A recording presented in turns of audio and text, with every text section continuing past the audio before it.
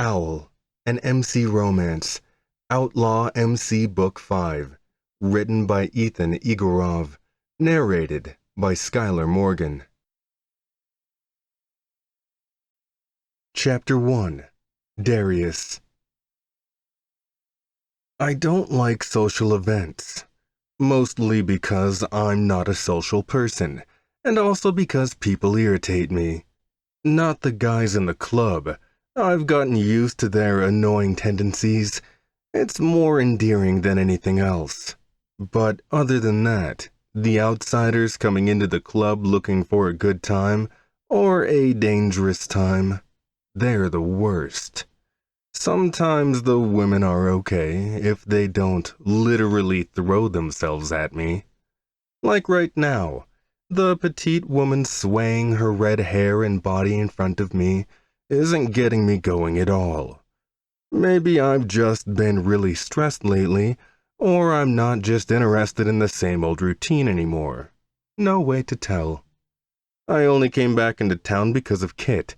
His sister Amy finished med school, and for people like us, that's big shit. Unless you're Logan, who went to college, who reminds everyone for the sake of it. That's why I never told anyone about my 4 years at the state college. I would never hear the end of it either. I like people being afraid of me because of how I look. That my tattoos and thick beard hiding my emotions means I'm up to no good, because then they leave me be. It only worked in my favor for women sometimes, the ones who wanted the thrill. But once they really got a taste of me, they ran as fast as they could. So, most of the time, I show them earlier that I'm not as much of a fun time as they think. You want to buy me a drink, or are you just gonna sit there? The woman in question purses her lips at me, painted a glossy red that must be nothing but messy. I stare at her for a second, wondering how she even knows Amy. We closed the bar so her party could be private, only guests allowed, and we have real bouncers to attest to that. After a bored sigh, I flag Spencer down. He's bartending tonight like he does most nights, even after being relieved from prospect status. The lady gets her fruity drink and starts sipping it. There's some chatter over at the pool area at the end of the bar, and I look over to see what's up. The group of girls are unrecognizable until I see Emily, Kit's girlfriend, the first he's ever had. We like to pester him about that too, but what really gets me is the one distinct laugh out of all of them, a high-pitched sound that for some reason doesn't drive me mad. I focus and find out that it's Amy, throwing her blonde hair back and laughing, looking gorgeous as ever in a tight blue dress. I swallow hard and look away. The only vice I've ever had is Amy. Since I met Kit, and he brought Amy around once or twice, she's always been younger than me, always off limits, and so I avoid her, and anyone else with bright blonde hair too. Darius, are you listening? The woman in front of me waves her hand. I wonder how she even knows my name before I notice my name under the logo on the left side of my cut. It tells me that she is one of the stragglers that hangs around the bar for one of the club guys. She knew exactly where to look. Oh, you're still there? I say pretty rudely. She scowls but doesn't say much else. I'm ready to drag her to the back room and fuck her so hard up against the wall she can't walk after, and will avoid me for weeks. But another one of those loud laughs in the distance catches my attention, and so I don't. Excuse me. I grab my beer and get up, leaving her at the bar to pester someone else. I find Kit over by the jukebox with Emily. They're both laughing at the old 90s tune they started playing. I remember it from my rebellious days, as if those are even over. But when your parents aren't around, rebelling isn't really a thing anymore, especially not for a club guy. You know your sister is getting pretty drunk. I tap Kit on the shoulder and get his attention. He only laughs. We have been friends for a long time. I consider everyone at the club my friend, but I am close to some more than others. Logan and I are around the same age, so we have more in common. Kit and I have the annoying sister thing going on. And Rafe kept my secret since the day we met, so he is number one in my book. Spencer is just fun. I never minded him. Yeah, she's been reading medical books for 4 years, so I'm letting her have fun. I look over in time to see her fall flat over the pool table, her dress hiking up her long legs. She's tanned and has a toned body, but still with some meat on her bones. It makes my head hurt to look at her. How much fun, I mutter. Emily giggles at me and shakes her head. She has stopped looking at me like I'm going to smash a bunch of tables and pound my chest, so I'm glad we're getting along now. There is only one person who never looked at me like that, and I try to forget that every chance I get to. I don't know, but she's a big girl. She can handle herself. You're only saying that because she doesn't listen to you. Emily swats Kit's arm and he frowns. He is wearing a suit without his jacket. I'm used to it, but most of the other guys were shocked. We usually wear ratty jeans and a t-shirt with our cut. I'm only used to it because I've seen him going and coming to his stuffy job in the city. I guess it isn't stuffy since he stepped up to take over his dad's company finally, and has to play the part now. Maybe so. I'm waiting for projectile vomit. That's usually her sign.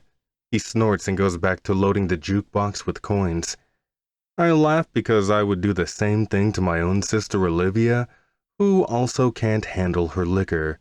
But I don't know why I still get kind of worried, watching her over my shoulder the entire night. I chat with Rafe a bit about what I've been doing in the other town, with the Devil's Princes. He's like me and never can take a night off. At any other time, I probably would. But this shit going on with the other club has been bothering us for almost 2 years now. It started even before Tank left the club, so it wasn't because of the change in leadership. That usually means a club is weak, but Rafe never had those issues. He might even be tougher than Tank.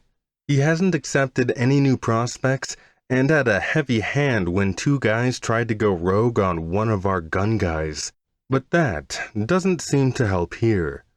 The Devil's Princes is the second most powerful club next to ours. They want us gone. We want them gone too. It only makes sense that we haven't been able to agree on anything. You two are workaholics. Logan comes up to the corner table we've been sitting at. I had a good view of Amy playing darts, which was just her running up to the board and stabbing at it. I tried not to laugh every few times so Rafe wouldn't think I'm crazy, or worse, looking at Kit's sister like that. Hardly, Rafe chuckles and sips his beer. I notice him looking over at Paige, his girlfriend, who is chatting with Chantel and Janine. He surprised me the most. Not only settling down, but getting married like an upstanding citizen. What's up anyway? Logan sits and I notice how tired he looks too. Must be the baby he and Chantel had. If I knew I could pick up girls at the bank, I would have started going a long time ago. But everything is electronic now. I'm gonna join the Devil's Princes, I say. He makes a confused face of shock and disapproval. It was Spencer's idea, I add, and Rafe scoffs like I'm throwing his brother under the bus. But it's true. He's the one that's good at spying on people, keeping watch. The best way to do that is to be one of them. Right, well, he isn't that much of a reliable narrator in this case. He got caught, Logan says when I remind him that's what Spencer was into. Which is also true. His last arrest would have landed him in prison if Rafe wasn't there to bail him out of trouble. Literally. But now he's on the straight and narrow, and we have the club to thank for that. The Devil's Princes aren't that tough, though, Rafe laughs. I nod and Logan eventually stops looking like he'll have a coronary. He always worries about me, especially because of what I do for the club. Being an enforcer means striking fear into people. Violence is usually the best combat for that. I don't like hurting people, and most of the time, I don't have to physically. But there have been a few times, a few mishaps that I'm not proud of. I'm trying to avoid that at all costs here. No, they aren't. Kit walks up at the right time. His eyes are glazed over, and his smile is lazier than usual. I take it he had too much to drink too. What are you guys talking about? He leans over the table and smells like the bar itself. We tell him, but know he probably won't remember any of it tomorrow. It's time to cut you off. Rafe clasps his shoulder after he knocks over the other table, and then goes in search of Emily with him. They come back soon, and Emily is laughing at Kit, who is hanging off her shoulder. I'm surprised she can hold him up. I'm going to drive him home. Good thing you didn't take the bike, Logan chuckles. I can drive the bike, sort of, by myself at least, Emily admits. I nod because I'm impressed she can even do that. I tried to get Olivia to in the beginning, but she wasn't for it, which is understandable. Who's on Amy duty then? Kit asks. He says he doesn't want to drag her away from the fun, and I understand that. From what I know, she doesn't relax much. That's not surprising considering the career path she chose. She is a doctor now, after all. I got it, I volunteer first without thinking. They all look at me funny, and I shrug.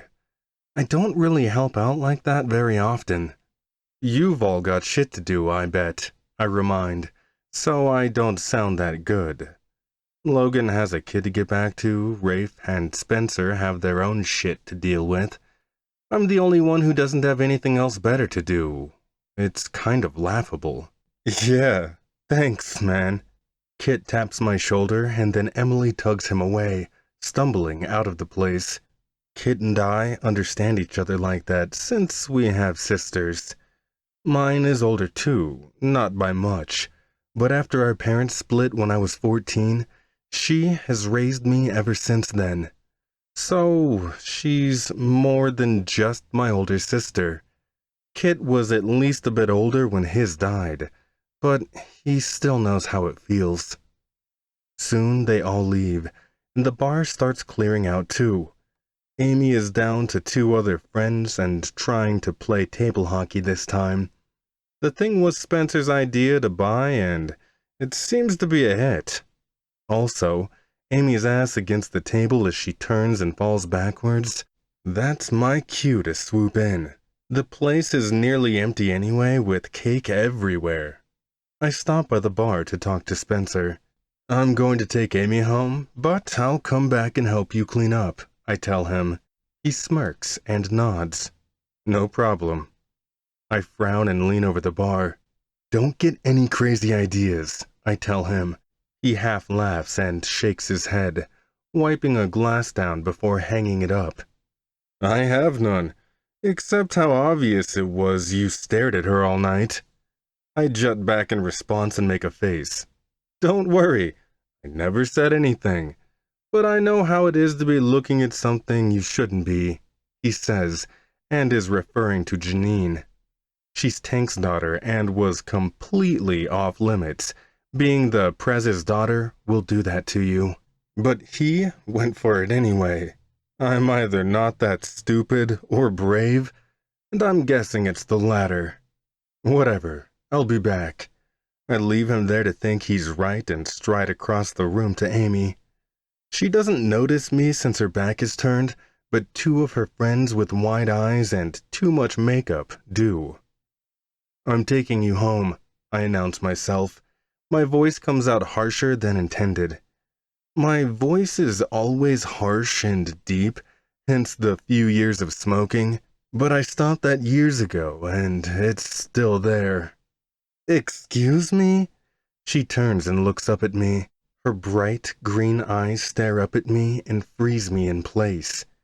She's so damned pretty it doesn't make sense. Her eyes are round and big, making her cheeks even rounder and lips look fuller. But they are. Her top lip has a defined Cupid's bow and bottom lip a pink pillow that's probably soft as hell. She doesn't have a lot of makeup on, and her lashes are long as she bats her eyes. Her round face and soft skin are like a siren call, especially with the rest of her body.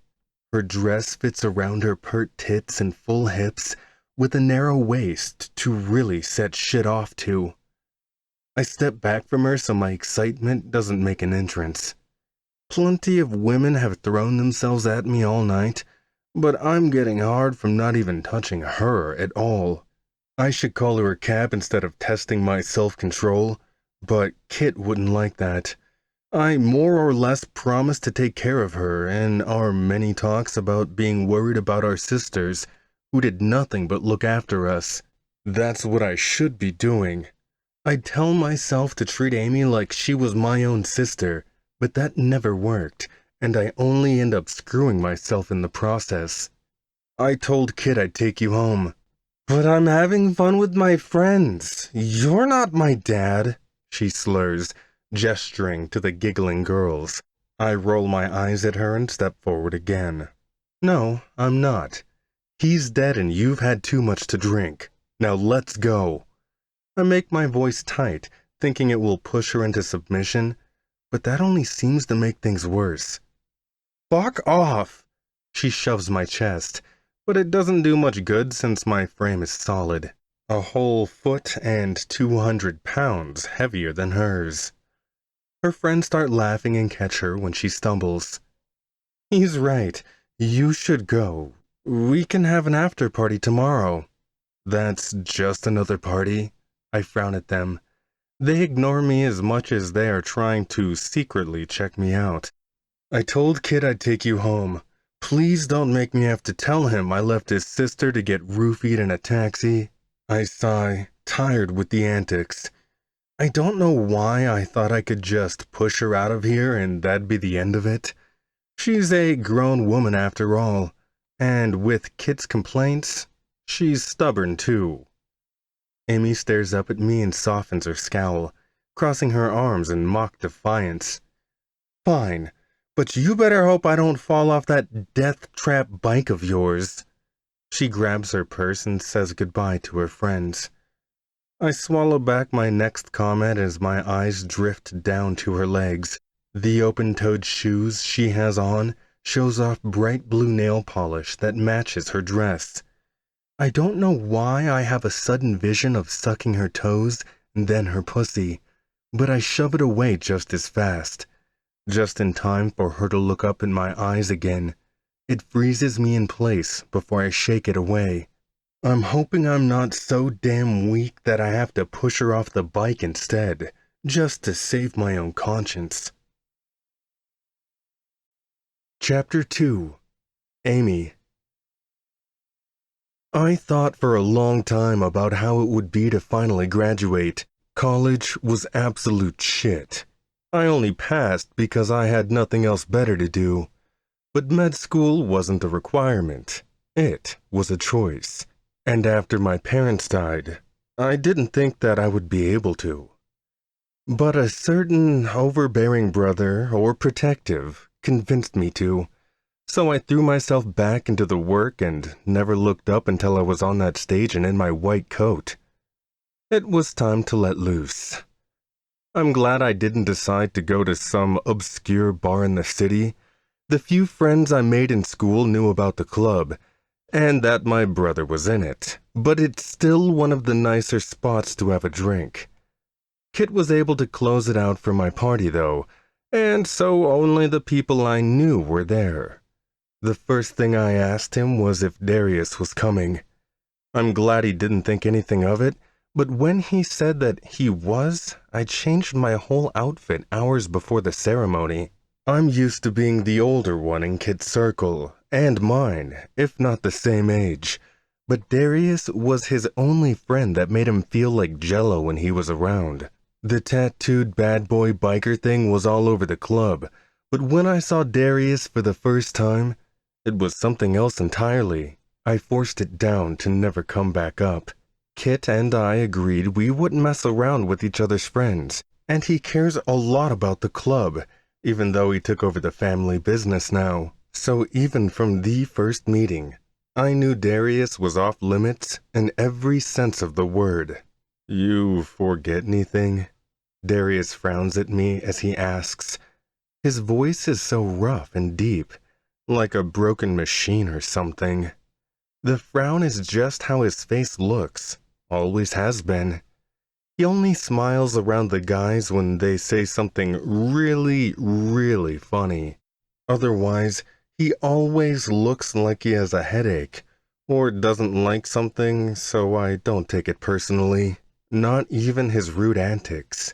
I know there is no excuse for it, but there must be a reason. No. I hug my friends, Tish and Danielle, again before we leave. He walks close to me as we walk out of the club. The place sits on a huge lot of empty land, besides the garage, and bikes always park around it. We enter the backside of the club, where it's dark and sketchy, and his hand drops onto my waist like it belongs there. I pause, and my body goes cold at his touch, but not in a bad way. It's also cold outside, and I had a lot to drink. I can walk straight in front of me, but alcohol makes me woozy. I would have gotten a cab either way with my friends, but Darius didn't know we already called one. I wasn't about to tell him either. I don't get to spend much time around him since he's always here and I'm not. So, I milk these moments alone. I feel like a teen girl crushing over the high school senior, and that's not me at all. I'm the mature one, the older one, unless I'm with him. Something about him has always made me feel like a useless goo, wanting to be touched by him, looked at. His body is muscled and tattooed, all the way up to his neck even, and his long dark hair and full beard hide everything but his soft brown eyes. They are the only soft thing about him. Stories hide in there, and I get a glimpse every time I look at him. I shiver again, and he stops. Cold? He starts shrugging off his jacket before I respond. He only has a t-shirt on, and a tight gray one that accentuates his wide pecs and strong arms. They are the size of my thighs, honestly. What about you? I slide my arms into his jacket and am surrounded by warmth and a smooth scent. It's more him than the sharp cologne, a piney fragrance like a forest on a warm day, sweet like fruited trees. I inhale and make it look like I'm just taking a deep, drunken breath. I've got fur, he mumbles, and keeps walking. I giggle softly and follow him, but he's right. His arms are hairy, but not by much because of his tattoos. I bet his chest has hair. The thought arouses me, and I say it is just the alcohol. Thinking of his naked body is dangerous, but I do it every other night in bed anyway. I saw him shirtless once when the guy's at a car wash, and I wish I never did. I could draw every anatomical line of his body as a doctor, and want to rub myself against it like just another one of his conquests. He has plenty of them. Why did you park so far? We get to ride his bike, and I asked him as he searched for his helmet under the seat. I cross my arms around myself and jump in my shoes. The wind is cold, my body is letting the alcohol move through, and I'm running out of my buzz. I now have too sound a mind to just outright kiss him, which I have wanted to do the whole night. I have my reasons. He hands me the helmet, and I know how to put it on. He straddles the bike still standing as he revs the engine. It's loud and rumbles in my chest, down to my toes, too. Don't drive too fast, I tell him. I hate these things. Kit rides his around all the fucking time, and they scare me, especially the first time he came home with one. But I can't lecture and tell him what to do all the time. I'll pretend I heard what you said. He sits on the bike and I climb on after him. I frown, but my hands are loving the feel of his muscled chest, of his solid body thrumming under me. It's worse when I get on the bike. I have to pull my dress up and push really close to him. My open thighs rub the outside of his and the rest of me. It's right on top of him. I wrap my hands around his waist and my breasts mash against his back even harder. I feel him shudder and half smile. I never thought that I would affect him. Little old me. He's 30-something and has seen his fair share of women. I should be nothing compared to the busty, brown-haired, beautiful bimbos on his arm. That's his type, the huge breasts and dark hair. Sometimes red, but that's not me at all. I only have blonde hair, no beach bod. He hasn't moved except to kick the bike into gear, and I'm confused. I clench my arms tighter to tell him I'm ready to go, but it only makes my arms rub against his muscles even more, right at his sides and the center of his abs. He roughly kicks the throttle down and takes off, not slow at all. We peel around the roundabout exit onto the freeway. My hair whips in the wind and I press myself to his chest even more, so I don't feel like I'm going to fly off at any second. He drives so fast I feel weightless against him. The feeling is indescribable. Not even like the excitement of gross anatomy class or being a real doctor. It's like I never knew what's actually exciting in life until now. Darius isn't like other guys, especially not like the ones I have dated. Kit tried to keep me out of the game, but that didn't last very long. My last boyfriend was a nightmare. I met him in med school and am glad he moved away for residency, but it still worries me that he would come back and manipulate me like last time. He was shitty, but I didn't see it coming. He didn't have dangerous tendencies or tattoos. He should have been a nice guy. That's why I never thought that Darius was a bad guy, not on the inside. You can never actually tell by what's on the outside. My house isn't far, so unfortunately, we get there soon. I at least still have an alcohol haze going on, the one that makes me loose-lipped and fun still. He gets off the bike and walks me up to the door silently. I pretend to stumble, and he catches me. His hand is so big it covers the whole side of my waist. I look up at him, grabbing his forearm. I barely get my hand around him. My fingers feel his light hairs and his warmth. You good? His brows furrow tighter than his usual frown, like he's worried about me. Yeah, just gotta make it upstairs. I giggle and lie. If Kit still lived with me, I'd get rid of him so he can't accuse me of trying to steal his friends or something. The only time I accidentally entertained the idea, he lost his shit. Said the club is the only thing we don't share. Even though he moved out, we still live close lives. They are like his people. Me crushing on Darius is like asking for trouble. Right. I'll help you inside. He holds out his hand and I drop the keys in them with my shaky hand. He clears his throat and tears his gaze from mine. I watch him slip the key into the lock and my stomach tightens, imagining him slipping his cock into me instead. I swallow hard and blink that visual away, but then he walks into my house and it's worse. It's like he is everywhere now. Thanks. I take off my heels and walk through the entranceway. You want water or something? I ask, nervously waiting for a response. He is behind me and I can't see his face. All I hear are his heavy footsteps behind me. You wouldn't want me choking on my own vomit or something, would you? I try to coax him into it. I stop in the kitchen and lean against the counter. That time I actually do miss and stumble. His hands reach out for me, but he's too far. I giggle softly and stand myself up. He actually does start spinning a bit in my head, and I shake it away. "I guess not," he mumbles.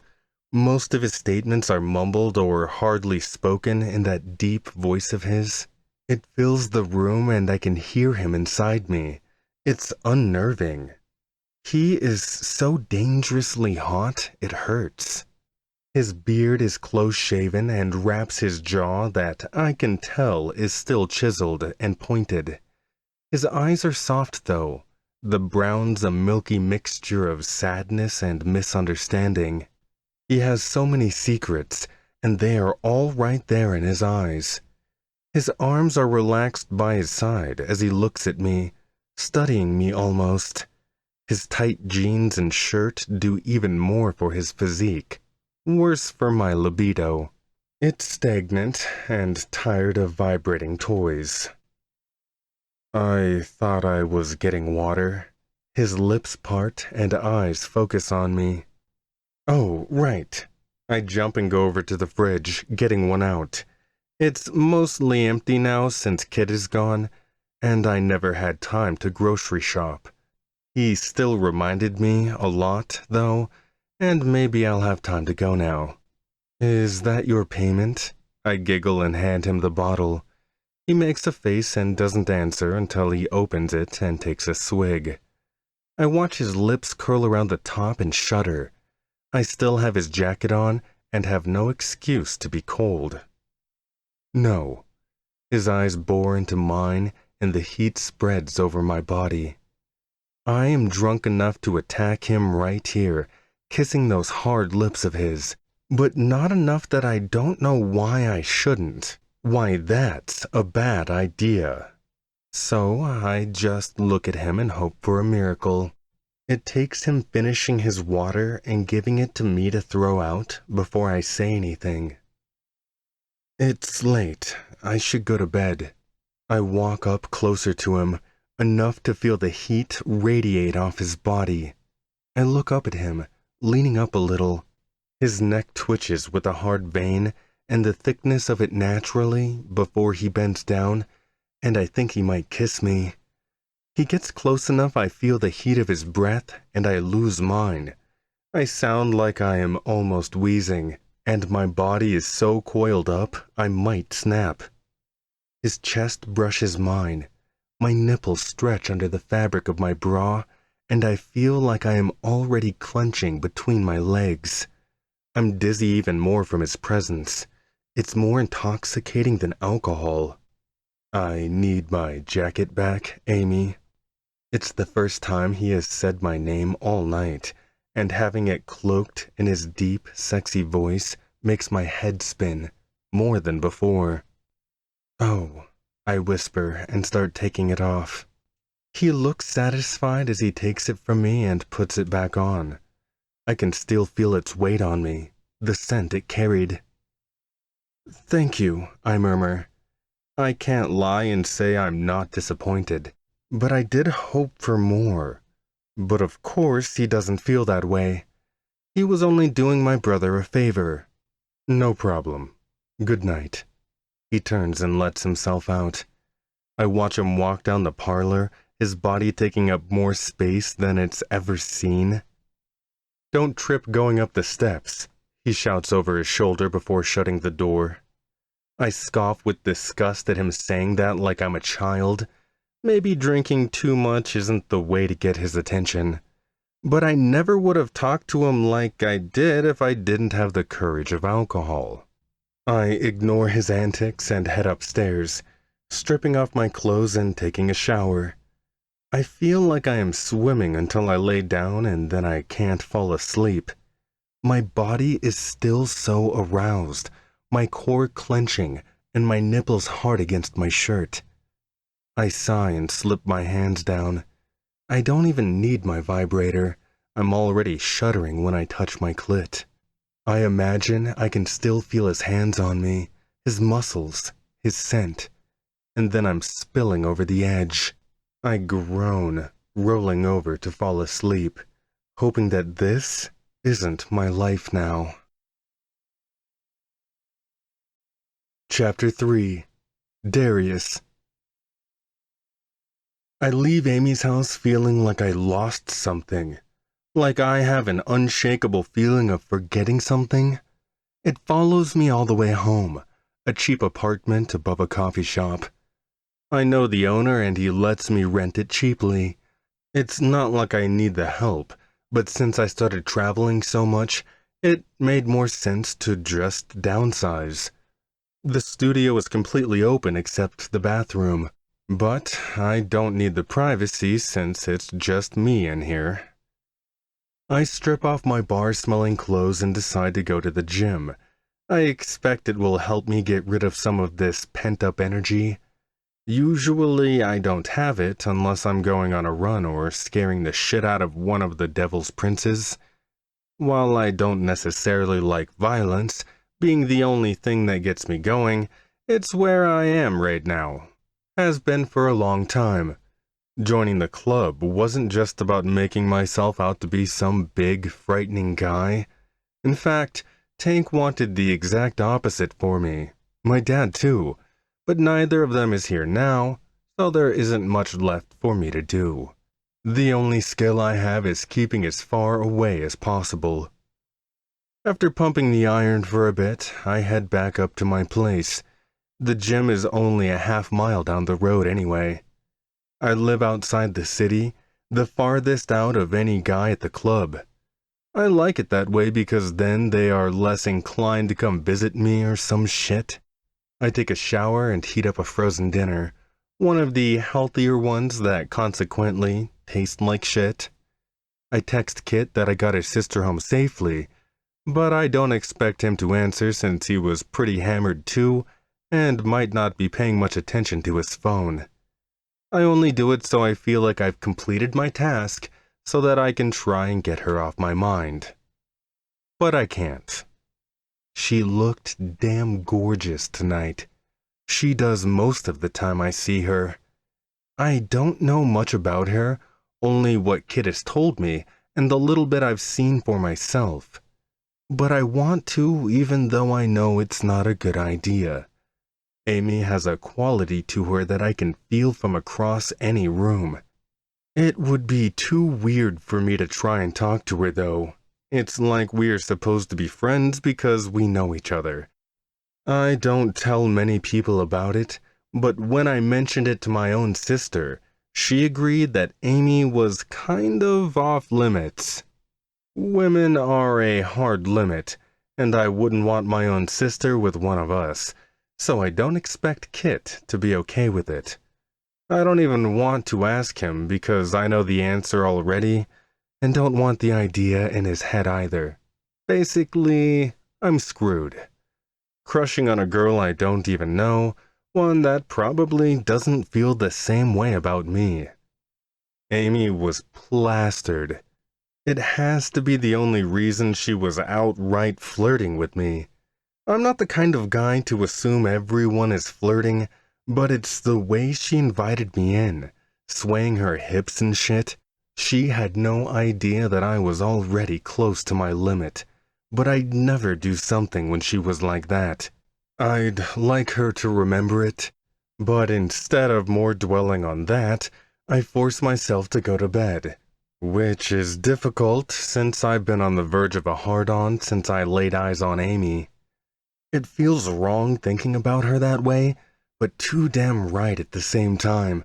And so I take care of my shit, and then I pass out into an uneventful sleep. I think I'm gonna pass out. I laugh at Kit, doubled over on the weight bench, putting his head between his knees. Why did you come to the gym when you clearly have a hangover? I ask him, curiously. It helps. It looks like it's killing you, but okay. I shake my head at him and do another set of pull-ups. My body wasn't even sore from last night since it wasn't a real workout. I go every day except Sunday, Lifting weights and pushing my body to the limit is my favorite pastime. The only one that doesn't stress me out. Unless it's a group class day at the gym, and there are women looking at me, taking video with their phones. I'm sure there aren't any videos of me left, but I don't like the idea of being on the internet. If I ever get caught from my illegal activity, there is a paper trail of me now. I finish and Kit is barely standing up to his chest presses. "When did you get home?" he asks me. I frown in the mirror at the question. The gym is empty except one guy on the treadmill. Pretty late after I dropped Amy off. She was pretty drunk, I explain. He laughs and shakes his head. Amy doesn't drink very much. 2 wines and she'll lose her shit. It's kind of sad. Well, she's a doctor now, so she might have new reasons to drink, I murmur. It feels weird talking to him about her, but he seems none the wiser to it. I clench my jaw and do another set to keep my mind from really going there. That's true, or picking a residency to do, he adds. He does another set of his, and this time he doesn't turn green. Yeah, exactly, I say, like I know what that even means. After we finish, we change out of our sweaty clothes in the locker room.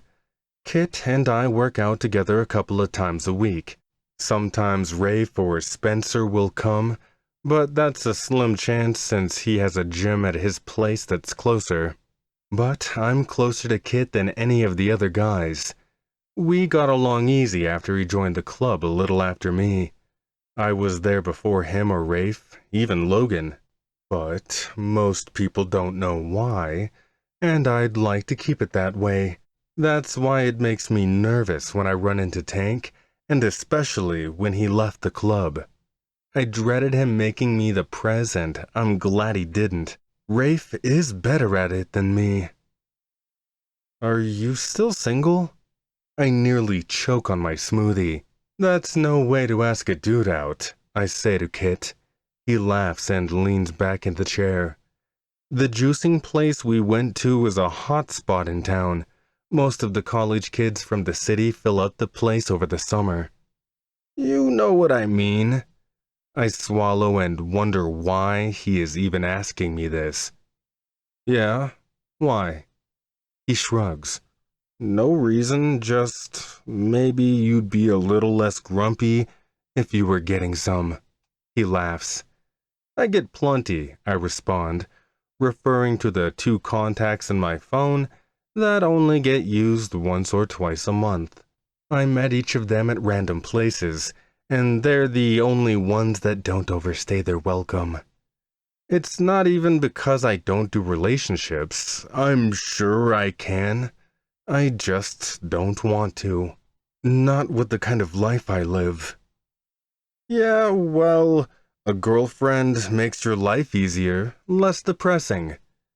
Just because you got your shit together after Emily doesn't mean it's for everyone, I chide.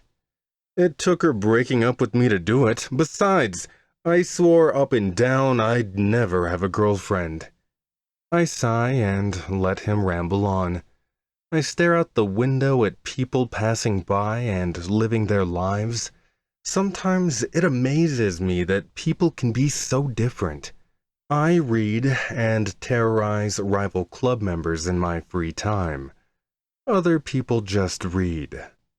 You 2 getting married or something? I ask, trying to figure out where all of this relationship talk is coming from. His bright eyes grow wide and he chuckles. I don't know. I think about asking her all the time, but I think it's pretty much implied. We have a joint checking account now. You mean the one that you just put money in and put her name on it? I tilt my head at him, and he nods like it's a normal thing everyone does. Since he actually started working for his dad's company and doesn't just live off his shares, he makes a lot more money. It's pretty cool that he didn't just leave the club. In fact, he and Logan found another way to hide our bigger cash payouts by buying empty land and sanctioning it off.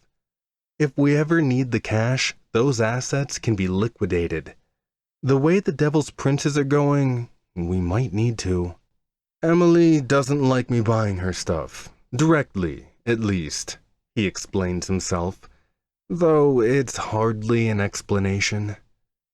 I finish my drink and think over my next move. Kit and I are pretty close. It makes me think I can even ask him this. Why is your sister still single? I mean, it doesn't seem like she has a make-attention problem. I clear my throat and realize my face is growing hot.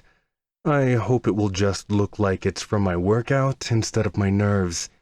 Kit has a blank face that makes me want to back down until he chuckles. It's not like anything's wrong with her. I'm the one that doesn't like the male attention. Doesn't matter if she's my older sister or not. You know how it is. He shrugs and crosses his arms, and I nod in agreement. When Olivia brings guys around, I feel like I'm having a heart attack. I'm protective of her, like she is to me. Whoever our parents are or where they are, they must have done something right in the beginning because the two of us are really close. Maybe we had to be because growing up, we were all we had, being bounced around foster homes until she was old enough for us to live alone. We had no choice but to stick together. Yeah, I know. I shake my head. Plus, she's been in school for literally the past 8 years. Science geeks aren't that exciting, so I've heard. He shudders and tells me about the time she graphically explained to him the worst sex she ever had with a guy that wanted to map out her anatomy. It doesn't sound very fun to me. I'm not worried about her, though. She just has a hard time being social. She doesn't seem shy, I murmur. Not when she's drunk. She only gets like that maybe once a year, at the end of every school year back when she is in college. She almost got married in Vegas. He laughs at the memory. I remember him telling me that a while ago, but I forgot. Amy didn't seem shy at all. She seemed bold and carefree, but maybe it was just the liquid courage. I'd still like to know what she's like normally, though, and not see her only once or twice a year. I have no idea how I might do that, but it's getting harder not to guess about it. We head out after a few minutes, and since he took his car, he drops me off. It was different, getting used to him driving a car, but he seems to have assimilated to his new life well. It makes me want to make some changes, but I don't know where to start. I have a routine. Stay at my place for a few weeks until another asshole and the other MC makes a scene, and I have to go over there. Then I come back. It's simple. It doesn't need much change, but after last night, I don't know. Thinking about Amy has changed my perspective. I just don't know if it's good or bad yet. Chapter 4. Amy. I wake up to a splitting headache. I deserve it, honestly, but that doesn't make it hurt any less. I'm nauseous too, which sucks because as soon as I get up, I hurl into the trash can by my bed. At least it was there to begin with. When my head starts spinning, I get up and take a semi-cold shower. I'm freezing when I get out and throw on a big shirt. It takes me until after I get downstairs and take some pain medicine that I remember Darius was here, in my kitchen. If I try hard enough, I might be able to smell his cologne. But it doesn't work. I can only imagine how it made me feel to inhale his scent, to be pressed up against his body. Maybe that's why my knees are weak. I go over to the living room and start checking my phone. I had to buy a new couch after I learned of Kit's escapades with Emily, so I have to break the cushions in before they are comfortable. My stomach is doing flips as I answer my friend's texts. Ashley thinks I died. Tara is assuring her that I didn't. I jump into the group chat and calm their worries. I met them both my first year of med school, and we were almost instant friends. We got paired in a study group together. After third year, they decided to go into dermatology. Lucky them. I have 5 years left as a surgical resident. My parents were always confused as to why I wanted to be a surgeon. I was too for a long time. I don't know which specialty yet. I just know it has to have the least amount of research required. I hated that shit. We make plans for lunch tomorrow, but I can't think of eating for a long time. I sip on soda water as I watch daytime pop culture news. Watching celebrities' lives unfold is one of my favorite pastimes. I keep thinking an exam or assignment is looming over my head, but there aren't any. Not until July when I start my residency. I haven't decided where yet. I matched to 2 places on either side of the country. One is close, the other is in California. It would be a big decision to leave this house I grew up in, my brother behind, my friends. I don't know how to decide, so I just push the thought away. Only it gets replaced by Darius, which isn't much better. It might be because he is so damned sexy that I can't stop thinking about him. But he is more than just a hot guy. He always has been. I look in his eyes and see so much sadness and darkness that all I can think of is how to help him, how to get through to him. But I don't even know him that way. Kit wouldn't talk about him in the same way I would. All I know is he is a loyal friend, which means we probably don't stand a chance. Not that I would know how to initiate that anyway.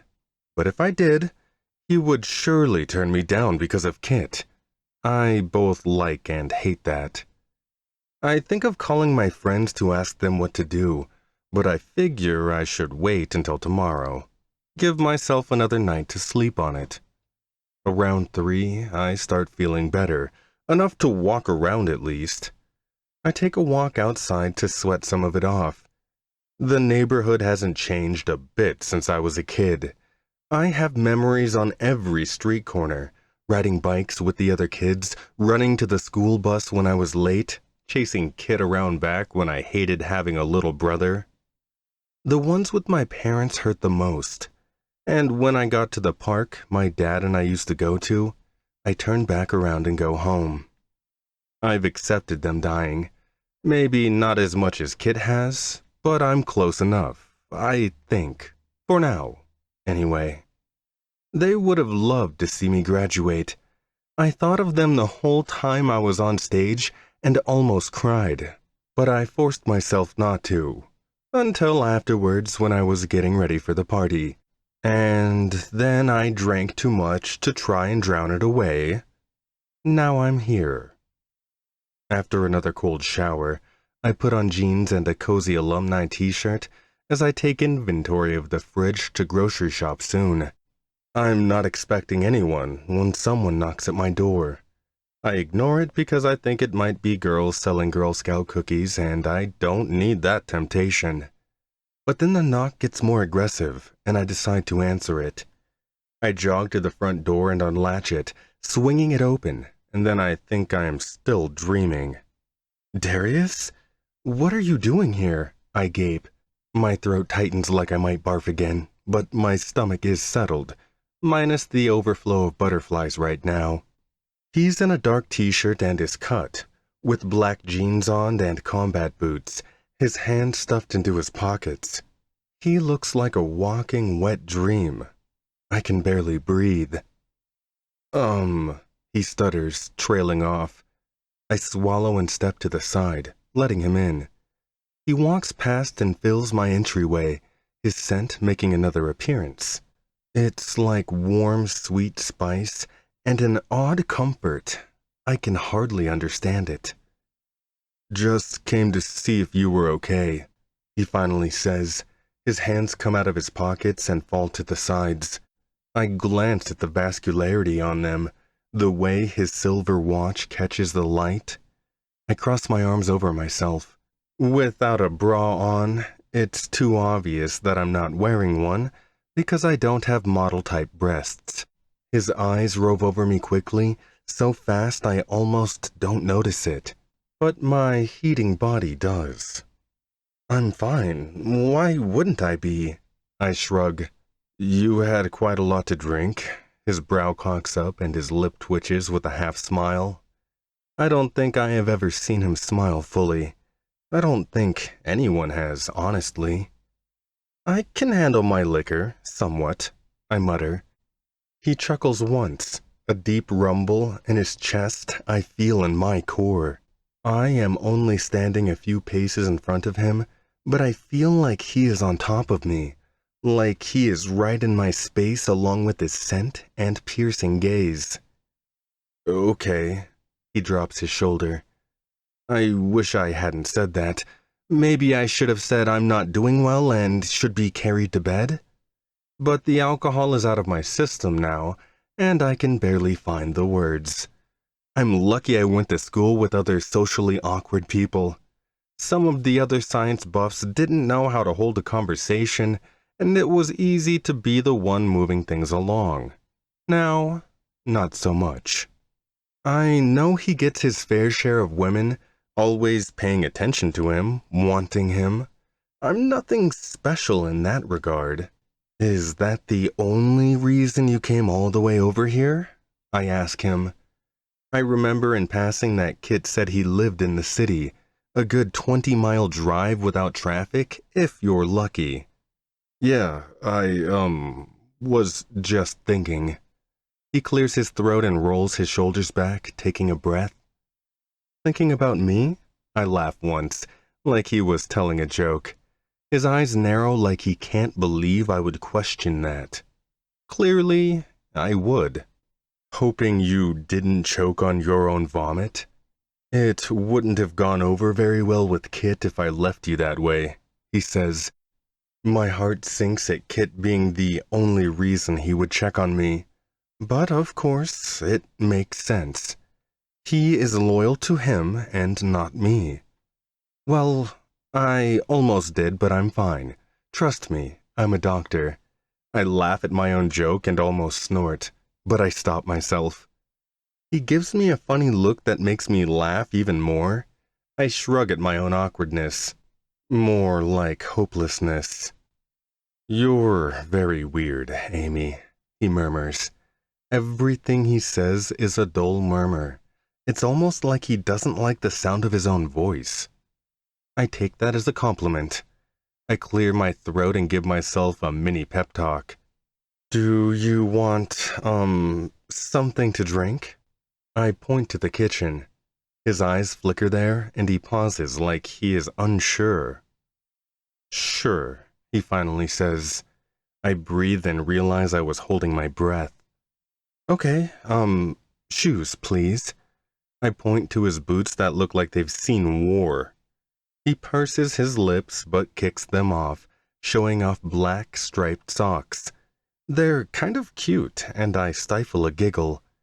I lead him to the kitchen, my feet clamming up on the bare floor. At least I did my nails recently. The pale white makes my feet look better. I have water or Gatorade, sparkling water too, I announce as I open the fridge. Water is fine, he gruffs. His voice is so deep it pangs in my ears, runs down my chest to my rapidly beating heart. I hand him the glass full of filtered water and he slides it between his fingers. I go to sit on a wooden bench, one chair away from him. He shrugs off his jacket and my eyes widen at thinking he is even staying that long. Did Kit really send you here? I ask. I hate when he thinks I need to be babysat. As he got older, he started to worry about me more. I guess he is trying to return the favor of the past few years, when I was looking out for him. No. Darius shakes his head and gulps down half the water.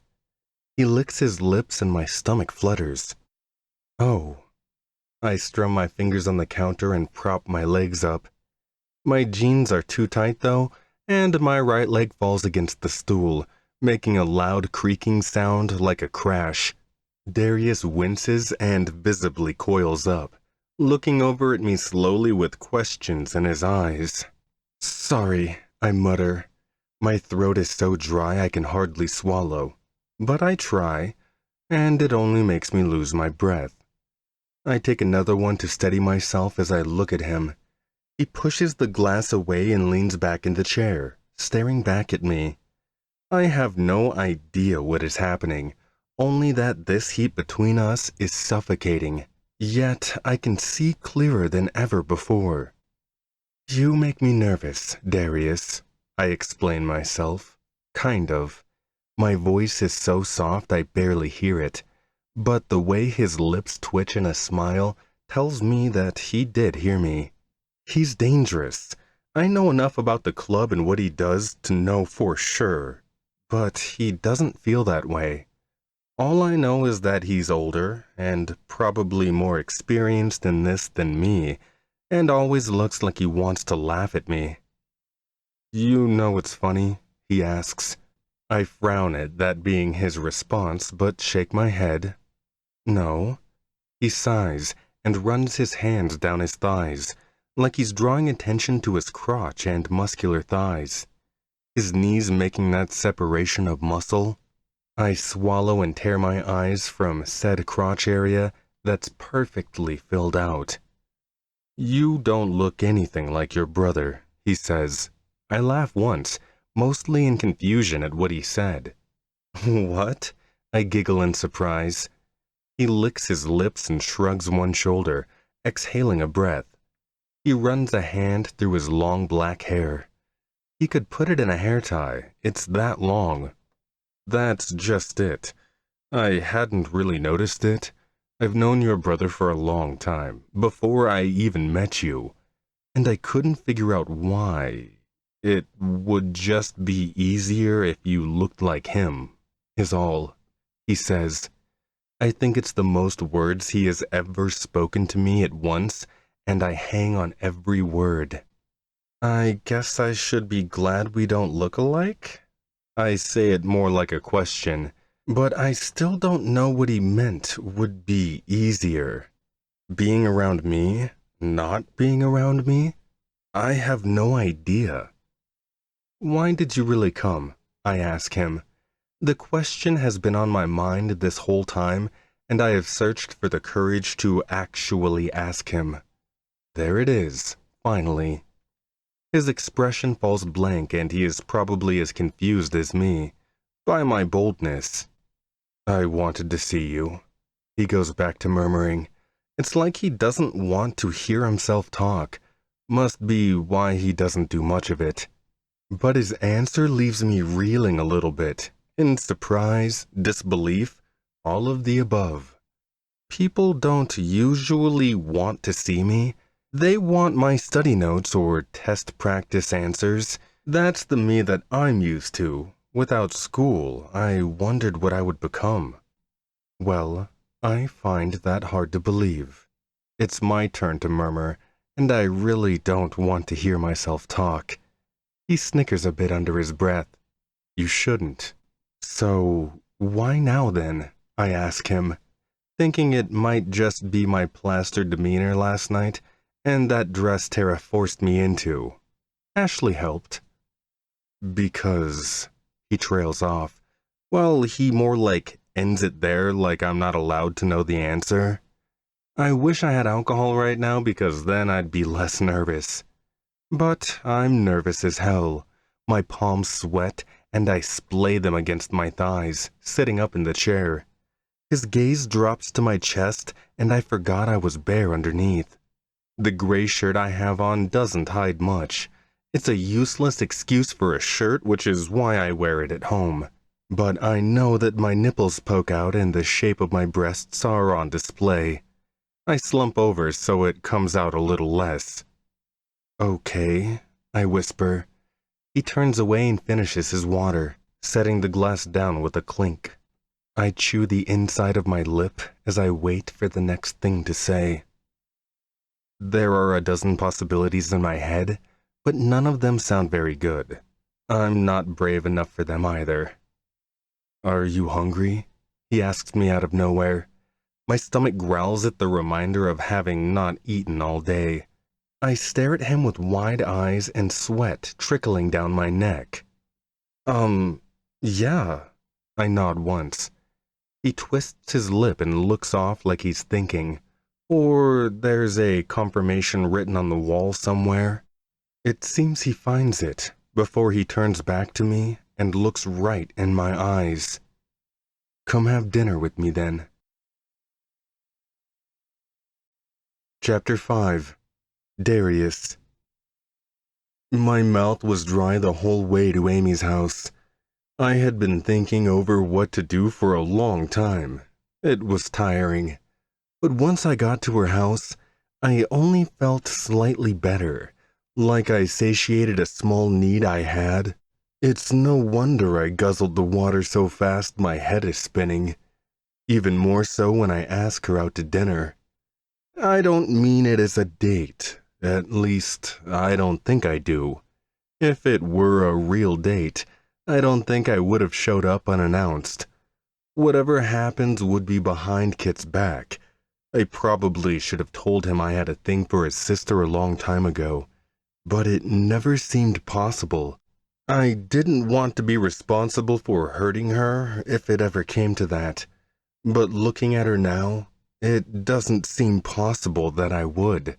I don't know her that well, but she seems really witty, especially cute when she's blushing. The fact that I make her nervous is unbelievable to me, too. "Is it like a date or—" She trails off, her long dark brows drawing together. I swallow and shake my head, rubbing my hands through my hair. It's gotten so long, but I never bothered cutting it. I should at some point. No? I say it like a question and her face falls. It makes me feel bad. I don't want her to think I wouldn't want to take her to dinner or something. Obviously, I do since I asked. But doing it in a friendly way or romantic way are two very different things.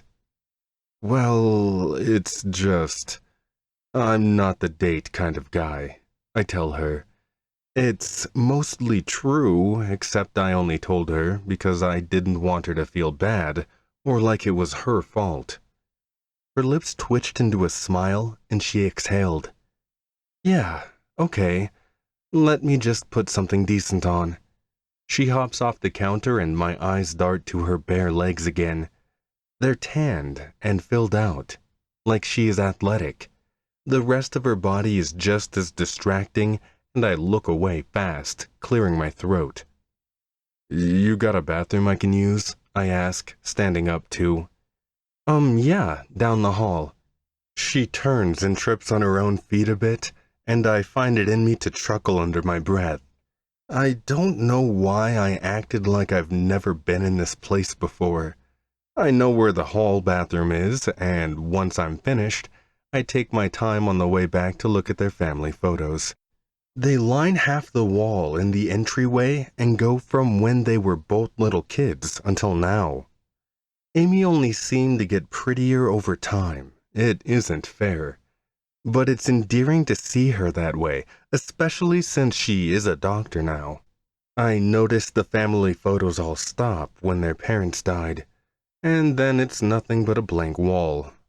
I feel bad for them, but even more so I know how they feel. My dad died when I was 17. My mother was never the same after that, but then she died. It's just me and Olivia now, looking after each other. That's why I understand why Kit is so protective of Amy. Probably to keep her from people like me, damaged people. But for some reason I can't stay away from her, knowing that I probably should. "Okay, I'm ready." Her soft voice comes behind me out of nowhere, and I jump a bit. I turn to see her in the hall entrance, wearing tight jeans and a cropped t-shirt.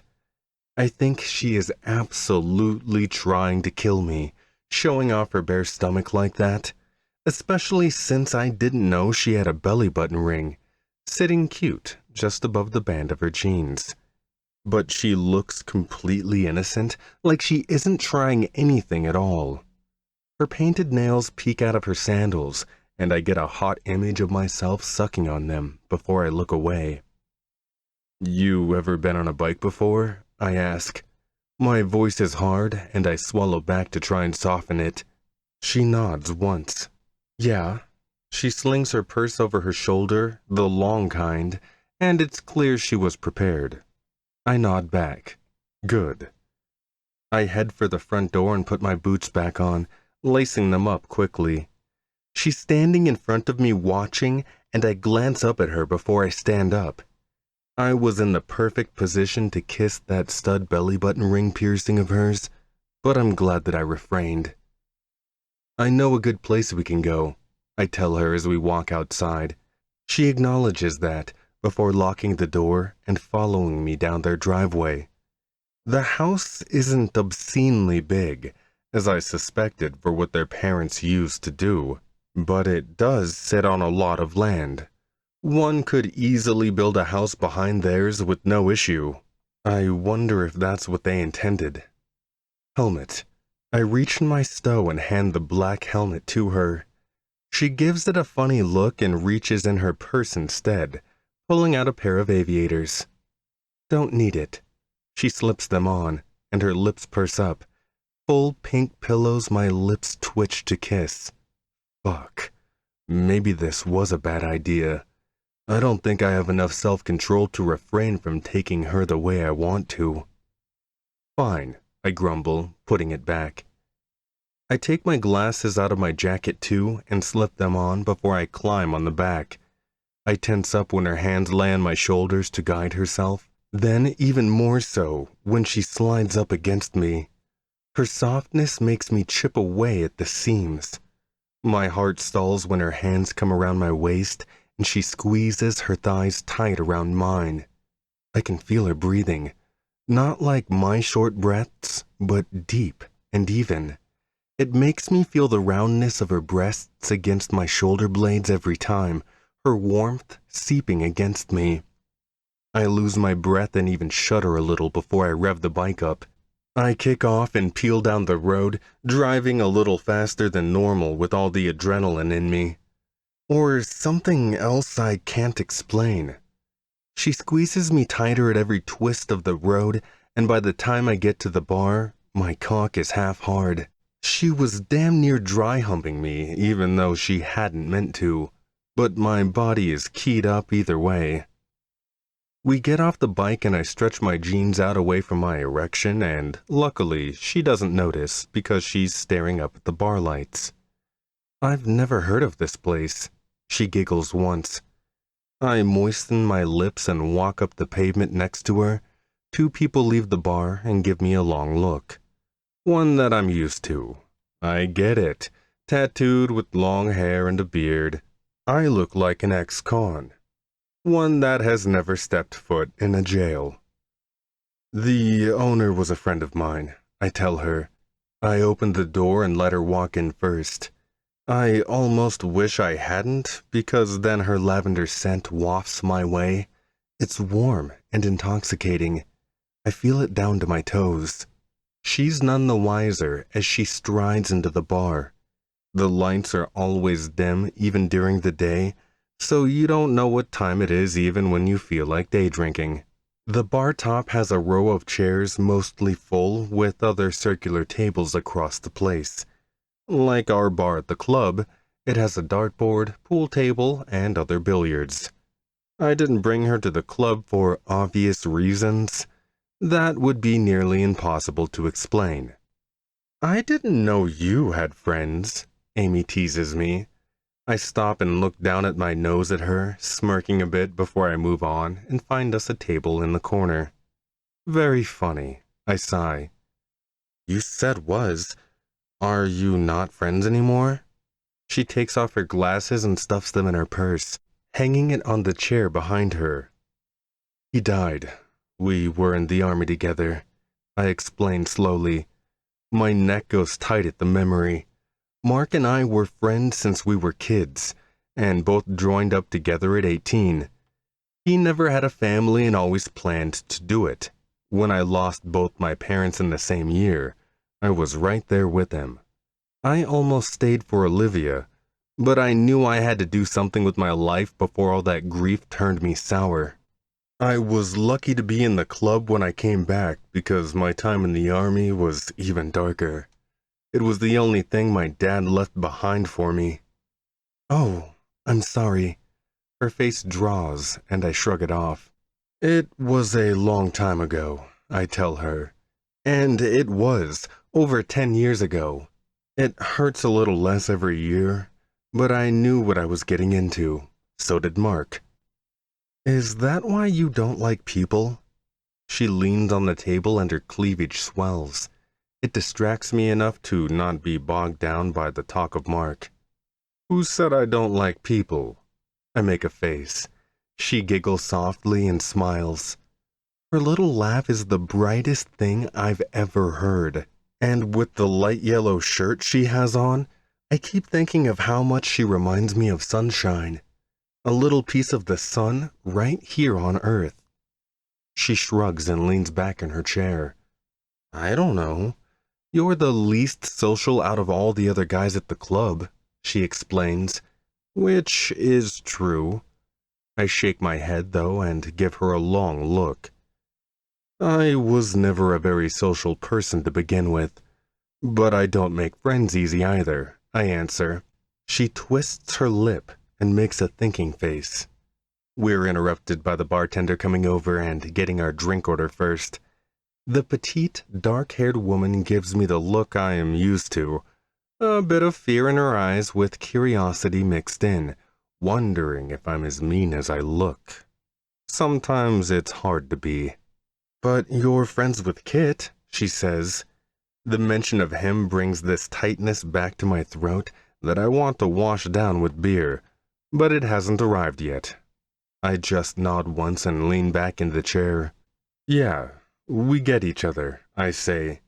I shrug my cutoff and expose my bare arms. I feel her eyes surveying me, drifting over my tattoos. The ones on my left arm are lightly colored gray. My right arm has more abstract designs with a bit of color. They extend over my chest, but she can't see that right now. Get each other? She asks, amused, I think. Yeah, I mean, we've both been through the same kind of stuff. My parents died when I was young too, I tell her. Even though Kit is younger, it never really felt like that. It doesn't feel like that with Amy now either. That's really unfortunate. I'm sorry. Her eyes widen. I nod once. No one knows how my dad really died except me and Tank. Thankfully, he kept that secret.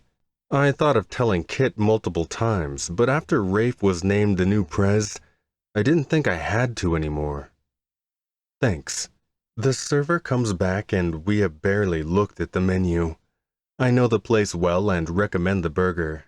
Amy agrees and gets it. I haven't sat down to eat with many women, possibly none, but I didn't figure she would go for a triple cheeseburger with fries and onion rings. I'm not complaining, though. I sip at my beer and she does the same to hers. We sit in silence for a while, with the bar sounds around us. The TV's playing a sports game, people at the pool table, laughter.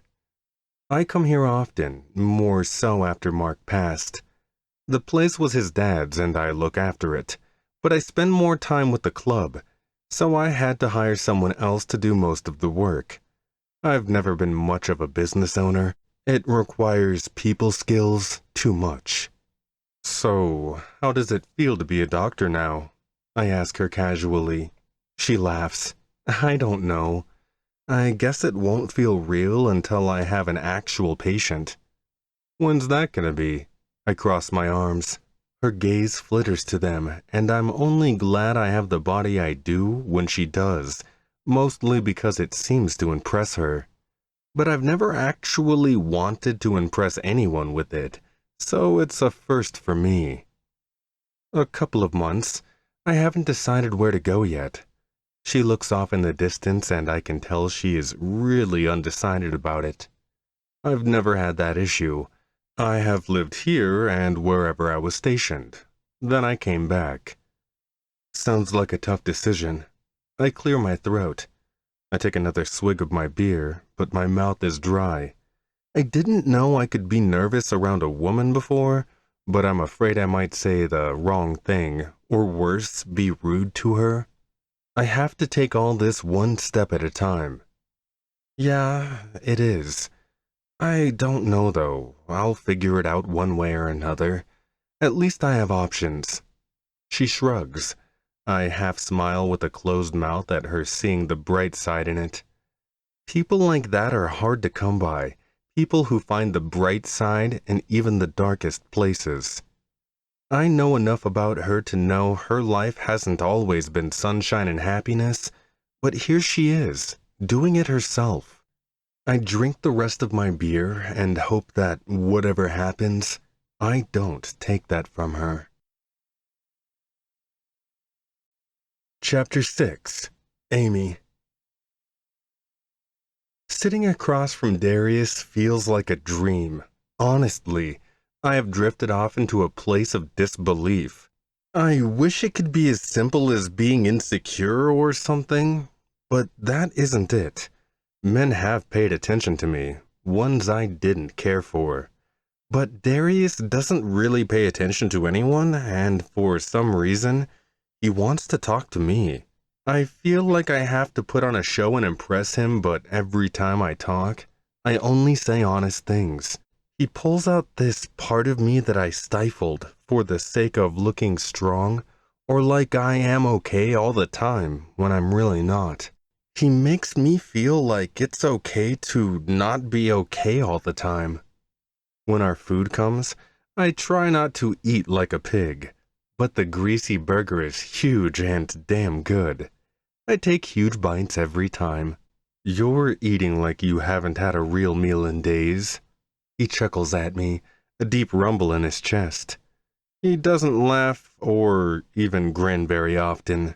The small smiles I get are hidden under his beard, and I can't really tell, but it's in his eyes. Their dark cloud breaks for a second, and his brown eyes are less dull. Honestly, I haven't. Finals were so stressful. I barely slept. I thought I would pass out right after graduation, but the drinking happened, and Darius. It will come soon, though. Damn. See, that's why I don't get the whole school thing. Can't be good for you. He shrugs his heavy shoulder and wipes his fingers with a wet napkin. He finished before me, which makes sense considering how big he is. The burger was like a plastic toy in his hands. I pick at my fries after I clean around my mouth. I'm stuffed full and feel like I'm busting out of this crop top. It was a hasty decision, deciding to show some skin. I don't know how to seduce anyone, but a bit of skin never hurts. Some people are naturals at it, but I could study without losing sleep or skipping meals. I don't believe in killing yourself for a grade. Close to the end, though, it got a lot harder, I explain. I drink down the rest of my beer and swallow a burp. His eyes widen at me, and I see that smile come through a bit. I feel my cheeks heat, but smile too. Well, it is impressive anyway. You're smart.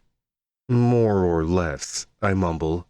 I was an A-B student in college, but still got into med school because of all my extracurriculars. Being well-rounded is the way in these days. The same thing went for med school and ultimately being matched with good programs too. Don't downplay it, it's true. He shrugs. I grin to myself and lean back in the chair. This place is really cozy. It reminds me of the club, but with less leather and tattooed people around. There are business casual and older people in here too. I'm surprised Darius likes a place like this, But I'm also surprised hearing about his friend as well. I had no idea he was in the army. It might explain some of his hardness, darkness even. Why did you really come to see me, Darius? I ask him softly. The question has plagued my mind since he showed up at my door, but I didn't know how to ask. It was a complete shock that he asked me to dinner, too. Of course, I'm ecstatic about it, but that can only go so far to quell my questions. He is about to answer before that pesky server comes back. She has been eyeing him all night, even when she isn't at the table. It's annoying, and Darius isn't even mine to claim. She does it so obviously, confidently too, but I guess I'd like that if I had perky tits like hers and a toned body. I don't know if it's genetics, but it is still irritating she looks that perfect. I exercise every once in a while, but I don't push the plate away either. I have never had a problem with it. The way her eyes are practically stripping him makes my skin itch.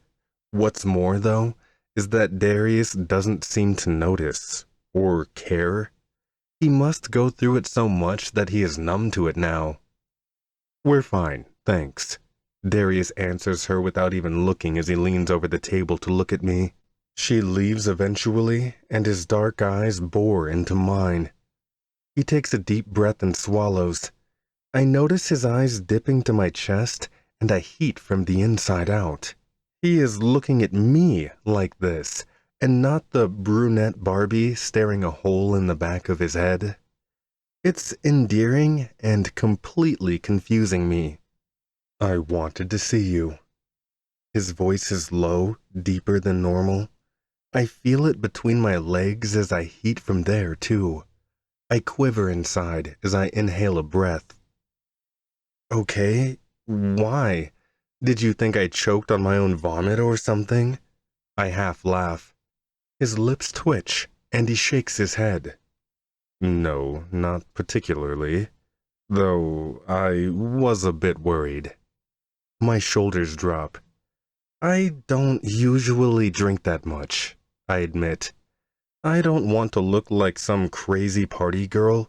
That isn't me at all. I could tell. His neck tightens, two veins on either side coming out. His skin is tanned and fleshed like leather. The line of his jaw is firm underneath his thin beard. I imagine running my fingers across it to see if it's soft, feeling it against my skin as he kisses me. I take a deep breath and shake that away. It was a hard day because I wished my parents could see me. So cue the heavy drinking, I tell him. I don't know why it just comes barreling out of me, the honesty, but he takes it in stride, and I feel relaxed. I understand, and I figured as much, so that's why I was worried about you. It's not because Kit told you to? I ask in surprise.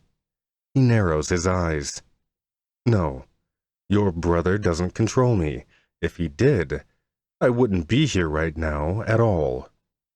He said you couldn't talk to me? I ask. But I wouldn't put it past him. He says some guys at the club aren't like him, and to stay away from them. But if he is friends with Darius, then he can't be bad at all. I don't get it. Darius shakes his head, looking off to the side before his gaze focuses back on me. It sends another warm chill down my spine and tingles my nose. I shiver, and it's not from the cold AC in here. I almost wish he'd drape his jacket over me again so I could feel his warmth and scent around me. Being pressed up against him on that bike didn't last nearly as long as I needed or wanted it to. Not exactly. More that you... Men are different than women. We say things differently. He's protective of you, that's all. He clasps his hands and I look down at them. The vascularity is prominent, and his fine hairs extend over them. I can't tell what the tattoos are, but they're thorny, Maybe like a vine or flower or something. His right hand has a leather band on it, and I don't know why that's so attractive, but it is. He doesn't need to be, but I know that he is. Why would that matter? I ask, confused. He looks at me, pleading with his eyes like I should be getting this without him having to explain it. But I don't. Maybe I am too closed off to be able to. Because the kind of stuff I do at the club, you wouldn't know. You don't want to know. But he does, and... yeah, he murmurs, trailing off. I blink at him in question, but I already knew he did certain things for them, so other clubs wouldn't think they're weak. I don't know exactly what, but I don't need to. It wouldn't change how I feel about him over all these years. I still know the darkness in his eyes isn't from inside him. I know that, I tell him. He swallows and looks at me right in the eye. You wouldn't want me to be with you.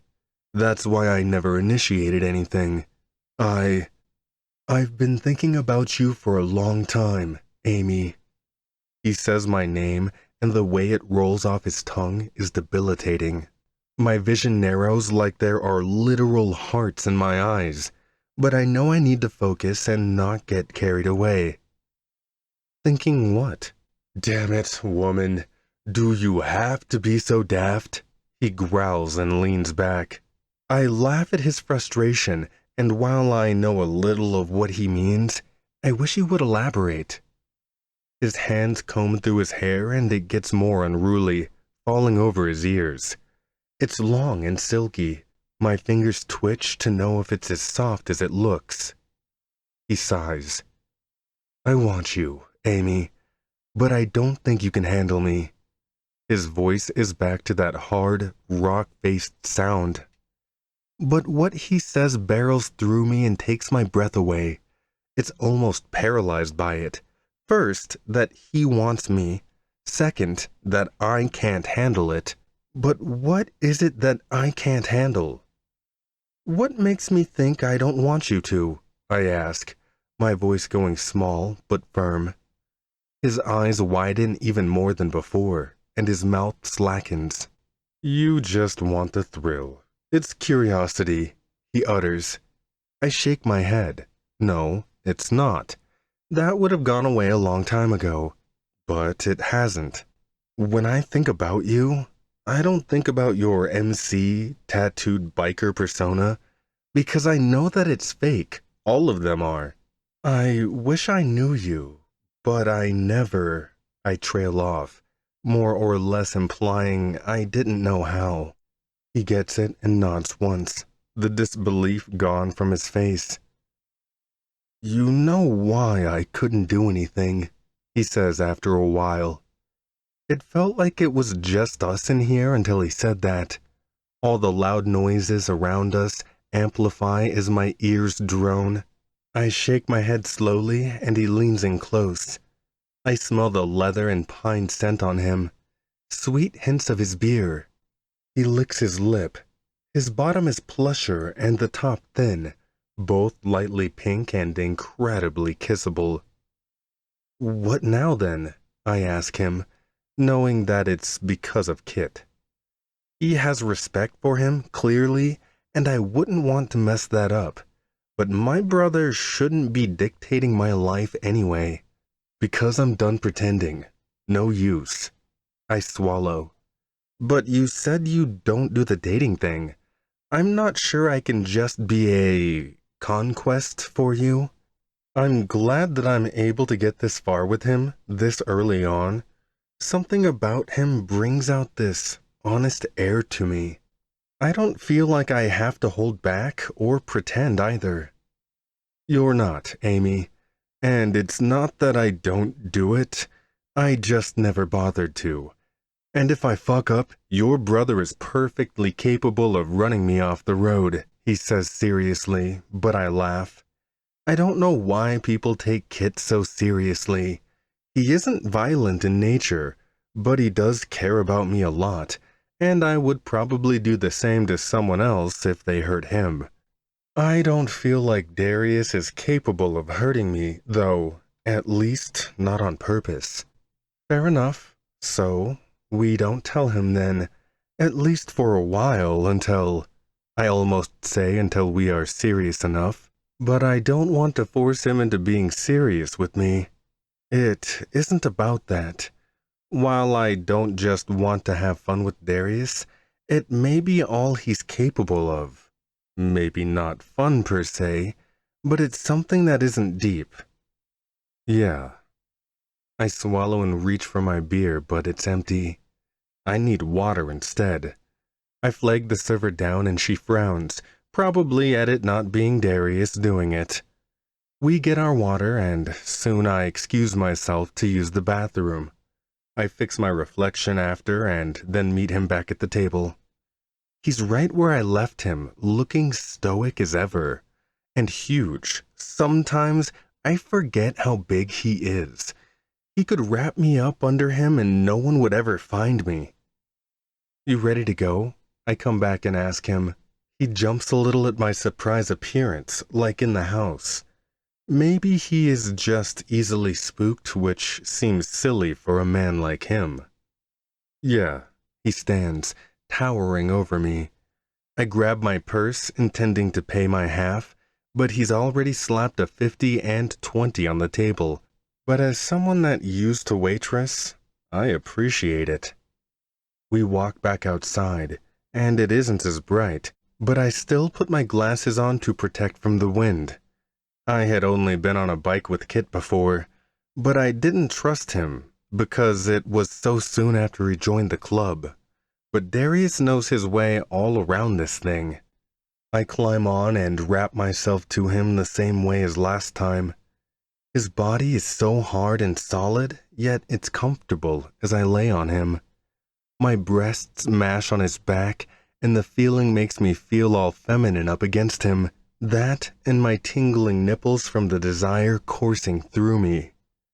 I don't think I have ever wanted someone like this, so outright and undeniable. My thighs are pulsing on the way home. Every turn brings me closer to him, and my sex presses against the curve of his ass, rubbing on my clit.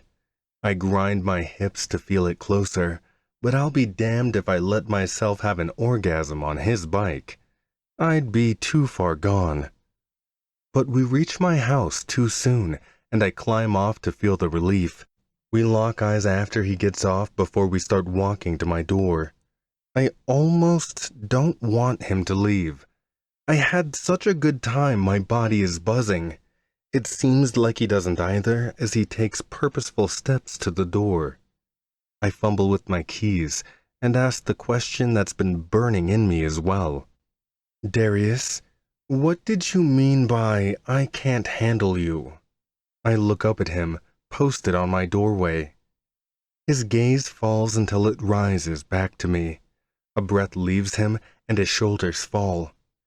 He stuffs his hands in his pockets and walks closer to me.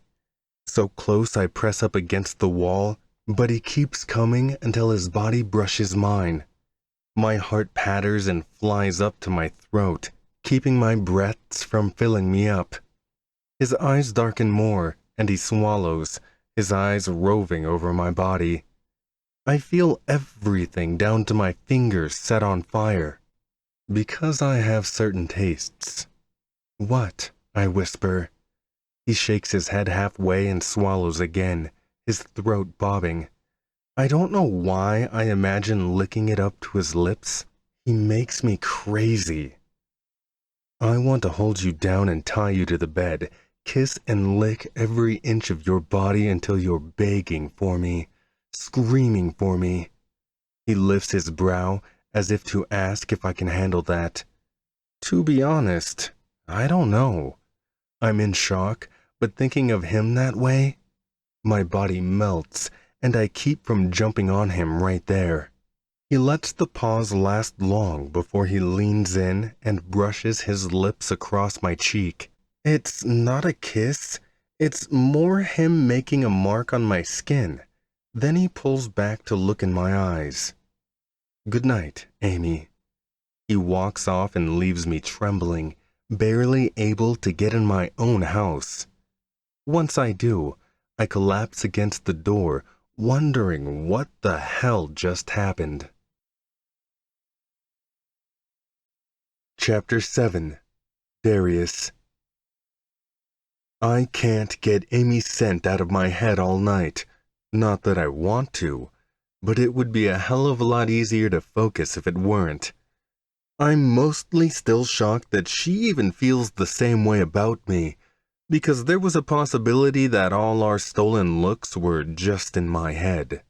They aren't, and I haven't decided if that's good or bad yet. If I ever tell Kit about us, it would be because we're serious and not messing around. But I don't know if I can get that far yet. I don't let anyone close for a reason, and pushing her away might just make her leave too soon. But I stop thinking of all the possibilities and focus on what is actually happening. I got her number over dinner, and I think about calling her the rest of the night.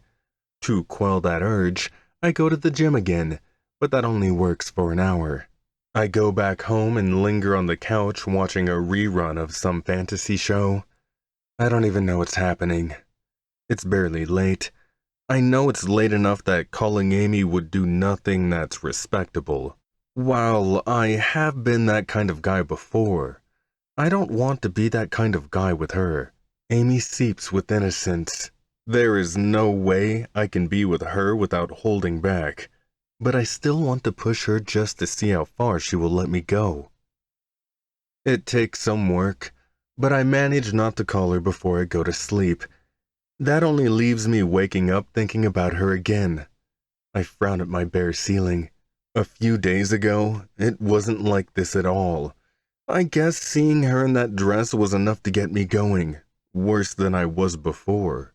I used to be able to only think about her at night or when I was alone. Now, it's all the fucking time. Taking her to dinner didn't help matters much, but that wasn't even a real date.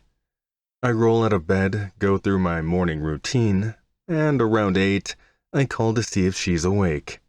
"Hello?" She answers on the 5th ring with a groggy and tired voice, but it's still soft and milky. It makes me shiver, and not because I'm shirtless in the middle of my kitchen. "You sound asleep," I responded. There is some shuffling on her end of the line. "Because I was. It's only 8 in the morning, you know." "That's not early." I make a face. Maybe my idea of early is different from hers, but I thought she'd be used to it. "It is, especially when you've woken up at 5 a.m. for the past 4 years. She laughs once and I half grin to myself. I like hearing her laugh, even when she is half asleep doing it. "Noted. I can call you back later." I swallow, like I don't really want to hang up. I know I just saw her, but I feel like it's been a long time. This is already affecting me too soon. "No, it's fine. I need to wake up anyway." "What are you doing?" she asks me. I hear more noises like she is moving around, and then it goes silent. "I'm, drinking coffee," I answer. I didn't figure I was supposed to lie so it sounded better or something, but I didn't. I stare down at my black coffee and take another sip. "Let me guess. It's black with no sugar like your heart." She giggles, and it makes me laugh once. A real one that I don't have to fake for appearances. My eyes crinkle with the smile, and I stare into the black expanse of my cup. "I'm not that bad," I mutter, but don't deny that she was right about the coffee. "I guess I wouldn't know," she trails off. I agree that we don't know each other very well. Perhaps we will one day, but even I don't know that for sure. All I can do is hope for the best. "Guess not." I clear my throat. "Is this what you usually do in the morning? Tease people for no reason?" I drink more coffee and wince at the bitterness, but I'm used to the taste now. No, I laze around until I make breakfast. Which is... It would be eggs, oatmeal, or something, but I haven't gone grocery shopping. So, water, I guess. She laughs once. Kit used to do the shopping since I didn't have time, she explains. He recently moved out to live with Emily, so that makes sense. You should eat real food, Amy, I tell her. Thanks for telling me what to do, she says sarcastically, as if she doesn't like it at all. I occupy my thoughts with another swig of coffee. It's a habit, I mutter. How so? She asks. I swallow and lean against the back of the chair, running a hand through my hair. I wish I could have this conversation in person so I could see her facial reactions. I'm a man who likes control, Amy. Over what I eat, she retorts. Amongst other things, yeah, I sigh. That's why I was so surprised last night, when she went with what I ordered without me saying anything. It could come naturally to her, conforming, submitting. Okay, she trails off. I wait less than patiently for her actual response, but that's all I get. For a second, I think that I might have scared her away, but hope that I didn't, for the sake of my sanity. Is that what you meant last night? She asks me. My neck tightens as I take a breath. I stare at my steel appliances like they can answer this question for me, but that isn't likely at all. I lick my lips. They've gone dry from my worrying, and then I figure a way to answer her. Yeah, that's what I meant. Does that scare you? I ask. I have to know now, before I even try to go further with her. Changing me isn't an option. It doesn't really work that way. That's why I need someone who won't run off after the first time, like they always do. But I've never wanted a first time more than with Amy. No, it's interesting. Her answer makes me half smile with relief. I scratch at my beard thinking I should trim it as I distract my thoughts. Just thinking about this with her has me reacting, my cock growing stiff in my boxers. Good. I swallow and finish my coffee as it wakes me up even more already. You should buy yourself some groceries, I remind. She giggles. Yes, sir. She says it as a joke, but she has no idea how much it pleases me. I stay on the phone for a bit, talking about nothing in particular.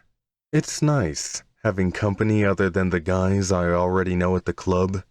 What are you doing tomorrow night? I eventually ask. I don't know. Watching trash TV? She giggles. Her natural humor refreshes me. The way she is so carefree all the time, happy about nothing in particular. I don't want to take that away from her with my darkness, but I'm already in too deep now. I'm taking you out to dinner, I say firmly. Like a date? She checks. I chuckle under my breath at her. Yeah, Amy, like a date, I sigh. She is silent for a few seconds before reacting. Okay, sure. Her voice is shaky, and I can imagine the blush fanning her cheeks, but I wish I was actually seeing it. I'll pick you up at 6, I say. I would go tonight, but I already know I'm seeing Kit at the club, and I'm not ready to lie directly to his face yet, or be with him the same day. If I ever tell him, I need to choose my moments. He already has other shit going on with his dad's company now, and I don't want to get in the way of that, or make matters worse for him. But tomorrow, I don't go to the club at all.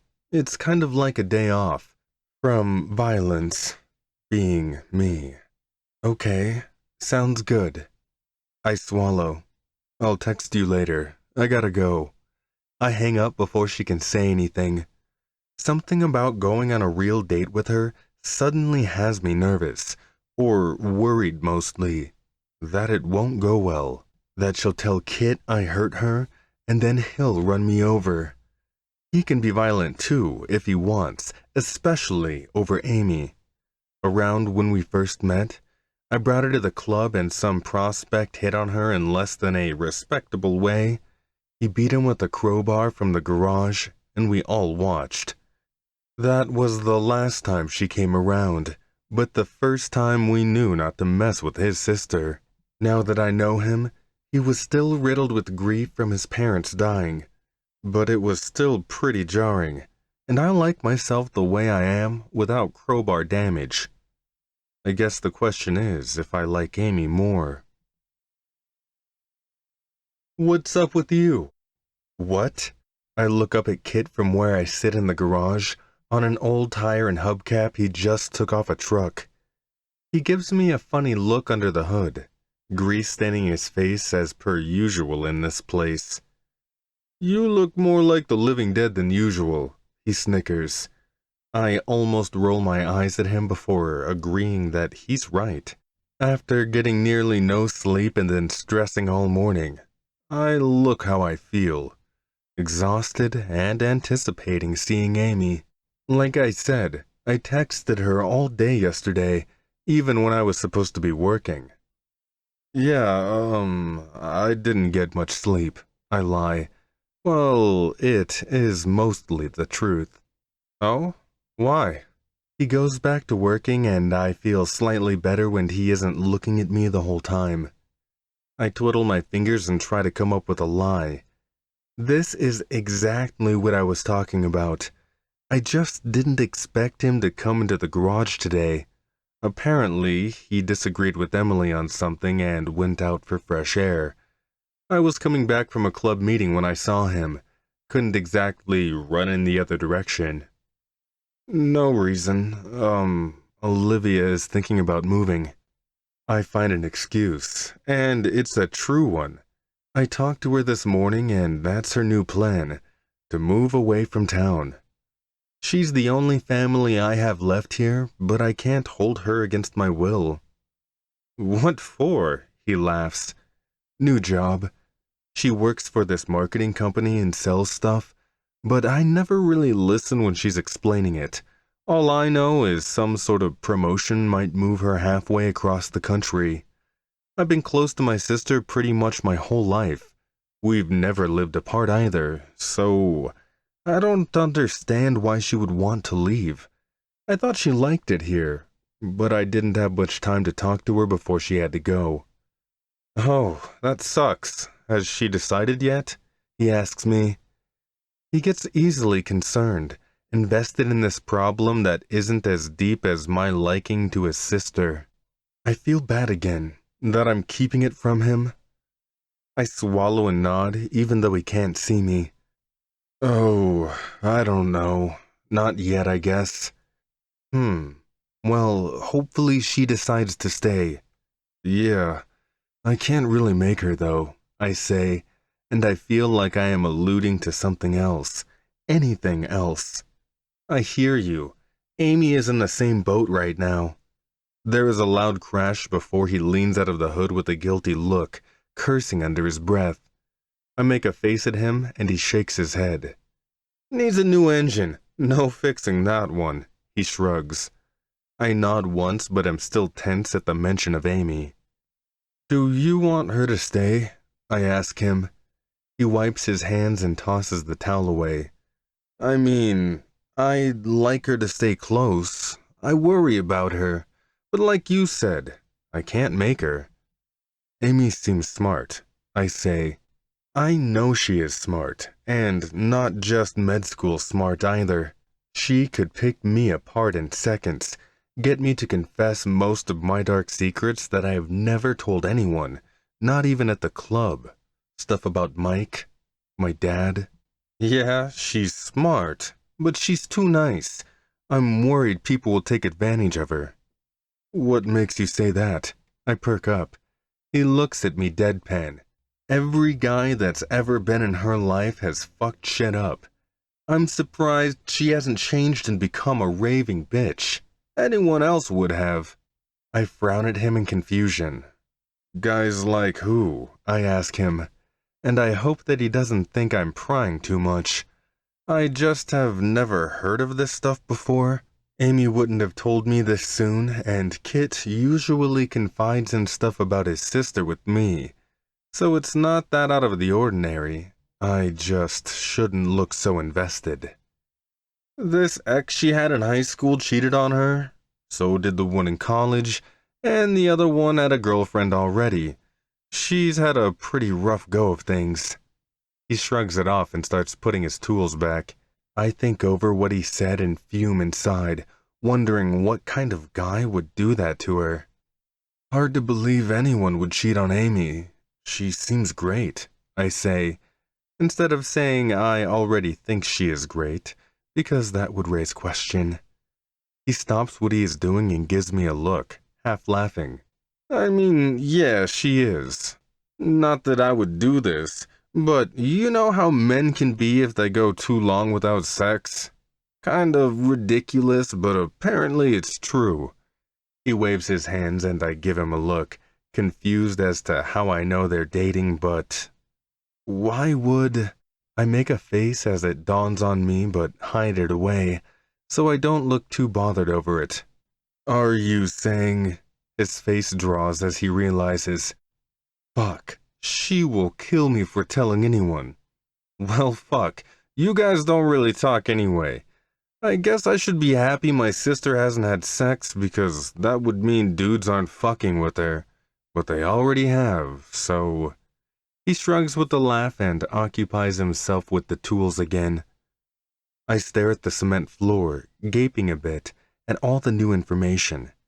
If I knew that she had no experience, not just none with guys like me, but guys period, fuck, I don't think I ever would have said anything. I feel my skin paling, and I force the thought away to think of something else, anything else. It hardly works. You want to go grab some food? Kit brings me back too. Huh? Oh, I can't. I have plans. I glance at the clock that tells me it's almost 5. I should start getting ready. I have half a thought to cancel just because of how freaked out I am. It's not that there's something wrong with it or anything, but I thought I would be holding back on someone used to missionary with the lights off, not someone who only makes out on the couch. Plans? He makes a face. Fuck. I forgot I never have plans that don't involve the club. Yeah, with Olivia. I stand and rinse my hands in the sink. Oh, gotcha. Yeah, I'll see you tomorrow. We shake goodbye and I stomp off to my bike, kicking it into gear a little too hard. I've got so much pent-up frustration that the first thing I think about is fucking it away, but I can't exactly do that. Not the way I want to, and I especially can't with Amy. Not this soon. I think I've really jumped the gun here. What's worse is it doesn't pull me away. It only pushes me closer to her. Chapter 8. Amy. I think about Darius's voice all day. After he called me that morning, I started to believe he is actually interested in me. Other guys never did that. I was lucky to get a few texts. And when he said he would text, he did, which was even more of a surprise. But talking to him was effortless, even though he had one-word responses a lot. It is just how he is, and I don't mind pulling something out of him. If I asked him about club stuff, he'd get more closed off, but anything else was fair game. After that, I thought of our dinner date tonight all of 2 days. I knew I couldn't get properly ready on my own, and I queued up my friends for help. We weren't the kind of best friends that divulged all our secrets, but we lasted through late nights of studying in med school, and when I needed a pep talk, they were there. Tish and Danielle showed up around 10, huddling into my house. I grabbed some yogurt for us to snack on. I actually went grocery shopping, not because Darius told me to. Well, I think now because he told me to. I never thought I would go for that kind of thing, knowing that he likes to be in control and all, but it's not like we have actually done anything yet. Telling me I need to eat a real breakfast sounds like he just cares, but I don't think he sees it that way. What if he turns out to be an absolute nut job? Tish makes a face. Her overly curly blonde hair and blue eyes can trance anyone. And they do. All men. I don't have blue eyes like that. Mine are easily mistakable for gray and basically can't decide what color they want to be. He isn't. Kit wouldn't be friends with him if he were, I tell her. I finish my yogurt and set the container on the coffee table. The TV is playing, but it's just a pop culture news recap. I never cared much for celebrities' lives, but it is entertaining. As long as he's hot. Is he hot? Danielle giggles.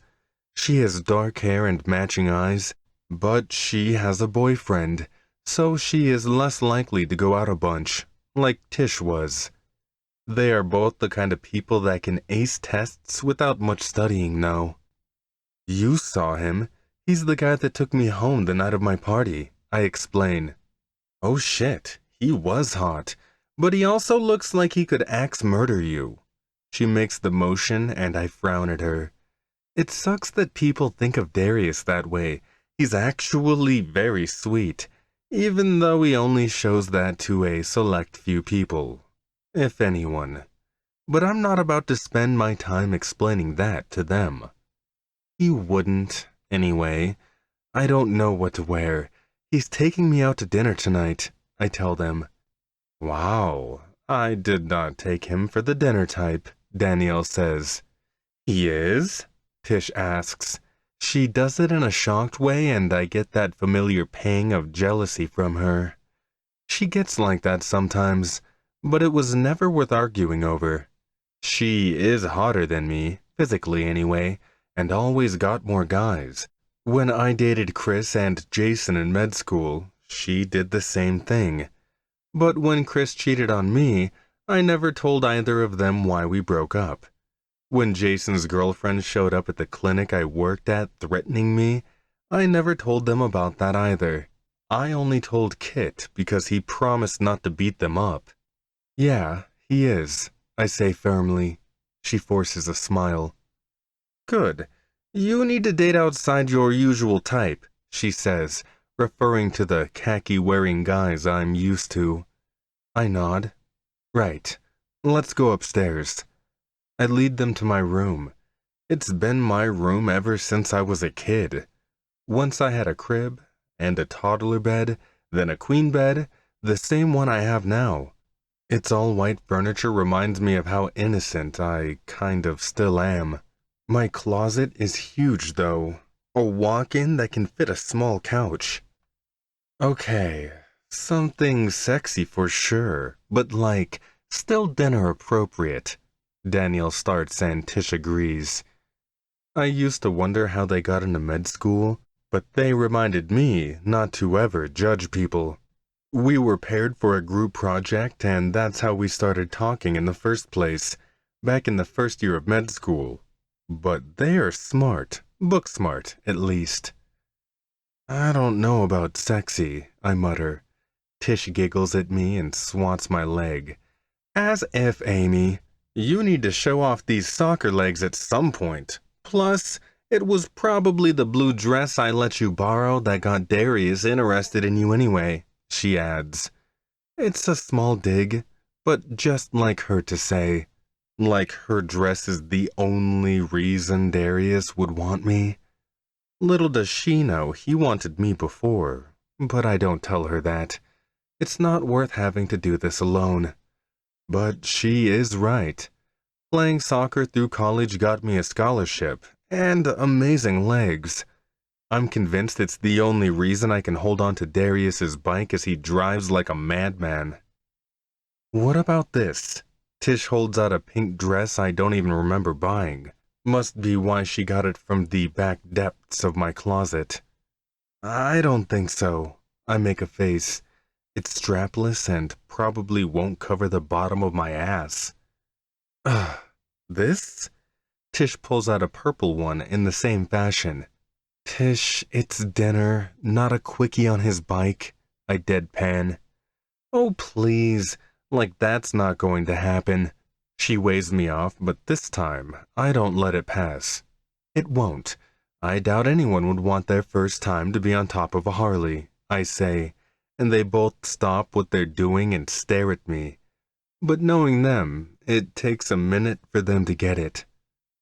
What do you mean? Danielle asks, coming to sit next to me. I sigh. I have been friends with them for 4 years and managed to get away with never saying this, but I guess that can't last much longer.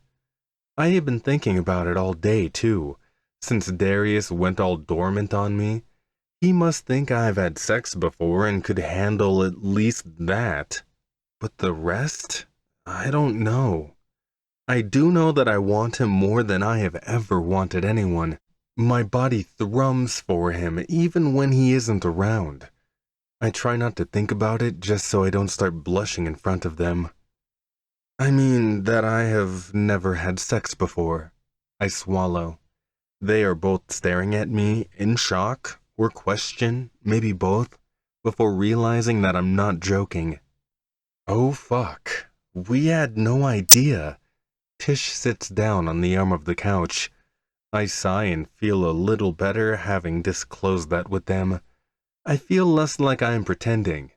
Sometimes they would go off in conversation about their worst hookups in history, and I would just say I've never had a bad experience, not lying about never having had one at all. Yeah, well, it's true. I exhale. Oh, well, it's not like it's a bad thing, Danielle says. Yeah, this actually might work out better for you anyway. No one's disappointed in you in that department. We aren't so lucky. Tish giggles. Danielle nods, though she lucked out now because she can't stop talking about how good her boyfriend is sometimes. Maybe, but Darius doesn't know, and I don't want to tell him yet, so I have to look nice but still totally fuckable. We get it. You should have said before. Tish waves her hands and goes back to scouring my racks of clothes. While they both do that, I play on my phone for a while, switching social media apps. Darius hasn't texted me all day, but he did say last night that he would be busy with the club all day. I believe him. I never took him for the lying type. But now I'm more nervous than before about our date, because I don't know how fast he planned to move, what he expected. I just hope I don't push him away like I did all the other guys that got what they want somewhere else. Oh, this is absolutely perfect. Tish pulls me out of my thoughts.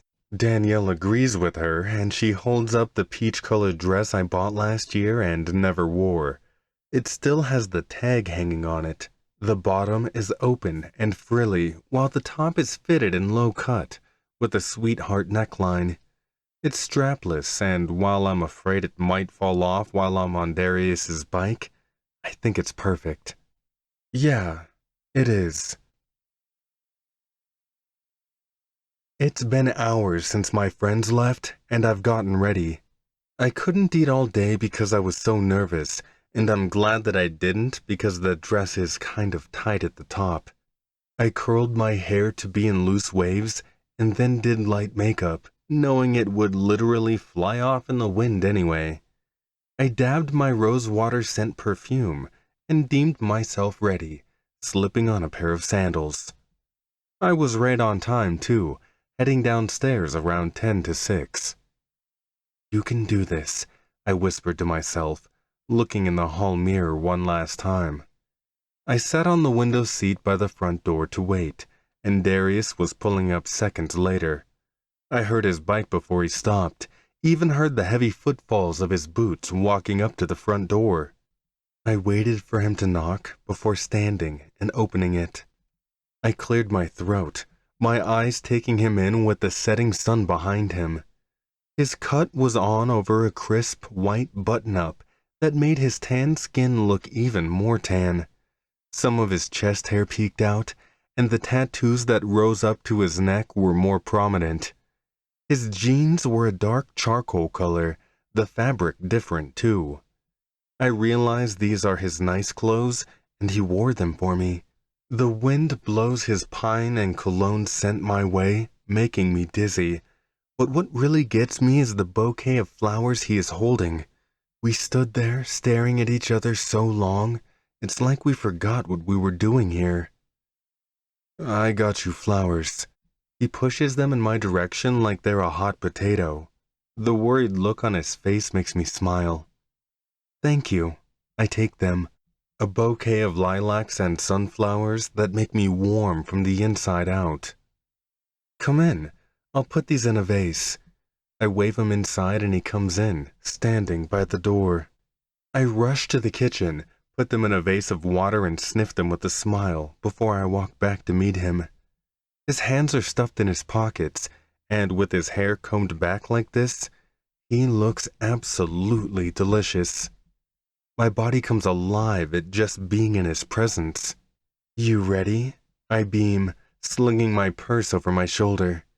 He nods once, but instead of moving, he just stares down at me. His eyes pin mine for the first time, and I'm frozen in his hot gaze. What? I ask, half smiling. His pink lips part before he says anything. His shoulders tense and then fall with the tilt of his head. You didn't tell me you're a virgin? Chapter 9. Amy. The first thought in my mind is that I'm so bad at trying to be sexy that I look like a fish out of water. But that doesn't seem plausible. Not with the way Darius is looking at me from head to toe like he wants to eat me. My whole body is on fire, but my brain is frozen in thought. What? I frown, asking with all the confusion that I'm feeling. He drops his chin and steps forward, his heavy boots making a hard noise on the ground, even over the rug. I feel my cheeks heating under his scrutiny. It doesn't make sense that he would know that. Only Tish and Danielle know that now. Except... How do you know that? So, you aren't denying it. His lips twitch before his tongue darts out to wet them. I imagine them doing something else, and we haven't even kissed yet. The thought sends another flutter in my stomach. I'm no longer starving for food. I have no appetite with all the somersaults my stomach is doing. I swallow. I guess not. My voice is small but steady. His eyes widen and a flash of darkness hides there, deeper than what was already there before. How do you know that anyway? I ask him again. He shrugs his shoulders, and I hear him take a breath. Let's not talk about that. He turns to the door, but I stop him, rushing to grab his arm. My hand can barely circle around his forearm when I do. He is hot to the touch even through his shirt and jacket.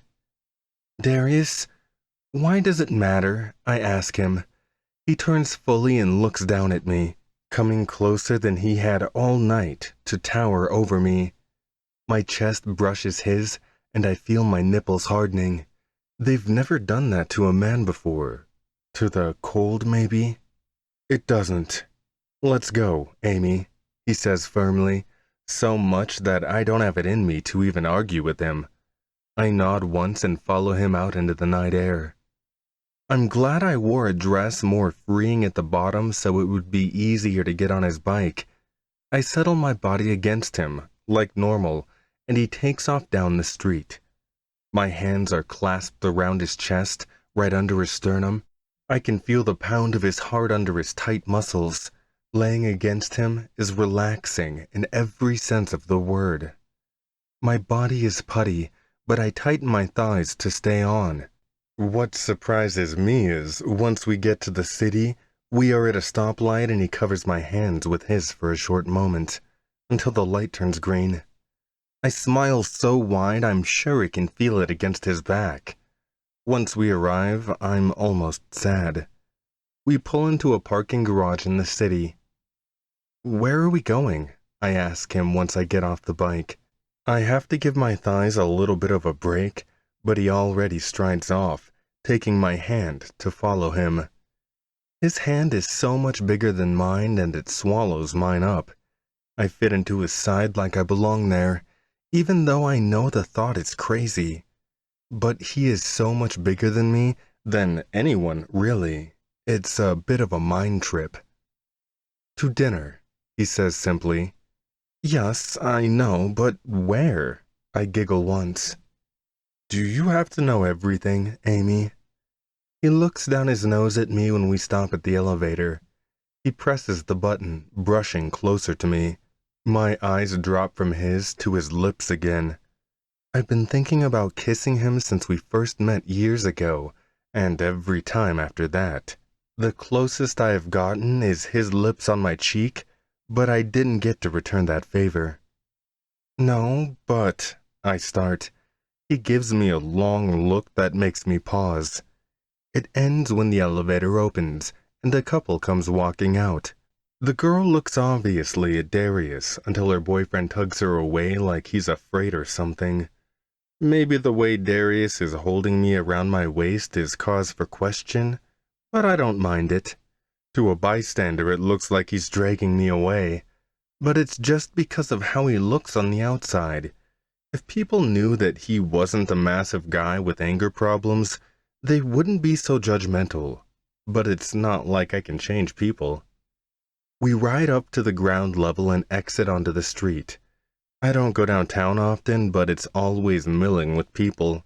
The last time I went was for a clinical rotation at the hospital here, and that wasn't very fun. But I've never been on a date here. He knows where he's going, it seems, and turns down onto a street with more people and twinkling lights through the restaurants and shops. I spot a cute bookstore that I had been wanting to check out, but never had the chance to, so I'm surprised when he heads that way. "We're going to a bookstore?" I ask him. No matter how grumbly he gets at me asking questions or frowns, I'm always going to. I'm a curious person, and while I don't need to know everything, I would like to know a little bit at least. "Amy," he deadpans. "What?" I laugh once. He holds my hand tighter when we cross the street and moves me away from the oncoming traffic when we get back on the sidewalk. He holds the door open for me when we walk inside. It smells like books and old wood, very much like a bookstore. We pass the tall shelves of books and keep going, like he's taking me to the back alley or something. I briefly wonder if everyone was right about him, but shove the thought away. There's no way. "Darius, hi," someone says from out of nowhere, and I jump in my skin, squeezing his hand. He chuckles under his breath and we turn to the voice. An older man with graying hair and kind eyes smiles at us. "Hey, sorry I'm late." He lets go of my hand to shake his. "No worries. I've got everything ready for you upstairs." The man leads us on to an elevator in the back of the shop. It only has 2 floors. We cram into the small space. I look up at Darius, still confused as hell, but he seems none the wiser to it. His angular nose and sharp jaw still catch my eye. It even looks like he groomed his beard a bit, but I like it either way. I'm surprised again when the door opens to what looks like a restaurant or bistro of some sort. The space is large, like the bookstore downstairs, and there is soft music playing over the few tables. We're led to a table more secluded under the dim lighting. White tablecloths and candle table settings to top it off. It's utterly romantic and doesn't seem like Darius at all. "Thanks, Mitch." Darius shakes his hand and slips a bill in there, too. It looks like a 50. I wonder where he gets all his money, but I don't want to ask. "Thank you," I say to him when he pulls out my chair for me. I get settled and set my purse on the ground by my feet. It's a little chilly in the room, but the heat of my body from anticipation balances it out. Darius takes his jacket off and lays it over the chair before he sits down. He swallows and looks at me over the table. The small light from the candle makes his eyes blaze, and I notice how brown they are for the first time. "This is really nice," I say, with a small smile. "Aren't you glad you didn't ruin the surprise?" His voice is void of personality, but I know that is just how he is. I nod once. I'm not sure how he could have explained this to me without it sounding crazy.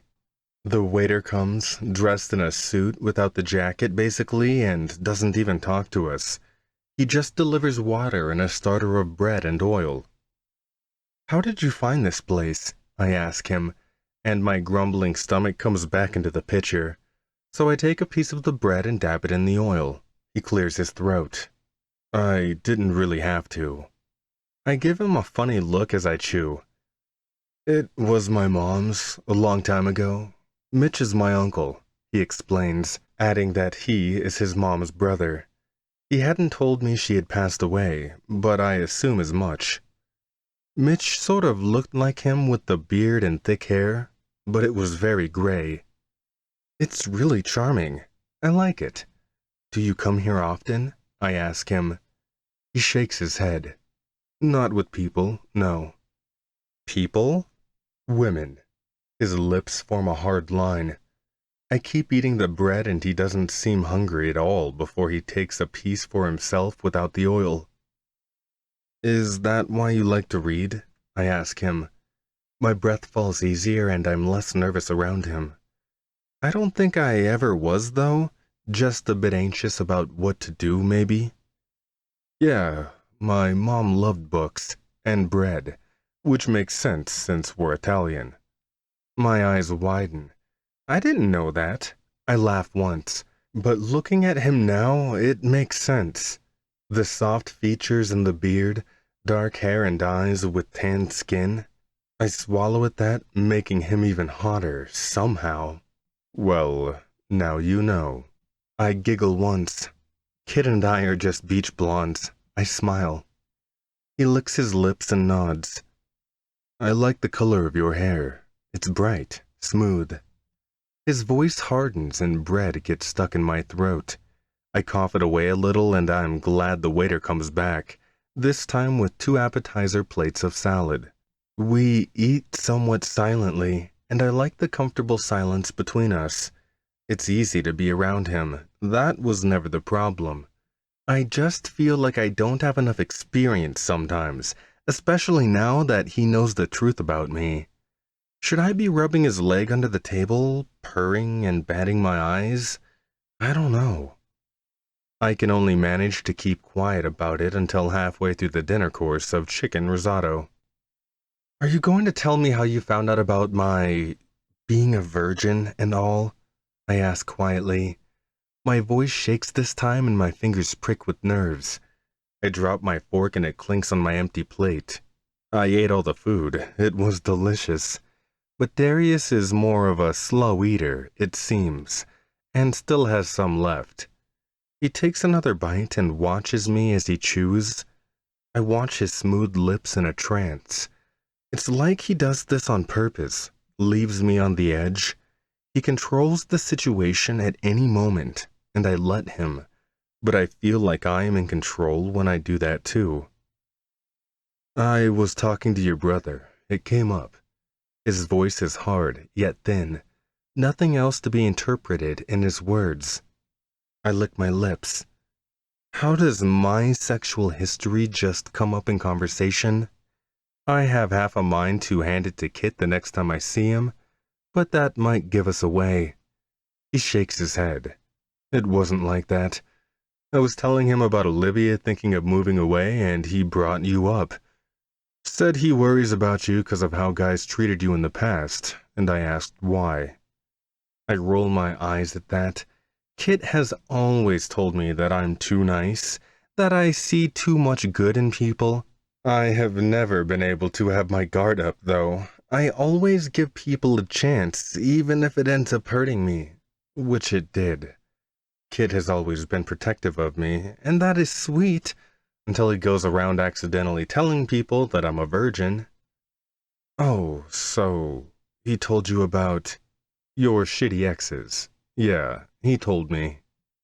I swallow and lean back in the chair.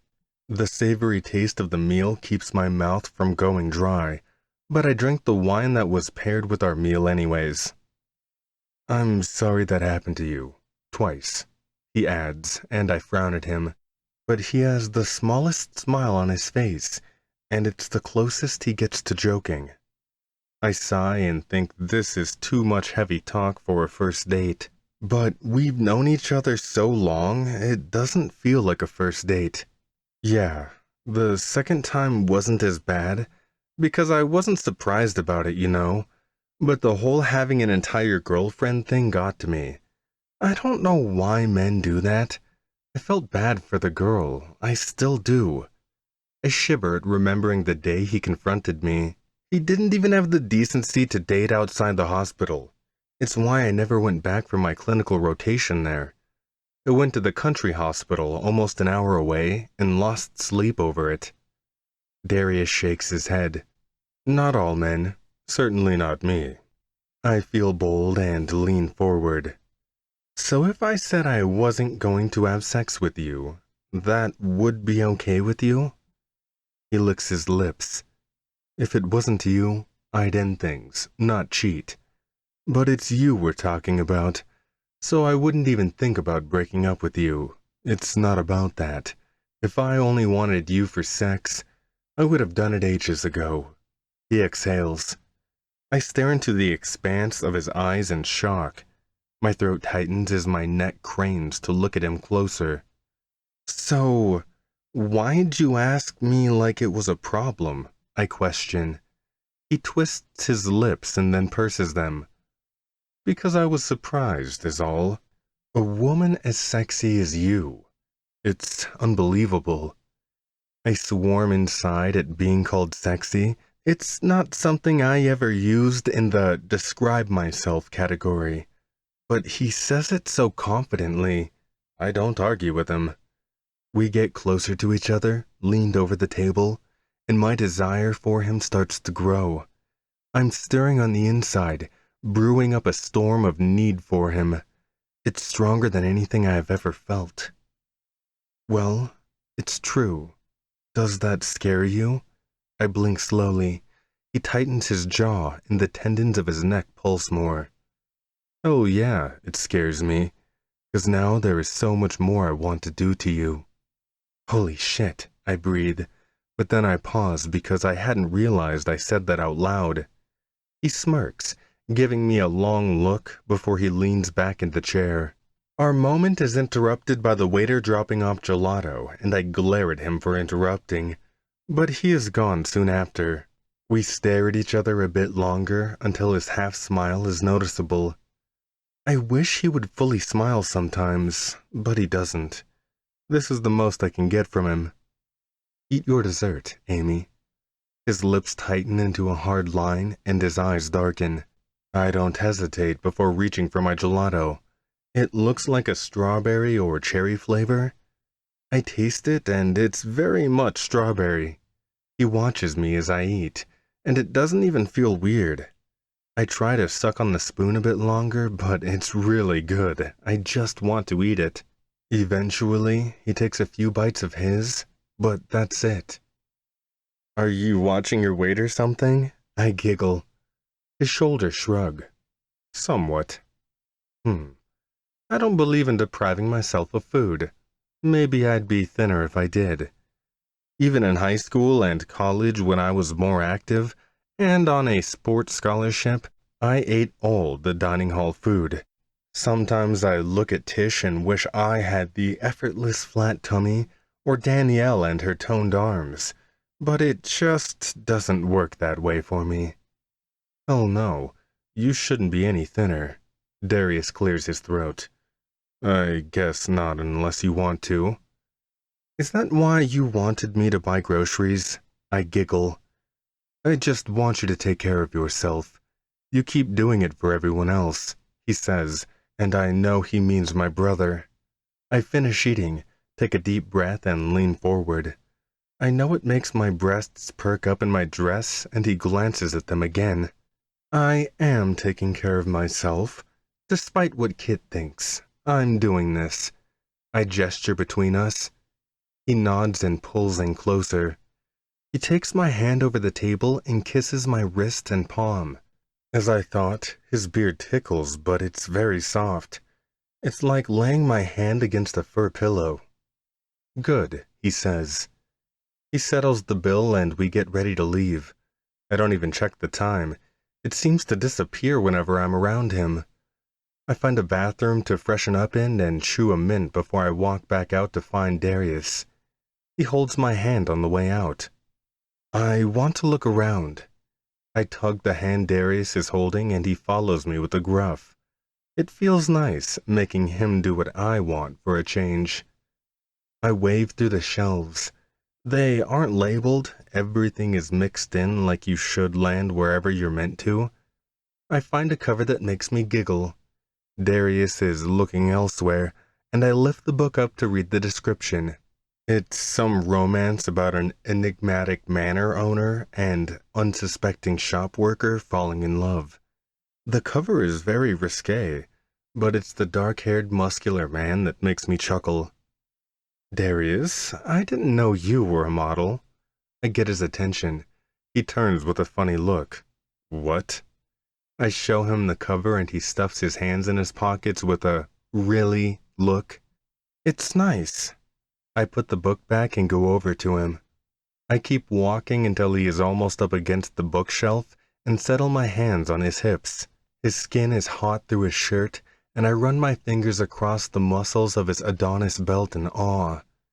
His breathing stays even, but his eyes darken to show that he is being affected by this. It gives me courage, and I continue.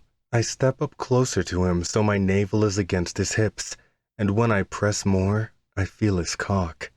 I gasp when he suddenly turns and puts me up against the shelf instead, with a heavy thump rattling the books. My breath catches and I breathe heavily, staring up into his eyes. His lips are parted as his eyes blaze. Careful, Amy, he nearly growls. What do I have to be afraid of? You keep saying that, I whisper breathlessly. My legs are wobbly. I'm only leaning against the shelf as he holds me up with his hands firmly on my arms. Plenty. He leans in closer. My mind swirls with the scent of him and sweetness of the wine on his breath. I lick my lips and am glad I didn't put any more lip gloss on, because I have a feeling he would have ruined it anyway. Well, I adjust my hips forward and find the swell of his cock again, nestled in his jeans growing stiff. He shudders and grows more tense, gripping me tighter.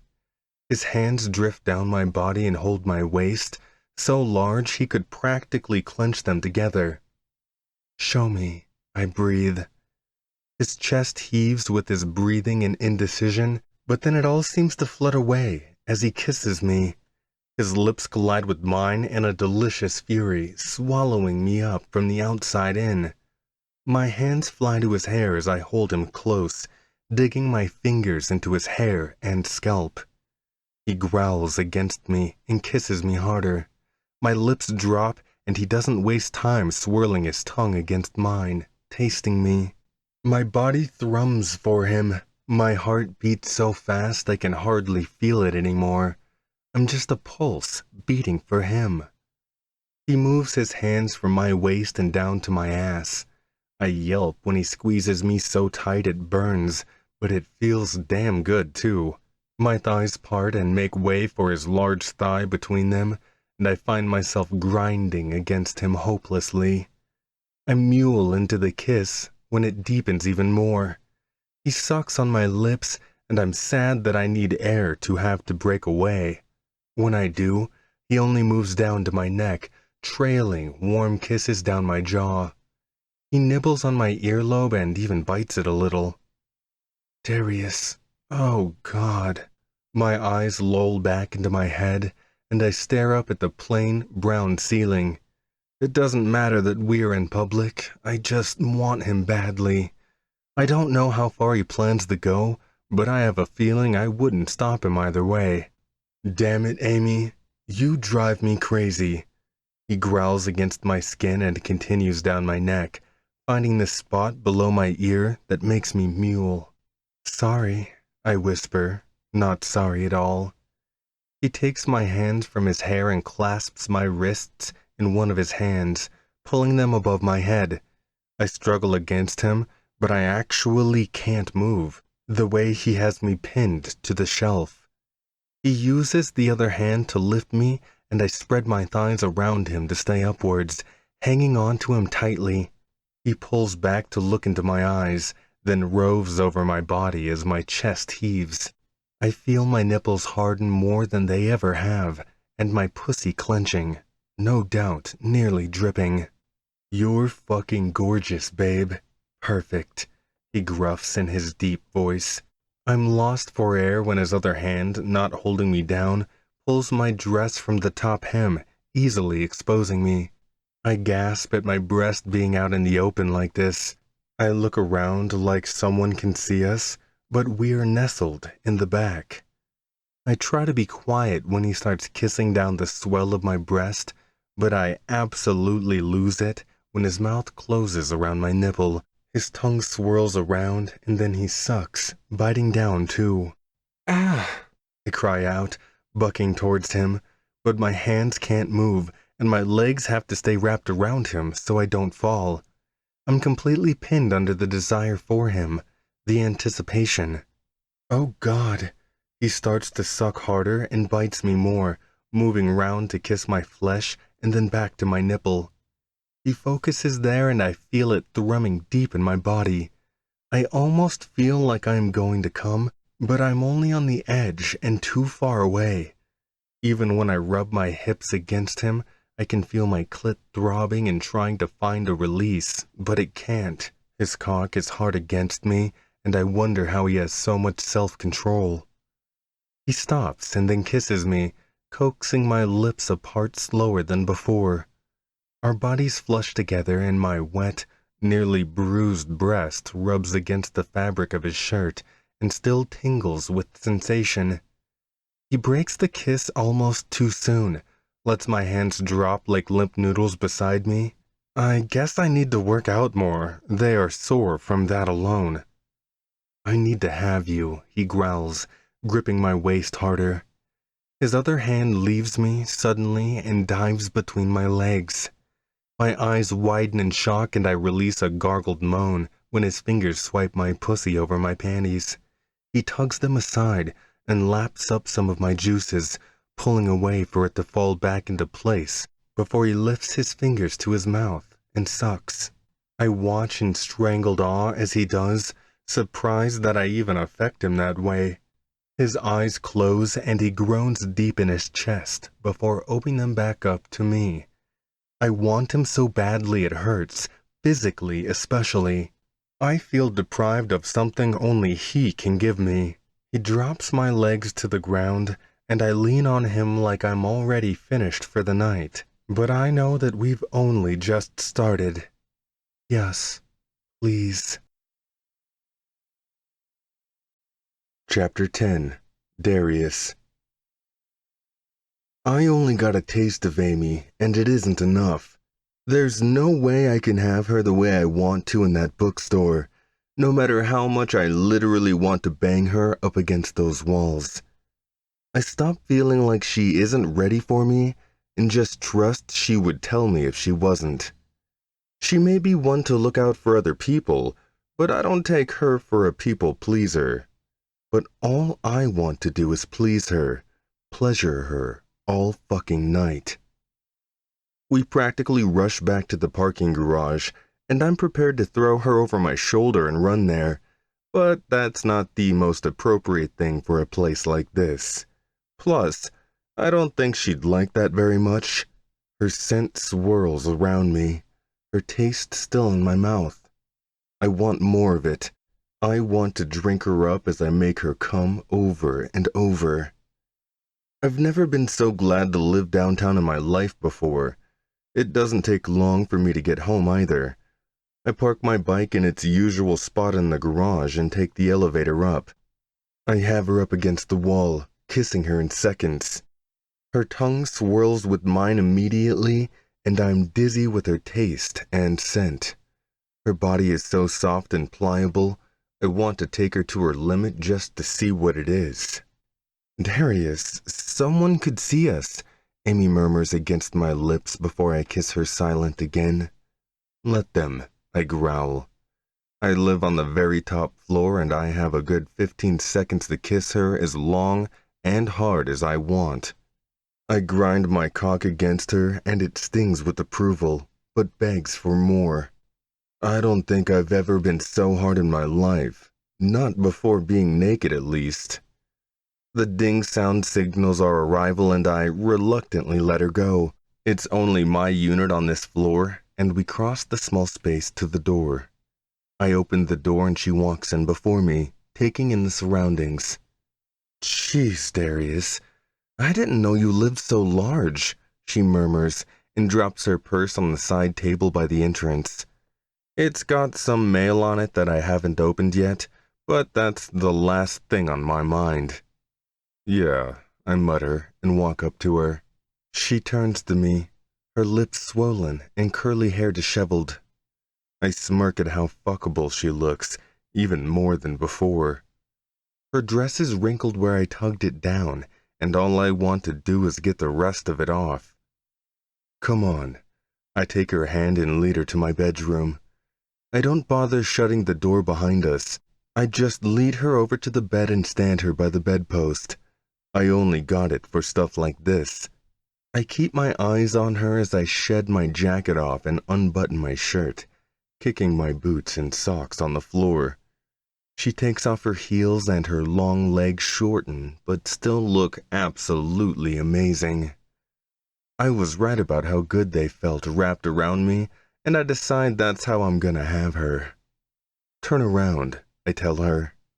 She swallows, her neck hollowing with her breath, but she turns soon enough, and I'm looking at the soft, exposed skin of her back. I tug the zipper down quickly, the only sound in the room next to our breathing. I lean in and inhale her scent at her neck. She smells like rosewater, luxurious and sweet. Edible. I lick her shoulder before I clamp down and kiss her, raising my teeth. I find a soft spot on her neck and start to suck. She trembles and moans, leaning back to give me room.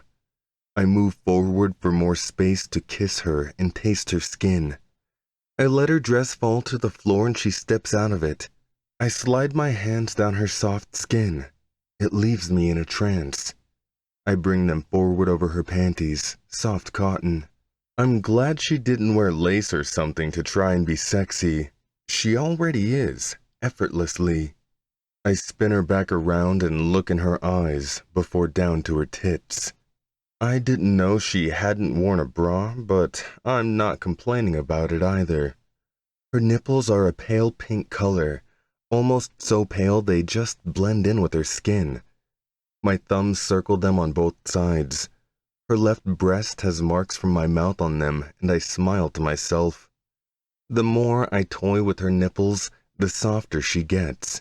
She backs up to lean on the bedpost, and I put my cock against her stomach. She reaches for my shirt and slides it down my arms. Her eyes survey me, taking in my tattoos.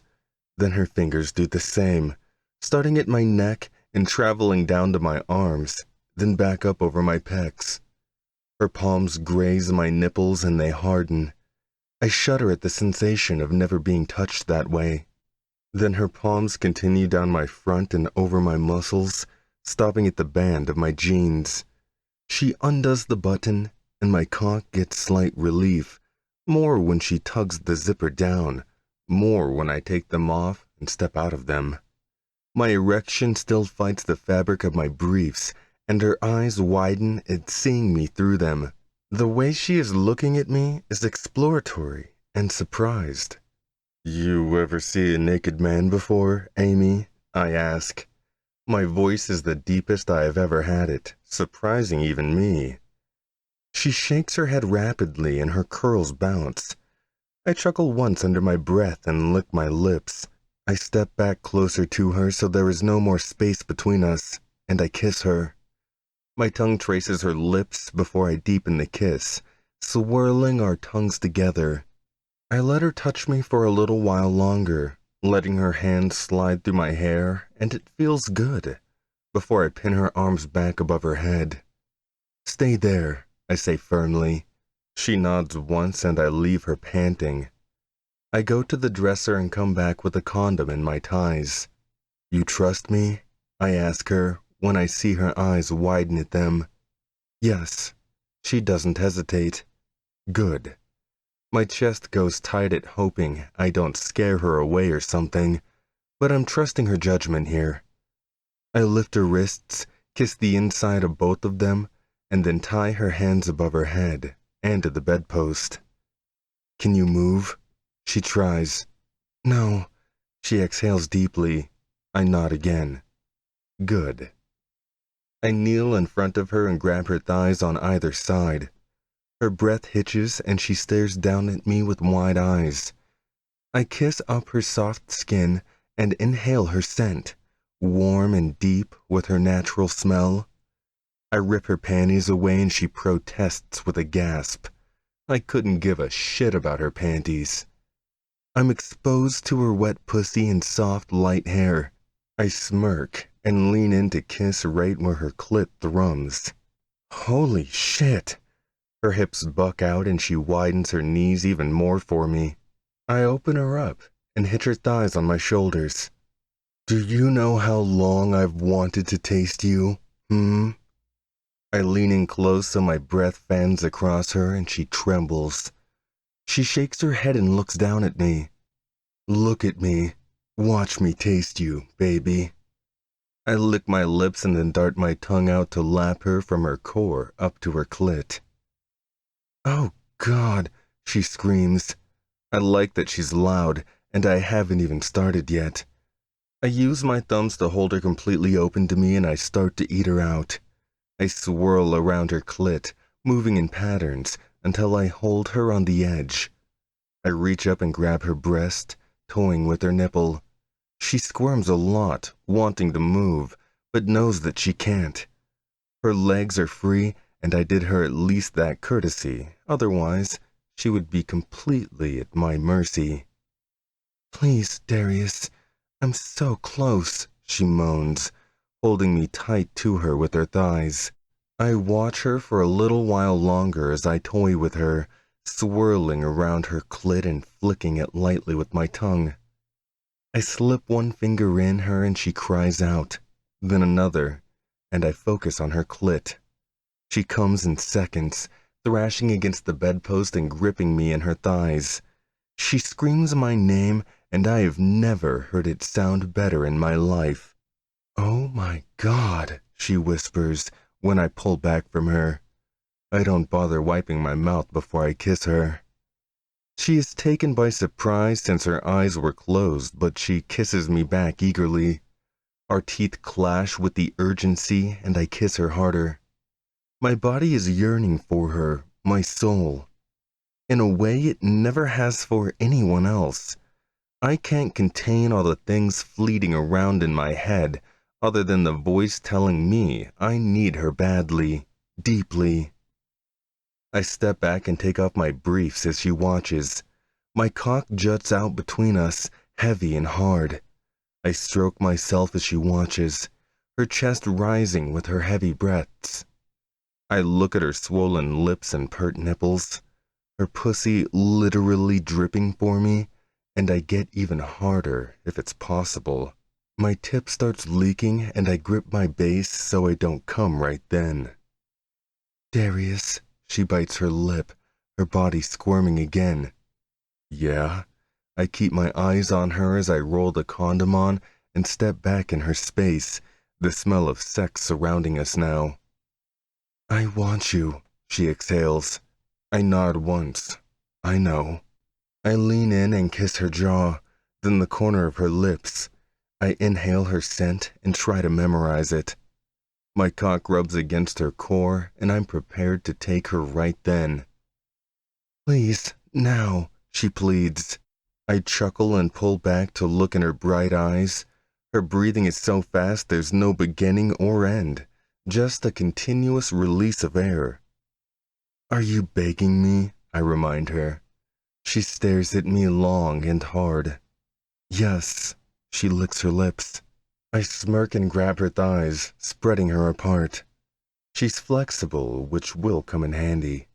I slide my cock over her folds and the rub of her clit. She shudders again and bucks against me. Fuck me, Darius. She squeezes her thighs in my hands. I gleam with satisfaction. She turns me on so damn much it's crazy.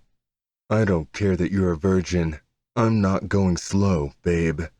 I warn her the same time I wish she won't change her mind, but I wouldn't stop even if she did. Good, she says, copying me. I know that I'm big, and she looks tight as hell. I know that she is. And of course, I want to take care of her, but she knows how I want it, how I need it. In one hard thrust, I enter her and am buried in her to the hilt.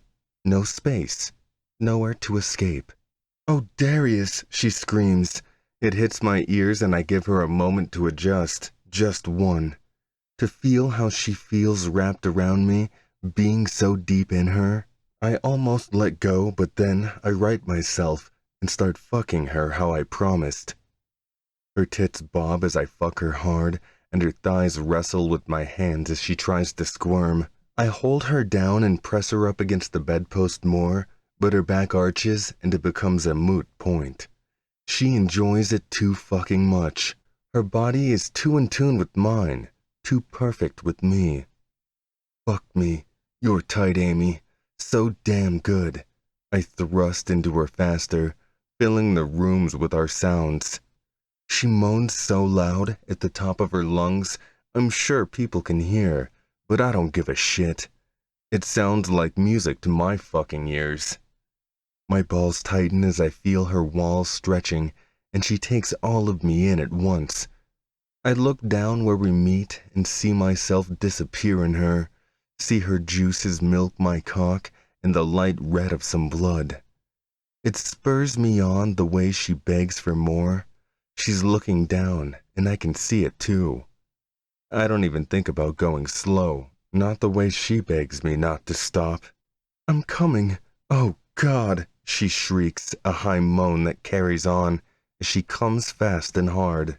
She tightens even more around me, and I can barely move but force myself in, and soon after, I'm coming too, emptying myself into the condom as I thrust into her.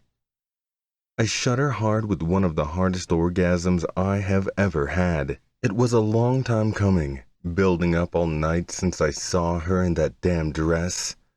My knees buckle and I grab onto her, reaching up to undo the tie and falling onto the bed in the same breath.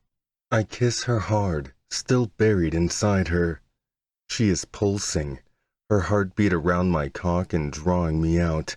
I slip out of her eventually, but keep kissing her.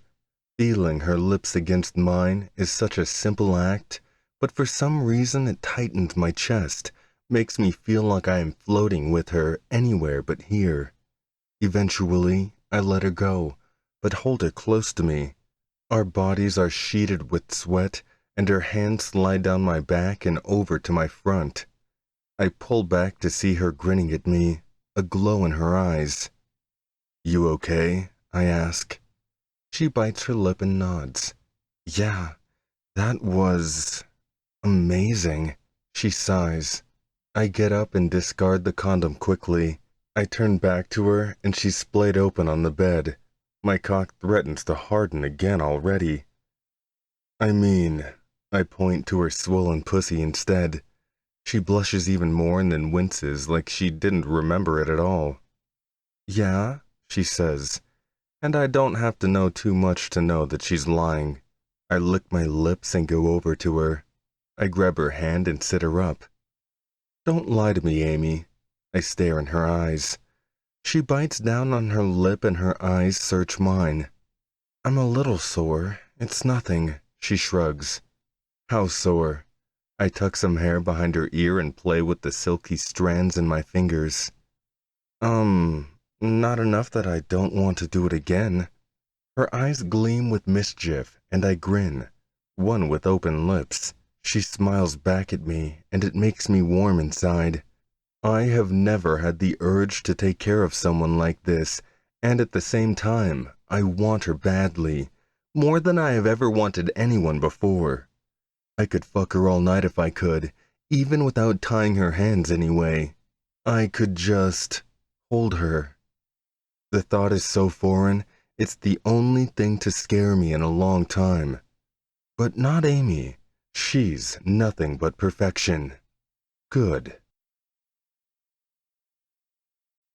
Chapter 11. Amy. My body burned in all the right places. If I knew it could be this good, maybe it never would have been this good with anyone but Darius, and I'm not willing to find out because this is totally worth it. Every single part of it. He was gentle with me even as he was rough, and I don't know if he did that on purpose or is just like that with me. Since I sat down to have dinner with him, I have felt inherently safe. I have never trusted anyone with my body like that, for good reason, but he was absolutely perfect, and hot as hell. Darius with clothes versus naked Darius are two very different things. I wasn't even embarrassed or scared. I thought I would be the first time I had sex like any other person would be, but nothing was out of the ordinary. It was like we were just sitting down having a conversation, a fast, heated conversation, and while I am sore beyond belief, I just want him again. That was fucking incredible. Good. Darius practically growls before he pounces on me again. He kisses me with the fury of 1,000 nights and all the desire in the world. His lips are so warm and soft against mine that I'm dizzy. His beard is more of a soft tickle rather than scratchy. It rubs my cheek and nose as he kisses me, my lips. I inhale his scent, the cologne and his musk mixing together for a delicious drug to overtake me. You make me crazy, woman. So damned crazy. He breaks the kiss and murmurs against my lips before continuing. His lips coax mine apart, and then his tongue slides in, warm and salty. My hands roam across his body. I'm lucky when I'm not pinned down I can touch him, as much as I like that too. His muscles are solid and hot to the touch, smooth even with the deep ridges that form.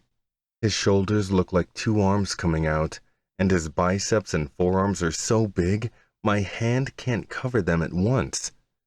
I continue down his front. His wide pecs are covered in tattoos everywhere except his tan, dime-sized nipples.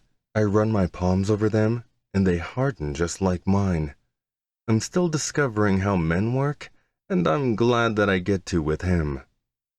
As he still kisses me, I continue down the midline of his abs, a hard division between the 8-pack he has. I keep going until I reach the patch of his hair. It's clear that he manscapes, and for some reason, that's hot as hell to me. But my hand hesitates when I think of touching him. Touch me, babe. His lips hover over mine, and his warm breath seeps onto my face, setting me aflame. I look into his eyes as I do, wrapping my hand around his thick, hot flesh. I gasp and glance down when my hand won't close. My fingertips are inches apart. My breath hitches as I drag my hand up, pumping him slowly. He hardens more, growing darker and harder in my hand, and I watch mesmerized. It's so fucking hot. He shudders, and his shoulders fall as he huddles over me. Fuck, he growls, bucking his hips to me. His dark lashes flutter over his cheeks and his mouth falls open.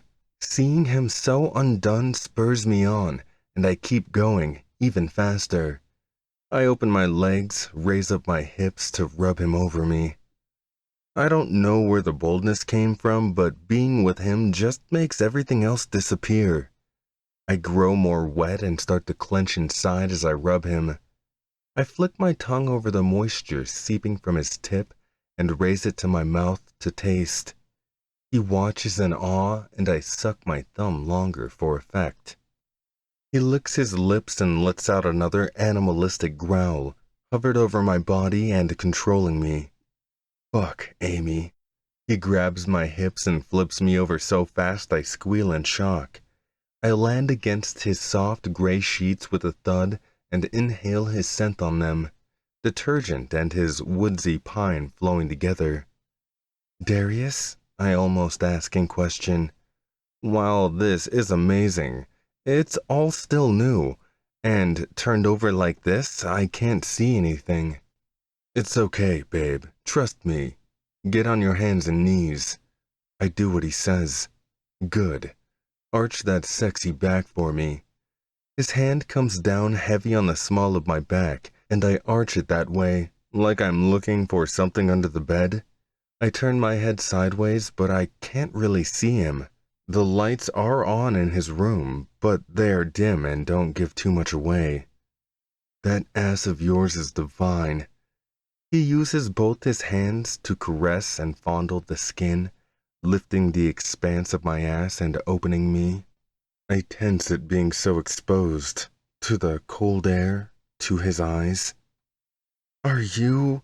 I start to ask as his hands leave me, but then they come back and slide down my inner thighs, coming back with his palms facing up to my pussy.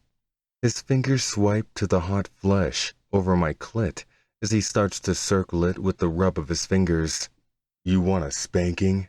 His deep voice seeps into me and presses me into the bed as I melt.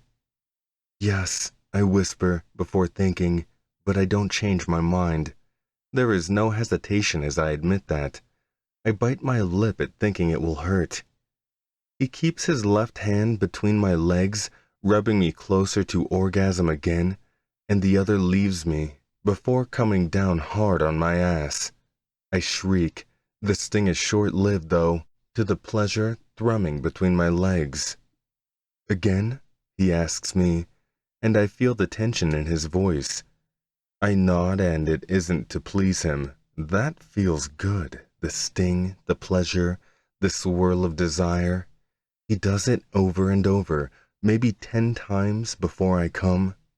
He pinches my clit as I do, and it keeps me on a long train of spasms stemming from inside me. I am about to collapse into the bed before he lifts my hips up and enters me at once. I didn't notice when he put the condom on, but I feel it sliding inside me with him. Oh, yes, yes, I cry out. My fingers clench the sheets as my face stays buried in them, shocked from the last orgasm and already close to another. Jesus, Amy, your pussy feels so damned good wrapped around my cock. His hard voice sounds even better when I can't see him somehow. He really loses control, and it is how I know he did hold back the first time, despite what he said. But this is, oh, so much better. He thrusts into me blindingly fast. The bed hits the wall and his hips slam into mine every time, filling the room mixed with my moans. He grunts deep in his chest every few times, but nothing that gives him away. The silken stretch of him inside me feels better as he goes on, like nothing I have ever felt before. His cock is large, but somehow fits in me perfectly as I get used to him. Please, don't stop, I moan, so close again. It's like I haven't been able to stop coming since he laid eyes on me. Touch yourself, babe, he growls. I listen immediately and my hand darts between my legs. I rub my clit like I would alone and swirl fast with my juices flowing. I feel my pelvis flood with pressure and then it snaps, spreading over my entire body. This orgasm is blinding. I freeze, stop breathing entirely as I am overcome with pleasure. I know this is the last one when my body goes limp and it's Darius holding me up as he has his way with me, doing with me as he pleases. Amy, He growls my name and I feel him shuddering, his cock twitching inside me. It seems to grow hotter and I think it's his release filling from inside. His heavy body falls over mine as he pants. I've never heard him so disheveled before, but he seems so overcome with it that he can't control it. His large arms wrap around me and nestle me into his chest as he stays inside me for a while. I am pretty sure I'm half asleep with the fluttering of my eyes, each breath falling easier. I turn to find his lips and kiss him with my eyes still closed, just seeking him out.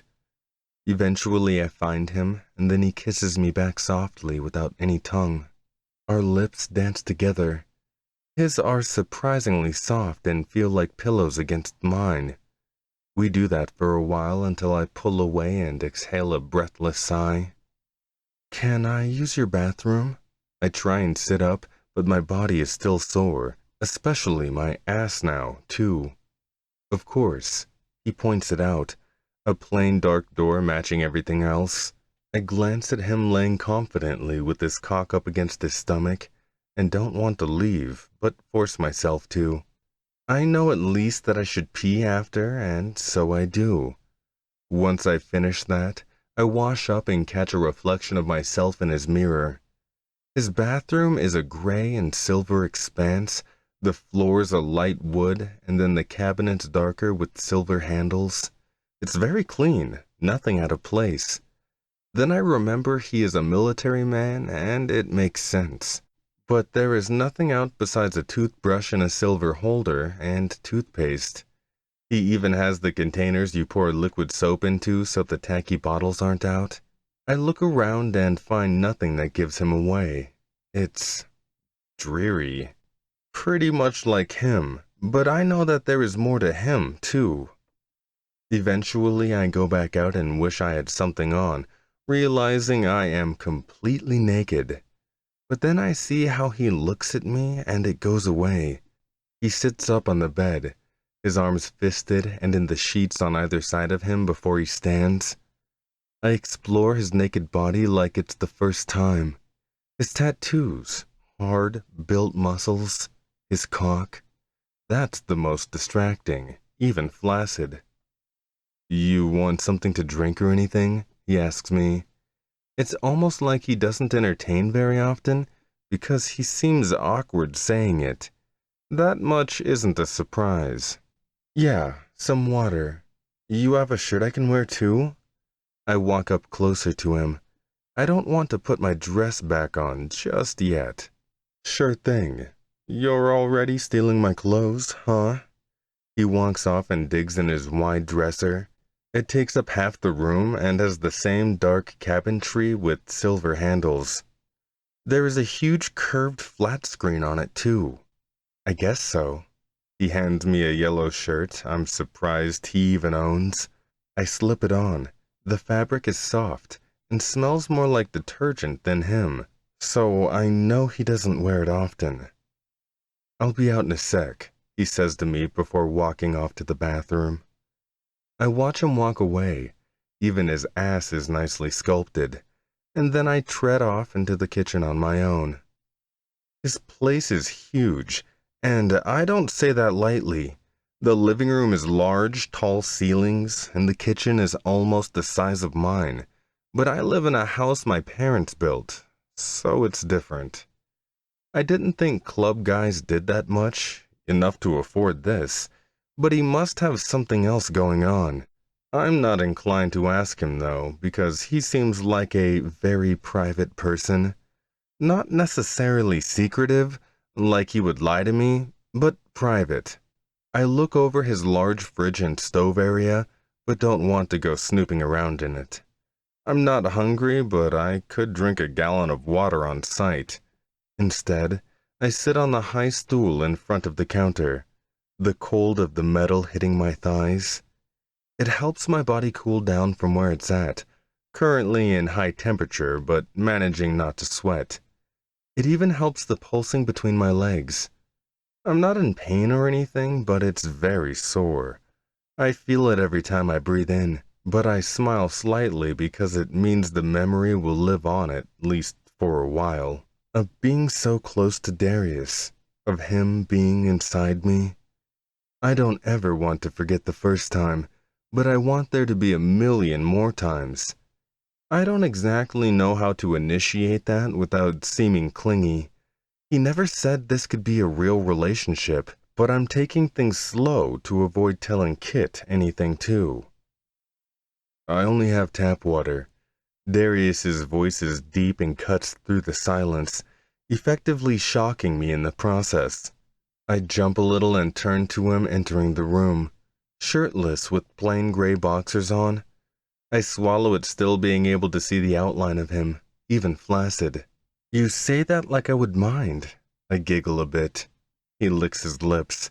His dark eyes pan to me and stare me down as he moves to the cabinet. He grabs 2 glasses and fills them up at the sink. You never know these days, he says plainly and hands me the glass. I half smile and take a sip that turns to a long gulp and me finishing the glass in seconds. Thirsty? His voice is amused, as his eyes lighten, but he doesn't smile. I half laugh and lick my lips, wiping water from around my mouth with my sleeve. Yeah, I guess so. I watch with an odd trance as he drinks at his water. The way his full lips curl around the glass, droplets of water get caught on the mustache part of his beard, and he wipes it away with his thumb. Your place is really nice, I say aimlessly. He gives me a funny look as he drops the glasses back in the sink. You'd think so. He says it more like a statement than a question. Yes, I giggle. Very simple. I guess that makes sense. He walks around the counter and leans in front of me, between the space of the chair and my legs. Why do you say that?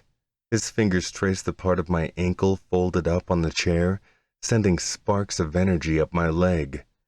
Even after touching almost every part of me, his simple touches like this feel nice and unexpected. I can tell he isn't a very affectionate person. It might be why he is into bondage-type stuff, but I don't know for sure. Because you're simple. It makes sense that your place looks like a museum, I joke. He takes me seriously for a second and frowns before he loosens up. I never did much with the place. My sister convinced me to get all the furniture. Your sister is Olivia, right? I ask. I think I have met her once or twice at the club, but like Kit, he doesn't bring her around much. I never liked going around either after a while because I knew I would see Darius and pretend that I didn't like him. The fact that I have had this budding crush for a while, kept secret, is insane, and that it's only now coming to fruition. I was afraid I had talked him up too much in my head, perfected him too much, but I hadn't. He is turning out to be exactly as I imagined. Yeah, that's her. He sighs like he doesn't care, and I laugh at that being the most normal thing about her. He grips my ankle tighter and I lean into him, tracing the tattoos on his forearms. I want to meet her sometime, I whisper. His eyes dart to mine and my cheeks heat at the sudden intrusion. She'd like to meet you too. I don't know how to tell her about you yet, though. Why, because you're secretly married? I giggle once, but my stomach tightens at having some inherent fear that he is. His brows mash together as he shakes his head. No, 'cause I've never had girlfriends before. It's not my thing. He shrugs. I distract myself while trying to find the right thing to say and trace the rose vine tattoo he has. Why? And I'm not your girlfriend. Not yet, at least. I sigh. I don't think I should make things that official with him until I am sure that I like him, and am not just deeply infatuated. He has definite qualities about him for sure, but it would still feel wrong calling myself his girlfriend when we are hiding from my brother, too. He must agree because he nods silently. I don't know, Amy. It's never been like that with other women. I couldn't connect with them, he says quietly. I move my fingers along, up his arm to the part of his tattoo that might be an animal or something. I can't really tell. I just like how the gray ink looks against his skin, how it wraps his muscles and his veins poke through. You connect with me? I ask, my voice unsteady because I'm not sure I even want the answer. I finally look in his eyes that have been on me the whole time, and his gaze pins me down, setting a heat through my whole body again. If I'm prone to overheating around him, I need to prepare myself. Yes. His hand slides up my body toward my upper thigh, stopping inches from my bare sex. Good, I giggle, copying his word. His mouth twitches with a slight smile, and it makes me smile fully. I lean in to kiss him just because I can, and he lets me think that I am in control for half a second before his lips part and take my bottom lip in, suckling my flesh. I moan at the way I feel it in my whole body as the kiss deepens. His tongue swipes against my lip and my mouth opens, letting him in to taste him. I breathe deeply, his beard tickling my nose as I turn into the kiss, and he presses closer to me. I slide my hands up the expanse of his shoulders, the muscles so defined and rigid it makes me swoon at his hardness, and then I wrap them around his neck as I pull my body closer to his. He turns me so my legs are aside his waist, and then grips both my thighs in his massive hands, wrapping them around him. I moan inherently at his touch, the way he can be so rough yet so soft and soothing at the same time. His cock covered by his boxers rubs against me, and my body comes alive all over again, like I'm not ever sore there anymore at all. His touch is electrifying, and it's like he doesn't even know it. The hard callus of his hands slide up my thighs and then to the curve of my ass, gripping the flesh like he owns it. That part is a little tender, and I moaned from it. He stops, but then realized that it felt good too. I buck my hips toward him to try and communicate without breaking the kiss, and he gets it, going back to kneading my flesh of ass. My front presses into him, the soft mounds of my breasts hitting his hard chest, and he growls, using one hand to travel up and grip my flesh. He rolls my nipple between his thumb and forefinger, and I jolt with surprise. My eyes fly open as I break the kiss to breathe deeply and exhale. Darius, I moan aloud with nothing else to say. He keeps doing that as his lips travel to my neck instead. He starts working at the same spot that's already tender from his touch, and doesn't stop until I'm crying out again from the sensation. He starts using both hands to manipulate my breasts and nipples, and it feels so good. My clit is pulsing and making me drip. I feel the moisture seeping through.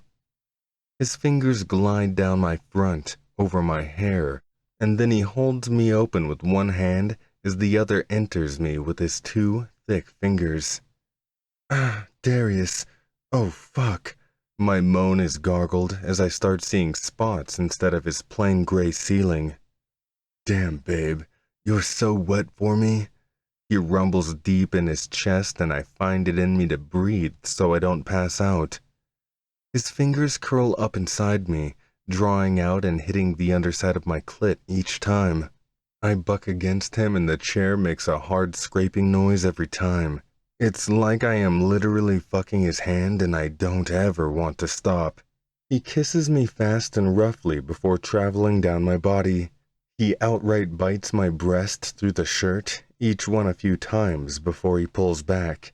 He watches his hand coming out of me, and I do too, slick with my juices and seeped in the noise. It turns me on even more, and a slow tremor starts up in the pit of my body, stemming up and growing to a full clenching orgasm. I grip his arms tightly, my nails digging in his flesh. When I eventually open my eyes and can see straight, his cock is hard in his boxers with moisture seeping through. I lick my lips as my mouth waters at wanting to taste him. but we've only just met technically, and I'm trying not to lose all sense. Oh my God. I lean back on the chair and grasp my forehead, feeling my sweat. My eyes feel dazed as I look back at him, and he looks the same way too.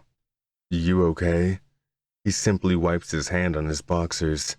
My thigh where he gripped me is sore and pulsing from his strength. My whole body is. Yes, better than ever, I sigh. My breath has finally calmed down and I feel less like a horse or something. He chuckles in his chest. Good. He licks at his lips and breathes out. He was out of breath too. Simply getting me off gets him worked up. You hungry? He asks. It's been hours since we ate, and I feel it only slightly. A little. I leave to clean myself up again, but I feel sticky and tarnished, in a good way, but I still feel like taking a quick shower. I hop inside his wide, gray granite shower and stand under the head.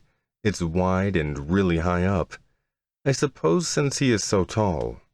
He doesn't have any generic soap, and I don't want my skin to dry out, so I found an unopened bar and used that. It reminds me of the old days before I bought expensive body wash. I finish quickly, putting on the same shirt I had so I don't use up too many of his clothes. Back in the kitchen, he's whipped up some instant mac and cheese. It makes me see him more as a normal person. We eat in his living room. The couch is so soft and plush that I sink right into it, and we watch some late-night TV, one of the comedy shows. It barely makes him laugh, but I'm gawfling by the end. I catch him looking at me with one of his odd looks again, but this time I can't place it. He plays it off and I go back to laying against his chest while he strokes my hair. I didn't plan on staying the night though, so I keep myself from falling asleep. Tired? He suspects. I sit up and yawn, nodding once. Yeah, a half smile. I'll take you home. He stands. I can just take a cab, I suggest. He would have to leave the city and I live deep in the suburbs. He shrugs. No, you can't. He gives me a stern look and I know that it is non-negotiable. I nod and stand up, stretching out. After I go back and get dressed, I meet him at the door, where he stands effortlessly in jeans and a black hoodie. Why were you looking at me like that earlier? I ask curiously. We step out and he locks the door before saying anything. Like what? I wait for the elevator to come. I sigh and feel nervous again, my insides looming. I don't know, while we were watching TV. Because your laugh is annoying, he says, and the elevator comes so we step inside. It is not, I giggle, but become self-aware of it now. He smirks a bit, and it makes me grin. He looks down his nose at me as the elevator slows down. I like looking at you. Is that a bad thing? I shake my head. Not when it's a normal look. I still pry. Sometimes it is a little fun to try and bring him out of his shell a bit, make him less closed off and antisocial. Amy, I like you. More than I normally like people. Women. He explains to me when we are standing by his bike. It's dark, so I don't put my sunglasses on and relent with the helmet this time. I like you too, Darius. I step up to him, close enough to breathe his warm scent and stare into his eyes. He licks his lips and stares back down at me, his chest raising. Good. I cling to him on the ride home, counting the seconds down until I have to say goodbye. We pull up to my house and I feel so much different than when I left. I suppose because I left a virgin and now Darius has seeped into my bones. I wish I could have stayed the night with him, especially after something like that, but I don't want to move too fast, get too attached to him. I'll call you tomorrow, he tells me when we're by the door, and I believe him. Okay, good night. I fiddle with my keys. He covers my hand with his and takes them from me. Then he spins me around to face him and kisses me, so I feel it deep in my bones. It is different from the other times. The intensity and the sharpness, how hard he holds me close to him, and the way his tongue explores my mouth. I kiss him back with the same energy and am left dizzy by the time he pulls away. He unlocks the door with his eyes still on me and swings it open, handing me the keys. My fingers linger against his as I take them, and then I walk inside, shutting the door behind me. Like last time, I lean against it and take multiple deep breaths as I try to figure out how my life has changed so much, how excited I am to see where else it's going to take me. Chapter 12. Darius. Amy has been in my head all night and well into the morning. I guess it didn't help that her scent is all over my apartment now, but I don't mind it at all. At first, I was a bit worried how things would go, her being a virgin and all. I didn't have a problem taking it from her, but I wasn't going to ruin sex for her either. Now she's as eager as I hoped she would be. I can't get enough of her either. It's the perfect arrangement. I'm just hoping life won't catch up to either of us anytime soon. Life being her brother. I walk into the club and feel like I'm being secretive, which is the truth. I don't know how the other guys would react, but I'm sure it wouldn't be much better, considering disagreements between the guys can affect the whole club, and then it won't be good for anyone. So I twiddle my thumbs and hope I don't have Amy's virgin aura all over me. "You look like you're smiling." Logan comes up behind me. I know him by his annoying, nasally voice more than any of the other guys. He chuckles and comes around the bar, getting himself a beer. I got here early and I haven't called Amy yet, because I know she is probably still sleeping. I've learned. No way, I lie. I think about Amy, so I probably was, though. "Whatever. You seen Rafe?" he asks me. "No." "Isn't it too early for a beer?" I shake my head. "No, because I haven't gone to sleep yet. Little man kept me up all night," he says, referring to his son. I chuckle once. We've all heard the stories of his son keeping him and Chantel up all night. I'm less involved in all their personal business, but it was hard to ignore the rich city girl coming into town and getting a club guy like Logan, even though he is probably the most normal out of all of us. Well, he was, until Kit went corporate. Damn, must be rough. Yeah, he drinks half the beer. But I try not to make Chantel do so much. Shit is hard, birthing children. He laughs once. "Yeah, maybe coffee will work better," I suggest. "Nah, I want to be able to pass out later. He's better during the day and Chantel's got it for now," he explains. I nod once. For some reason, I start thinking about Amy and what she would be like having kids. I suspect she would be good at it since she looked after Kit when their parents passed away. But a baby is completely different. Plus, the whole marriage thing. I never saw myself as that kind of guy until now. Never saw myself doing the dating thing either. But here I am, getting my thoughts in line, so I don't smile to myself and draw attention. It's like I have a reputation around here to always be angry or upset in some way. I keep my mannerisms for the sake of solidarity. "I wonder what he called the meeting for," Logan mumbles. I nod. "Yeah, probably about the Devil's Princes. Shit is out of hand." I shake my head. It wasn't always like this. They didn't always want to control everything and take over. It must be their new prez that came a few years ago, when Tank left too. That must have made matters worse. I feel bad for Rafe. He's avoiding a turf war at all costs to save blood, but it looks like it might just come to that in the end. Yeah, it's crazy. Logan and I chat for a bit and I finish my black coffee. It's shit here at the club, but it's all we have. I got to bed late and still woke up early, even on a Sunday. I like to keep a routine, no matter what day it is. Soon the rest of the guys come and we have the meeting. Rafe looks stressed as hell and I avoid looking at Kit the whole time. I think they just don't take us seriously. No, we mean business, Logan says. Yeah, Spencer said the same thing, Rafe agrees. Spencer is his brother, but he is still somewhat new to the club and doesn't sit in on exec meetings. He's right, Kit agrees. He glances at me. I sit there stone-faced and unresponsive like I already know where this is going. Which I do. It's how I look most of the time, but inside I just feel different.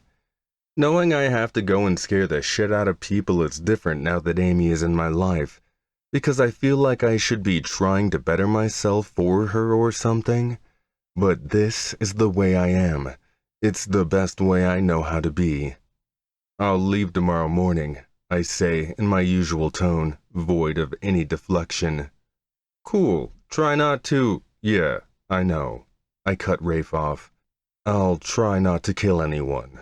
I make that promise every time, and I have only gone against it once. But that was almost not my fault. We already took a vote on it, and the meeting ends shortly after. Some of the guys stick around for lunch, but I find the air too trapping. I leave, going over to the garage thinking about Amy. It's about the time I could call her since she will be awake. I don't expect her to text me or anything, but I did say I would call. It just feels different now, like I have been reminded of who I really am, the kind of guy Amy shouldn't be with. Dangerous, unforgiving, hard. She's the opposite of all those things. I'm alone only for a little while before Kit follows me out. I'm going to brunch with Emily. You want to come? Brunch? I scoff. He laughs and sits on an old hubcap in front of me. I sip at the beer I got from the fridge. I could only put off day drinking for so long. Yeah, I'm a guy that has brunch now. He shrugs. I shake my head. I've got plans. I lie. I have no plans, except the usual dinner with Olivia. You never have plans, he says apprehensively. Yeah, well... I trail off, unable to look him directly in the eye. I would tell him the truth right then, all about fucking his virgin sister as many times as I could. He's a good guy deep down. He isn't like a lot of other men I know in and out of this club. And it's hard lying to him, especially knowing that he would never lie to me. You don't want to go over there tomorrow, huh? He suggests. I agree because it's the easiest thing to do. Not really. It's the same shit every time. I shrug. I sit down, have an educated conversation, threaten to fuck their shit up if they make any trouble again. That hasn't worked, so I guess Spencer and Rafe are right to actually do something about it this time. Yeah, I feel you.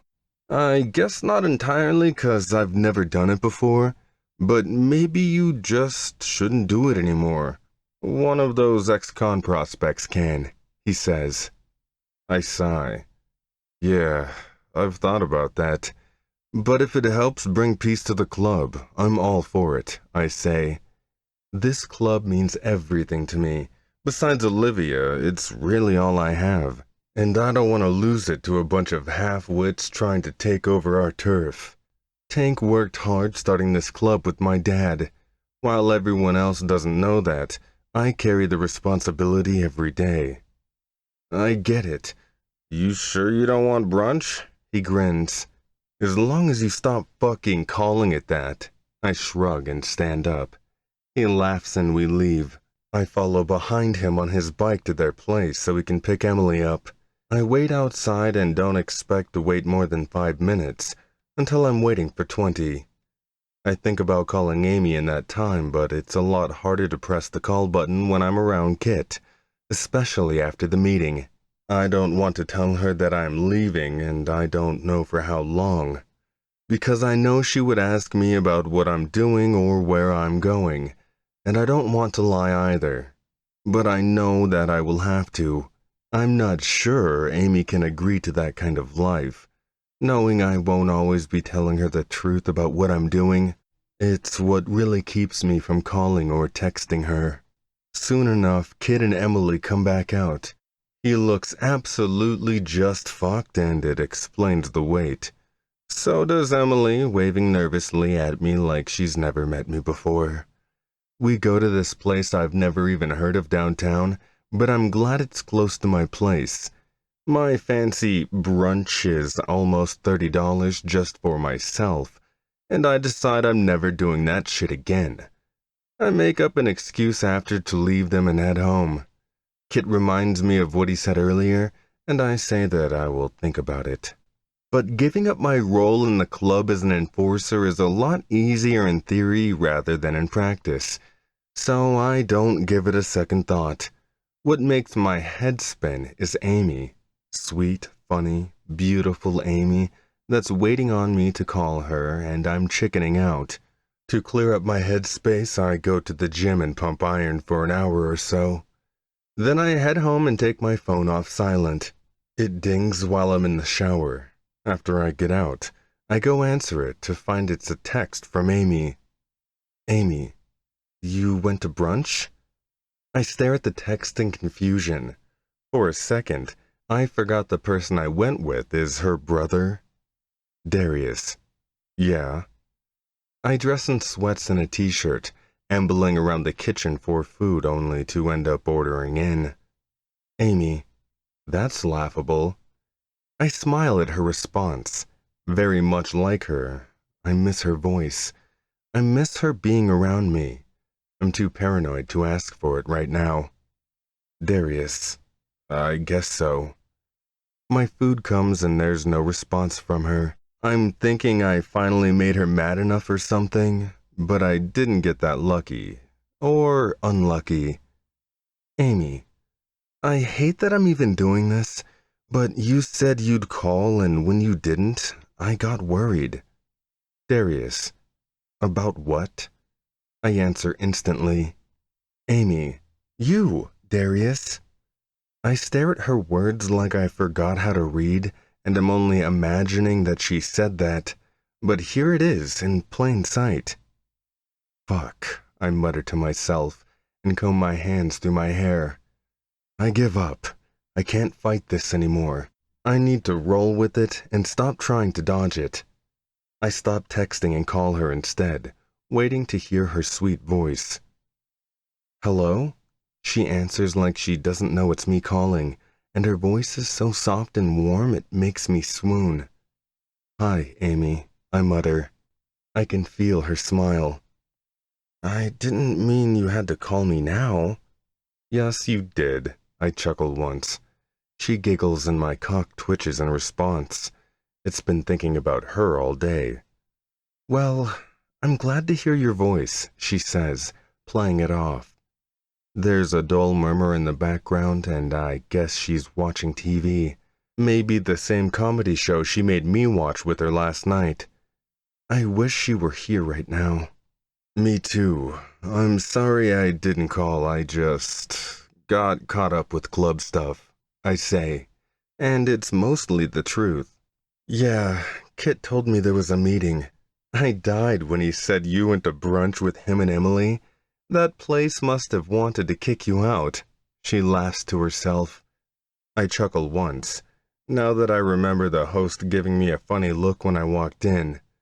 The tattoos and long hair, bearded look don't do much for me in the respect department. That comes later. Yeah, I did too. It was hard being around him and not mentioning you. Is that why you didn't call? Her voice softens. I nod once. Yeah, and I have to leave town tomorrow. I don't know for how long, I tell her. My neck tightens at having to tell her why, but for some reason she doesn't ask. It's like she already understands that I won't tell her the truth and is okay with it somehow. I don't know how, but it is clearly there. Amy is more than I thought she would be, more perfect. Not just her voice and her looks. It's her heart and her personality. I love how fucking honest she is, how unique, smart, everything I thought I'd never get. I thought I would have a cold bed and a faceless woman for the rest of my life, but she makes me think things can be different.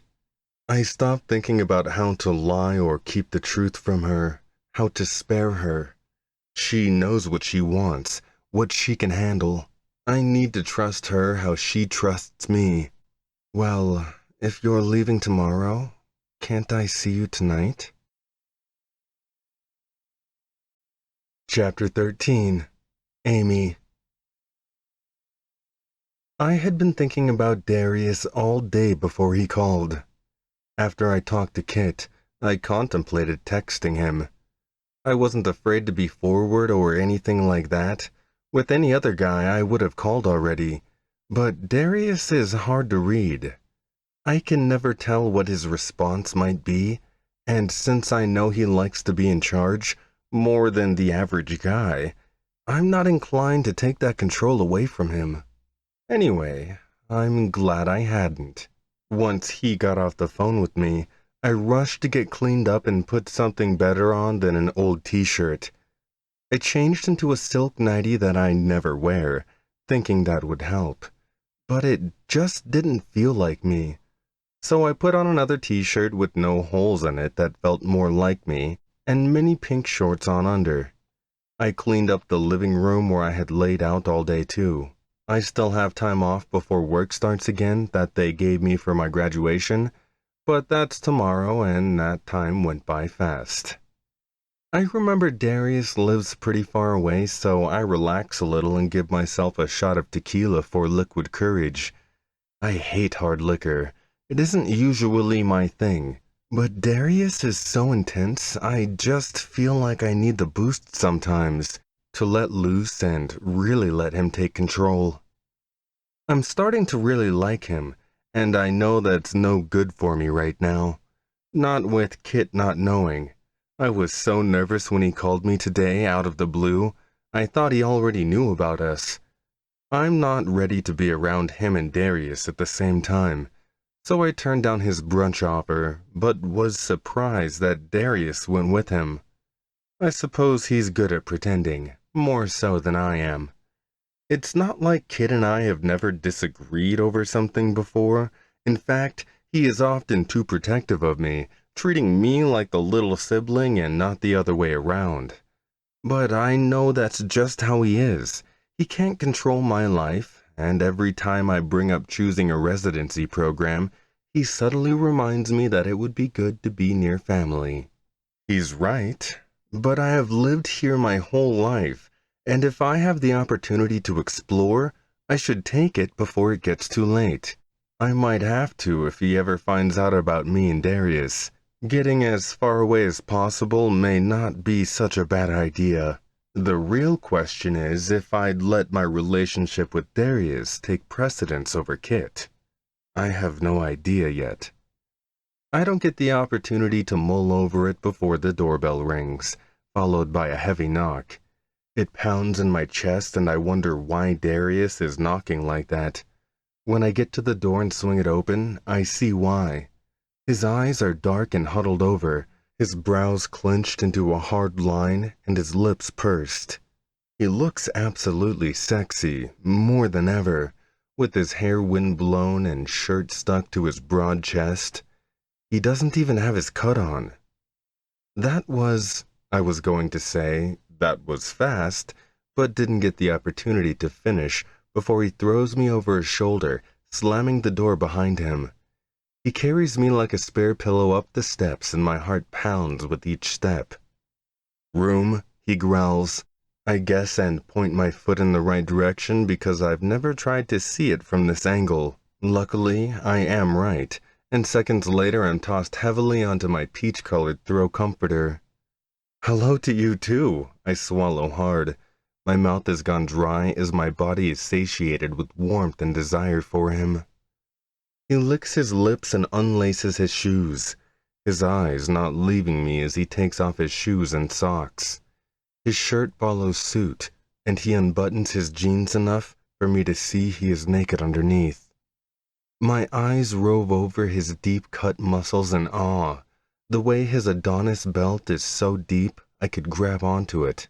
His tattoos make him into a work of art, spanning his arms and chest up to his neck. His hair and beard are ruffled from the wind. He looks like an animal of a man. Darius darts his eyes around me like he's looking for something. What? I have no idea. His eyes pause at the 4 posters of my bed where I used to hang a dream net until I got too old. Now they're just tall white wooden posts. He licks his lips and glances at my chest, his eyes stopping. "What are you looking for?" I end up asking him. He is so serious, like he only means to be right down to business. The way he showed up and carted me up here can attest to that. "Stay put," he tells me. The intensity of his voice doesn't waver at all. It sends a chill down my spine, and I do exactly what he says, not moving at all, with my arms stretched to my side and legs somewhat crossed on the bed. I left my lamp on, and it's the only light in the room, since my window is closed to the moonlight. The dull orange glow is all that I see in the room, plus Darius. He enters my walk-in closet, and I hear some noises before he re-emerges. He tosses 2 black ties on the bed, fashion belts that look like whips with tassels on the end. Then he goes again and comes back with 2 belts, throwing them by my head. The clank of the metal resonates in my ears, muddling my heartbeat pounding inside me. "Darius?" I start in question. His silence is debilitating. It's kind of scary, but in a good way. I can't read him. I have no idea what he's about to do. He stands where my feet are at the foot of the bed and grabs my ankles. His hands are so large his fingers overlap easily over the bone, and he spreads my legs apart and into a butterfly, bent at the knees. My breath hitches and I feel him pulsing there, waiting for his touch. "Do you know what I dreamt about last night?" His deep voice cuts the silence, a dull murmur I only slightly understand. He looks up at me through his lashes and pins my gaze with his. "No," I swallow, answering honestly. He licks his lips and starts a trail of fire with them up my thigh. "You," he growls. His lips leave me to move to my other thigh and trace the same trail downwards. "You did?" I ask stupidly. His thick, hot fingers curl around the band of my shorts and panties at the same time. He swipes them down my legs so fast, it's like they sliced my skin. "Yes, woman, I did. I dream about you every night," he answers. He throws my garments over his shoulder, and his fingers trail up my inner thigh, stopping at the cusp of my folds. My back arches and hips grow close to him in want. "Since when?" My voice shakes because it's overcome by desire. "Since I first laid eyes on you." His eyes meet mine before he sets an open-mouthed kiss on my pussy, licking up from my opening over my clit. Oh my God! My body reacts to him. A deep tremor starts from inside me, and I think that it's too soon for this. My eyes clench shut, and I reach out for his hair, grabbing and scratching at his scalp. I know he is going to tie me down soon enough, and I need to savor being able to touch him. "Please, Darius," I moan and clamp my legs around his face, my thighs trapping him inside. He grumbles against me and it vibrates against my clit, taking me prisoner again. My orgasm starts as a thrum deep inside me before becoming an earthquake. It takes my whole body and blinds me. Darius leaves me, and as my eyes are still closed and I have tremors, he grabs my ankles and the cold leather wraps around it. I open my eyes to see him tie me to the bedpost on either side, my legs spread open to him. My breath hitches, and I am still coming down from the last orgasm. I'm exposed to the cold air, and somehow it still keys me up. "Can you move?" His jaw is tight, body coiled as he licks me. "No," I swallow. I try to, and it's true. My legs are pinned, and the way he tied the knot, it would hurt if I tried any harder. Good. He kneels on the bed and tugs my shirt up, tossing it to the side. I'm completely naked under him as he surveys my body in response. He doesn't waste a beat this time around. He uses the belts to tie my hands to the post behind me. I don't think I have ever been glad to have a metal bedpost. Everyone else has the tufted fabric, and I've had this the entire time. He gives them both a good yank, and I feel it down to my shoulders. He stretched me out almost to my limit. My chest is heaving under him. I feel my nipples hardening from just his look and his presence. You're fucking sexy, Amy. Irresistible. His hot, heavy hands span down my front. His palms cover my breasts, and then he continues, grappling my thighs. I'm already as open as I can be to him. He is knelt between my open legs, and I can feel his heat seeping onto me. I wish I could touch him, but somehow it's hotter this way. I just imagine touching him instead, and it does the same thing to me. My fingers tingle from it. His cock is rock hard, but he has the utmost self-control, not making any moves yet. Thanks, I murmur. He gives me a bemused look, and I know I probably should have said something sexier, but I don't have it in me. His lips twitch. Weird girl. He bends and kisses me for the first time. His lips start a slow study of mine before his tongue traces the outside and then divides inside my mouth, tasting me. He tastes of mint and salt, that much I'm used to, and my body comes alive even more at his closeness. I moan against him. My hips buck, but I can hardly move. My hands twist, and it only hurts my wrists, so I stop, and my ankles pull tighter. I have to stop moving and surrender to his touch. Once I do, it's like I become an endless fury of pleasure for him. Fuck. He breaks the kiss and pulls back, his eyes turning serious. What? I ask breathlessly. Forgot the condoms. He winces. I pretend like it's a big deal before I laugh once. I got an implant a while ago for other reasons, but this is as good as any.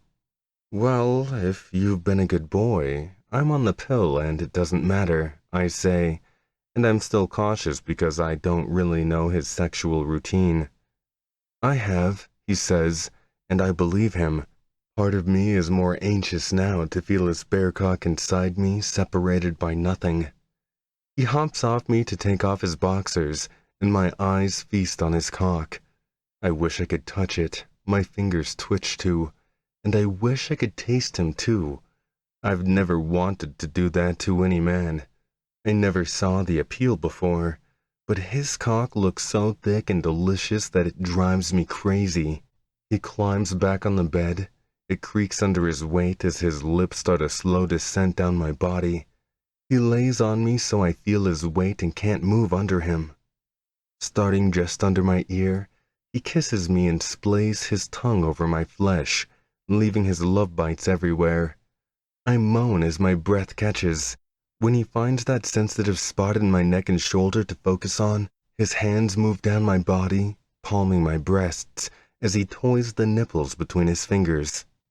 Darius, I let out a gargled moan and surrendered to the pleasure. I've resolved not trying to move at all, letting him take control of me.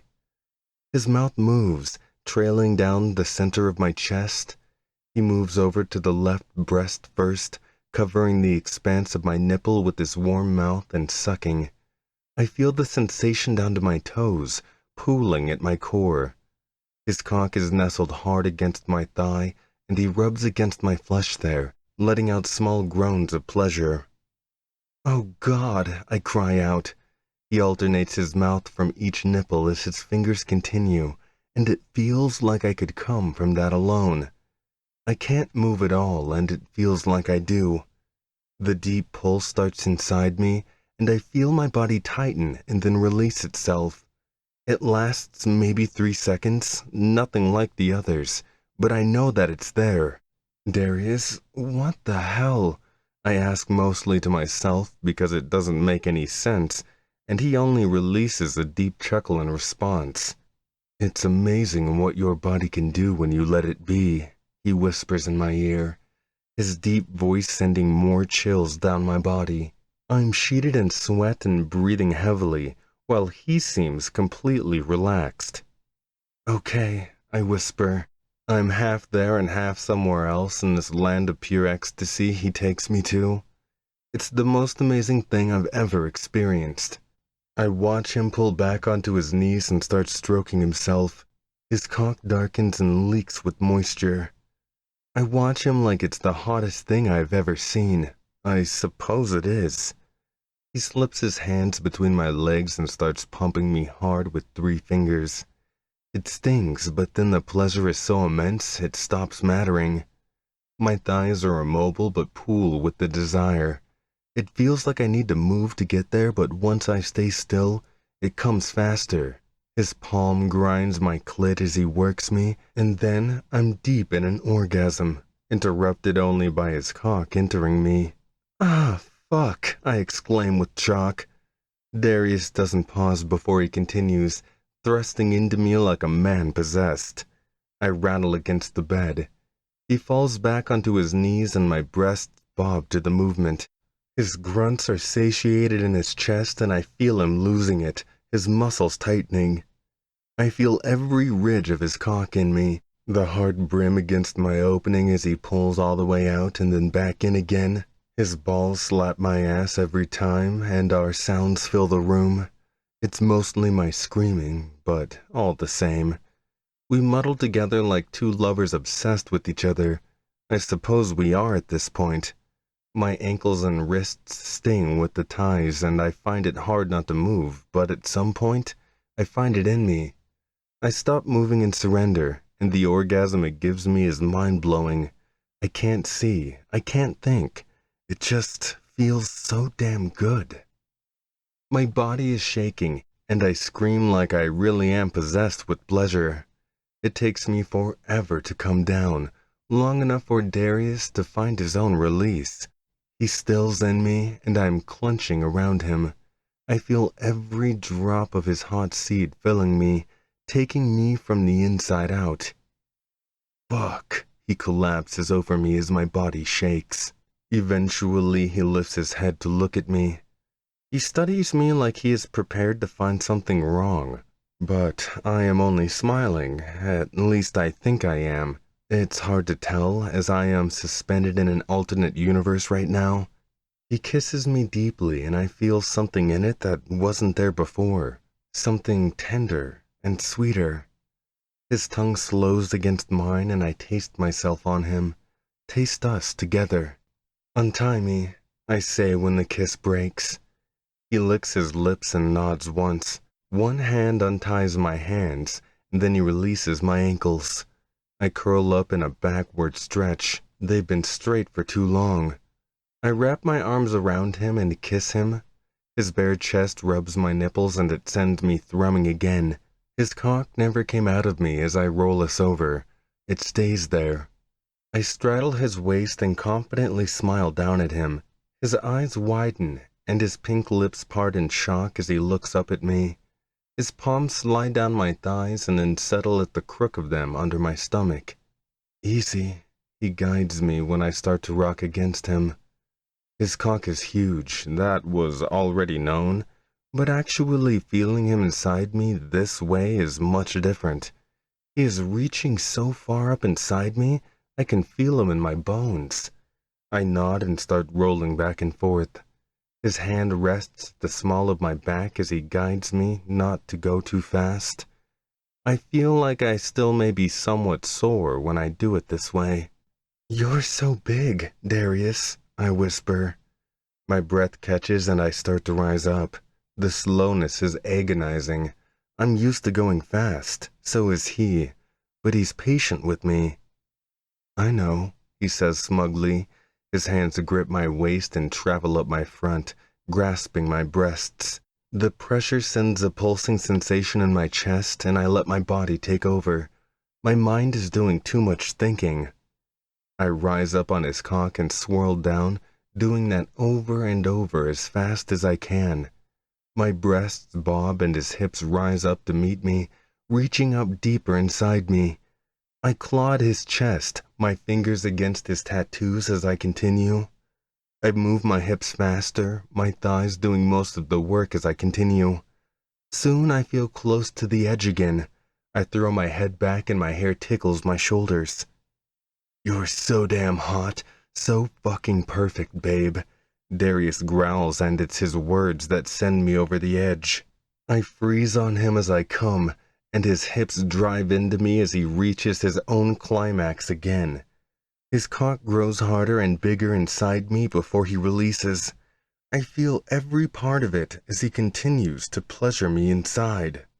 Holy fuck. I collapse against him, breathless. He kisses me hard until I can't breathe, and then I lay against his chest. His body is so warm and hard. I can feel his heart beating into my cheek, and it makes me smile. My eyes are closed, but I don't sleep, just enjoy feeling his body against mine. His strong, muscled arms wrap around me so tight I can hardly breathe, but in a good way. It's like I'm taking him in for what my lungs can't fill with, filling up all my voids. My heart swells with my feelings about him. I don't know what to do about it. The freeze in my chest tells me to leave it alone for now. I feel myself close to falling asleep and reluctantly move away from him. I gotta use the bathroom. I untangle myself from him and walk on shaky legs to my bathroom. It's inside my room, and I shut the door behind me. I wash my hands and look at my naked form in the mirror. My eyes are glowing, my hair an absolute mess. I have slight marks on my wrists and ankles, but not much. They should be gone in the morning. It's mostly from the blood rushing and having no escape. I never thought I would be into that stuff. It came as a shock, but it feels good, and I know it requires the utmost trust. I trust Darius more than I have ever trusted anyone, and that's scary, but it also feels really liberating. I walk back to my room, confident in my nakedness, to find Darius sitting up in bed, leaned against the back. His arms are crossed and his flaccid cock rests on his thigh. "Are you, hungry or something?" I walk over to him and put his shirt on. "That's my shirt." His voice is amused. I smile at him from the foot of the bed and shrug. The fabric falls softly on me and is full of his scent and warmth still. "I know." I giggle once. He swings his legs over and stands up. "Yeah, I'm starving." I nod. "I'll make us something." I give him another long look, memorizing the dip of his ass and taut muscles on his back before I turn away. I walk downstairs with a sore body and a huge smile on my face. Chapter 14. Darius. If I knew things would be this good with Amy, I would have gone after her sooner. I wouldn't have been so chicken shit about it, and maybe I would have stopped getting into trouble sooner, being violent. But now I'm leaving tomorrow to do that very thing, and for the life of me, I don't want to go. I don't want to leave her, ever. But I can't draw attention to myself, not yet. If I told the guys I suddenly didn't want to be an enforcer for the club anymore, they would think I'm crazy. And they'd ask me why, and I'm sick of lying to Kit already. It hasn't even been that long, but today was hard. I almost ended things just because I'm scared, but Amy doesn't deserve that.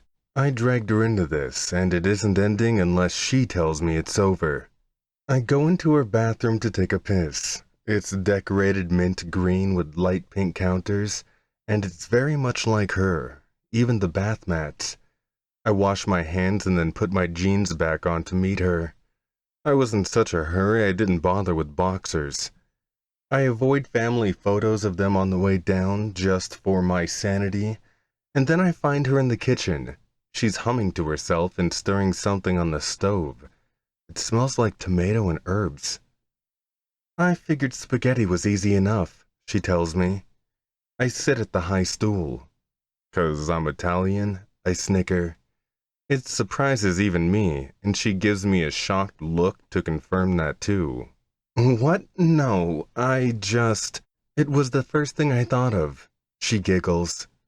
I figured she had frozen meatballs or something, and that's what is in the oven. You have beer? I ask her. Maybe. I get up and look in the fridge. There are mostly fruity drinks, but I find one of two beers. I assume she doesn't drink it that often. Or anything. The liquor is tucked on the top shelf. How come you don't drink often? I ask her out of curiosity. She turns from the stove to look at me, and I sip my beer. Because... She shrugs her shoulder. I never liked it much. Unless you're celebrating. I twist my lips, remembering her party. She shakes her head as her eyes soften. Not really. I mean, that was just because I was bummed out about my parents not being there. It doesn't usually weigh down on me much unless something big is happening, like graduating from med school. She exhales. I nod in understanding. I used to feel the same way about my dad, but I never had much to accomplish to begin with. It was mostly stuff at the club. I didn't know him well. It was my mom that took longer to get over because she was actually around more, but even that came in time. I get that, I finally tell her. In the silence, I drink my beer and she finishes the dinner. She serves me a huge helping like she already knows how much I eat. Thanks, I mutter. She sits next to me. Sure. We eat in relative silence. Her food is good, better than mine, and it feels easily domesticated to be eating next to her and not saying anything. I'm a quiet person naturally.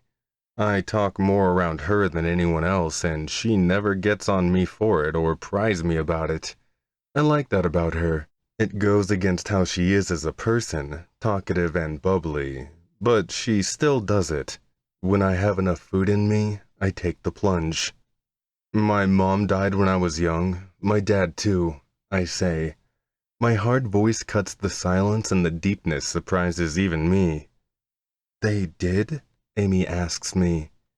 I half turn to her. She wipes the sauce from the corner of her lip with a napkin and sets it down. I look over her soft, delicate features and smooth legs curled up on the seat. Her eyes pin me down with their big brightness, and it's unnerving. Yeah, I say. She stares at me, like asking, that's it? And it takes me a while to find anything else to say. My dad died first. It was sudden, abrupt. My sister and I handled it a little better 'cause he wasn't around much, but he wasn't always like that, so my mom took it harder. Anyway, she got sick and didn't bother fighting it much. She died a couple months later. I swallow.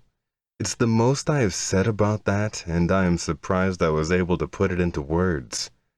I never had to talk about it because the people that needed to know witnessed it. It's harder than I thought it would be. Amy takes my hand in hers. Even though mine swallows hers up, it still feels like she's the one supporting me. She leans in and kisses my cheek. I relish in her softness against me. I'm so sorry, Darius. That must have been really hard. Well, I know it was. Her smile is soft and knowing, and lights up her eyes as she looks at me. I nod once. Yeah. Her fingers curl up into my hair, and her nails rake across my scalp, calming my body even more.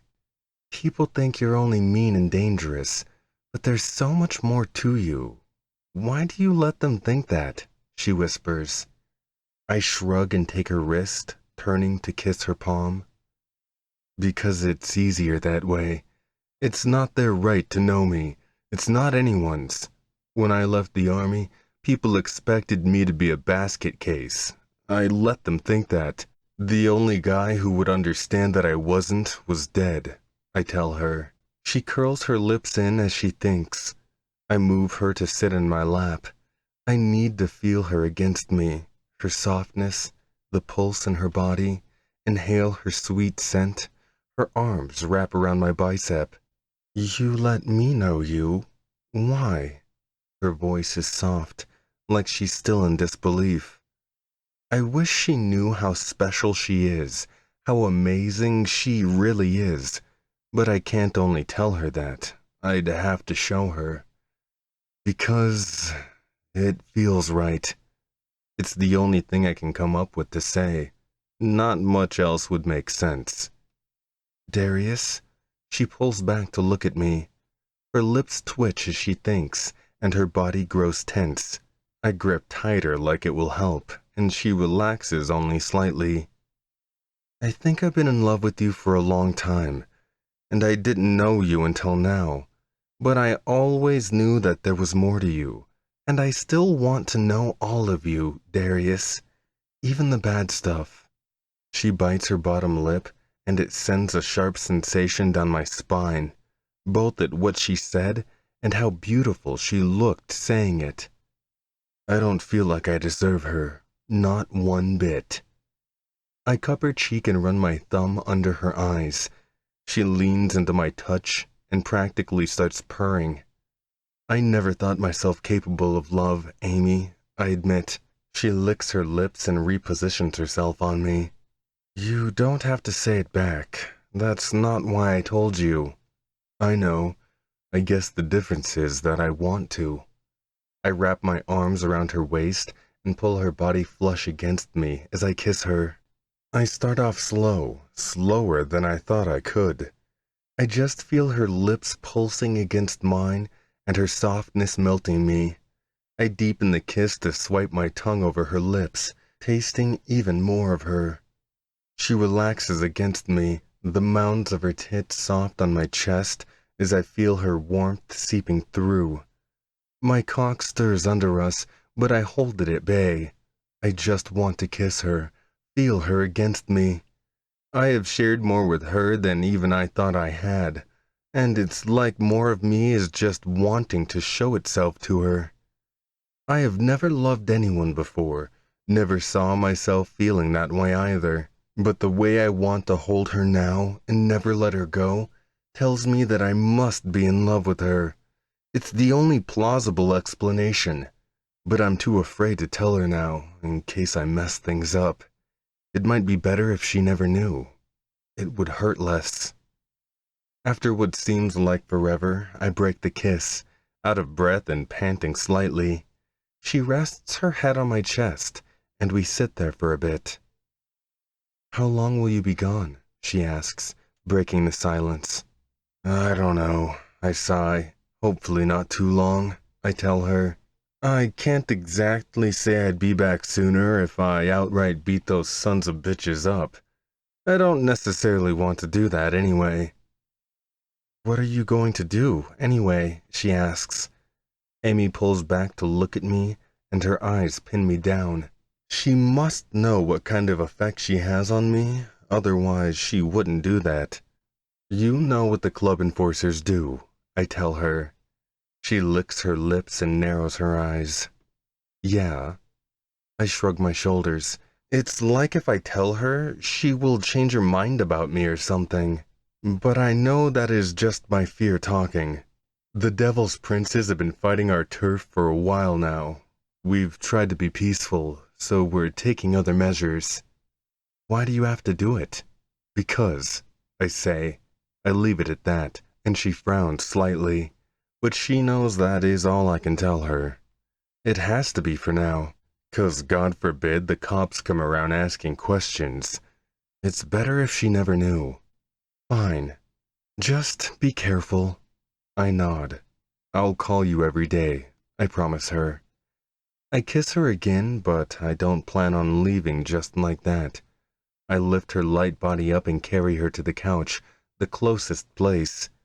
I memorize her body with my hands and mouth again, and do my best job of making love to her. I've never done it before, so I wouldn't know, but she seems pretty satisfied with it. I hold her tightly to me and kiss her like it's all I know how to do.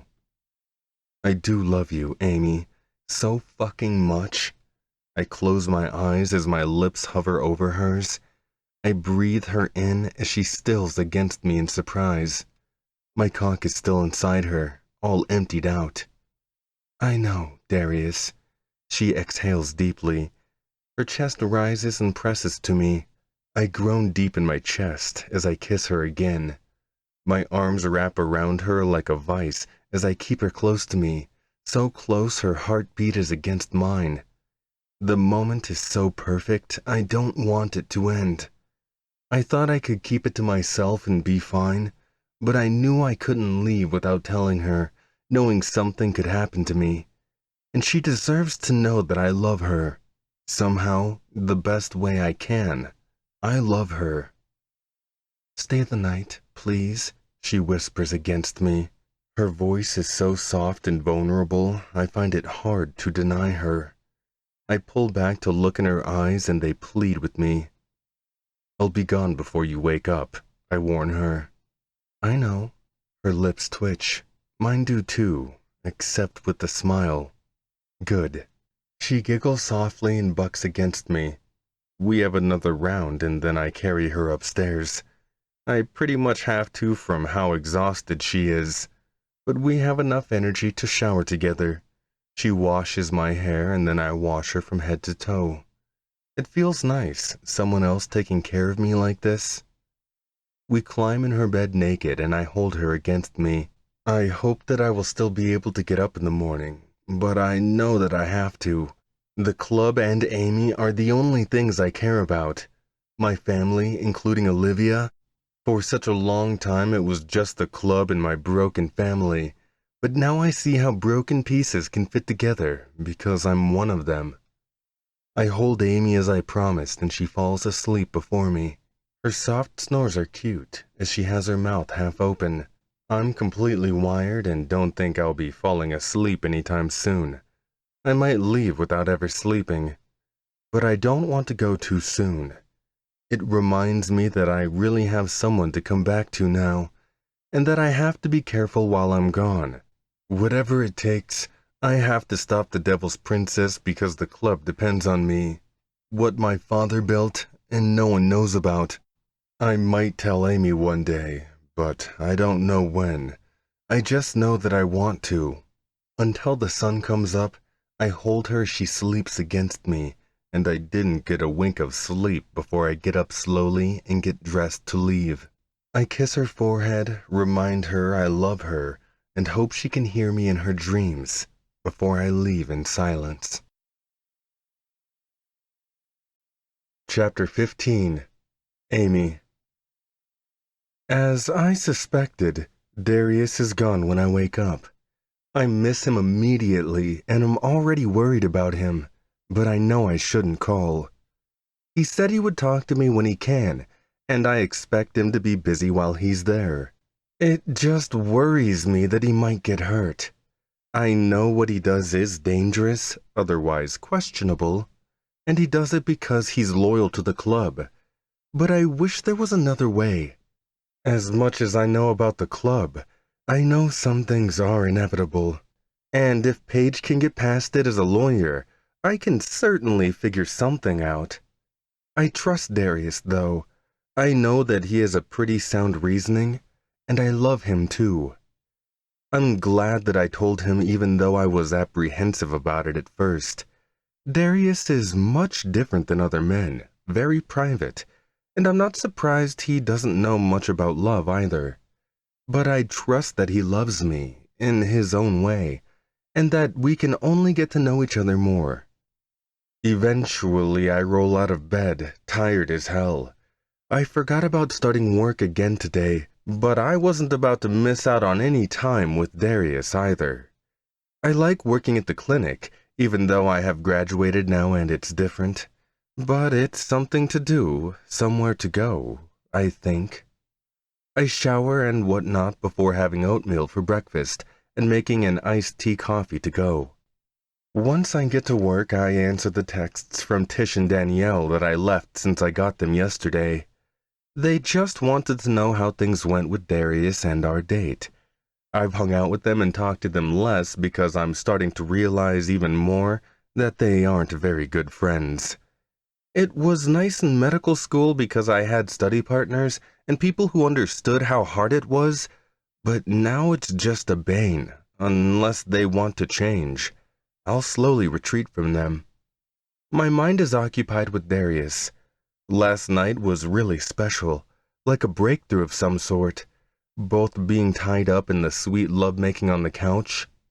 I'm surprised he can be as tender as he was, with how rough he can usually be.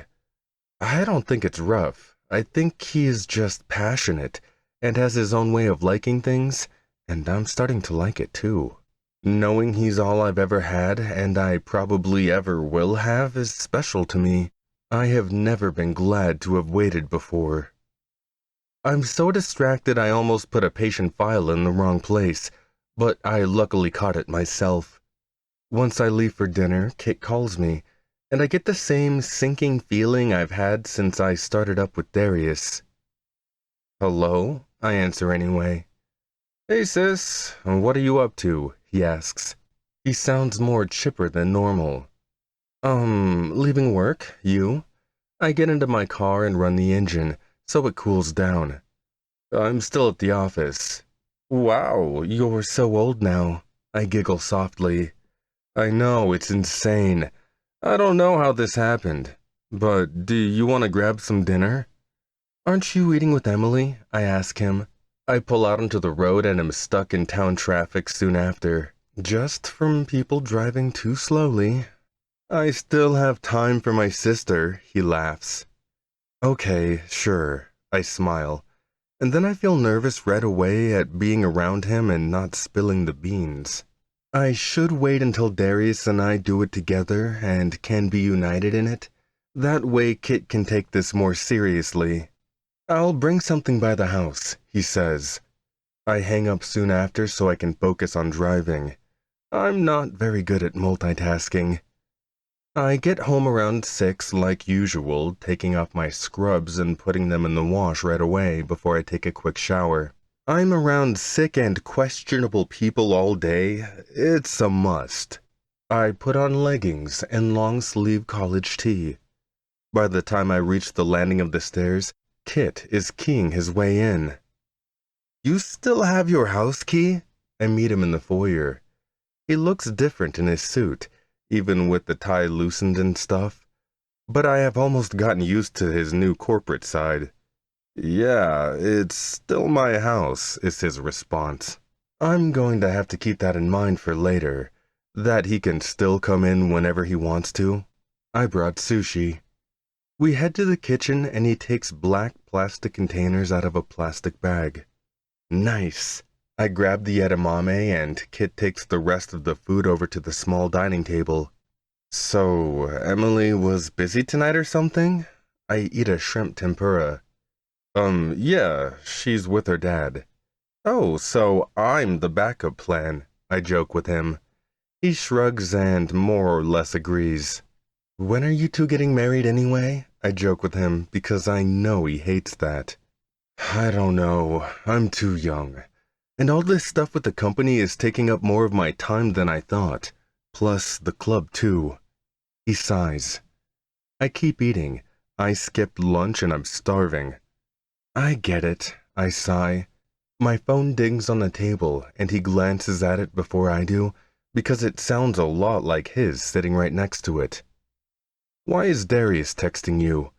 I grab my phone before he can see the preview text or anything. I don't know. I ignore the text and don't read it. My heart pounds in my chest for a few good beats, the salt of my food flooding my mouth. Weird. Kit makes a face and chuckles. What's weird? I ask. I don't think he suspects us, but I'm still not sure what he means by that. I mean, clearly there's nothing else going on. It's Darius we're talking about. That dude is odd. He scoffs and sips his beer. But he's your friend, I remind him. He shrugs and nods once. Yeah, I know. He's my best friend, And that's why I can confidently have that opinion about him. But it's not his fault, though. I blink. Of all the things I know about Darius, I could say the same thing. And that is a fact and a proper description of him. Yeah, I agree softly. My heart finally stops beating out of my chest and I can drink my water calmly again. I thought he would figure us out, but lucky for me, Darius isn't known to be with women, publicly at least. So the last suspicion is that he is texting me something romantic. You should hang out with Emily and I sometime. She asks about you, Kit says. In all your free time, I joke. He makes a face and shrugs. I was happy when he first met Emily. He doesn't do relationships in general, but I was even more worried about him after our parents died. I thought he'd never be able to open up properly. But ever since I met Emily half naked in our kitchen, things were looking up for him, and now they have been together happily for a while. I'll find some. I've been teaching her how to golf, he says. He has started doing the kind of recreational stuff Dad would drag us to when he had company parties and stuff. We grew up very comfortable, and it's because of the company our parents built. I could never manage or work for them, though. That corporate stuff would just drag me. I'm more into science, clearly. Okay, cool. I imagine Darius hanging out with all of us, and while it's an odd picture, he fits in there somewhere. I can only hope that things go well when I tell Kit. It threatens to come spilling out of me the whole night, and I have to force it away. Darius has enough to worry about with that rival club thing, and I don't want to push him away. As soon as Kit leaves, I am thinking about Darius even more. I check his text, and he only said he should only be there for a few days. Amy, good. I copy his word. He has a limited vocabulary by choice, and I find it endearing. Being with him is like peeling an onion. Piece by piece, he just keeps getting better. Darius, I miss you. I read his words with a smile and imagine him saying something else. I know him well enough to know that he probably wouldn't text it or even say it out loud much. Amy, me too. I love you. I get ready for bed, and that's the last text I get from him, saying goodnight. I have an early day tomorrow. I go from thinking about him to where I will accept my residency. I know I have to make a decision soon, but it's so hard, since I have other factors to consider now. I know I shouldn't be staying for a man, but it would be so easy to choose Darius and family. I have never chosen anyone before, but I choose him, no matter what. Chapter 16. Darius. What the fuck is your problem? I don't have a problem. It's you that's got the problem. I growl at the idiot in front of me. This is the most I have spoken in 2 days. The reason their guys have been running so amok is because their prez stepped down, skipped town, and never told anyone. They've been on some bullshit ever since. The cops have been in and out of here, so I have had to be really careful not to draw attention to myself and get in even more trouble. I managed to go to one of their club nights and slip in incognito. Their vice prez is still around, but he's just as crazy and unreasonable. So talking to him is like talking to a brick wall. I eventually say my piece and am glad I don't have to knock a few skulls together to do it. You don't want to be the prez? Fine, but you better get these guys in line, or else the devil's princes will just cease to exist. I swiftly remind him. I leave the club that night angry. I wanted to be heading home today, but I arrive back at my shitty motel and Phil Rafin. He hates all this shit just as much as me, and we both want a solution as fast as possible. That's why the suggestion to take over their club isn't as crazy as it sounds. We end up getting on a call with the rest of the club. I hear Kit's voice and fill with dread at still lying to him, But besides that, it goes well. I'm just glad that I can see Amy soon, once this is all over. I make a promise to myself that I will tell Kit about us when I get back, sooner rather than later. He doesn't deserve me lying to him. I hate making his sister lie. But now that I know this is real between us, it will be like making it more official when we tell him, and hopefully he doesn't hate my guts afterward. The next morning, Rafe comes into town and we settle shit with the Devil's Princes. It's been going on for years now and we finally have peace. No more turf wars, stealing our goods, all is settled. Which we did by merging the clubs. One of the other guys who wasn't tied down will oversee it. Maybe one of the older guys in the club longer. Thanks for doing this. I know it wasn't always easy, Rafe says to me on the walk back to our bikes. I'm glad to leave this shitty motel behind. Not that I have a penchant for the finer things, just an aversion to roaches. But I had to be secretive coming here. Yeah, don't worry about it. Club business. I shrug. He agrees. Now that it's settled, who will you terrorize now? He jokes. I manage a laugh for good faith, but he is right there. Who knows? I get back on my bike and we ride in tandem back into the town. I'm sure the club has already got something going for our return. Rafe told them about it already, so I'm not surprised when I pull into a huge lot of bikes I don't even recognize.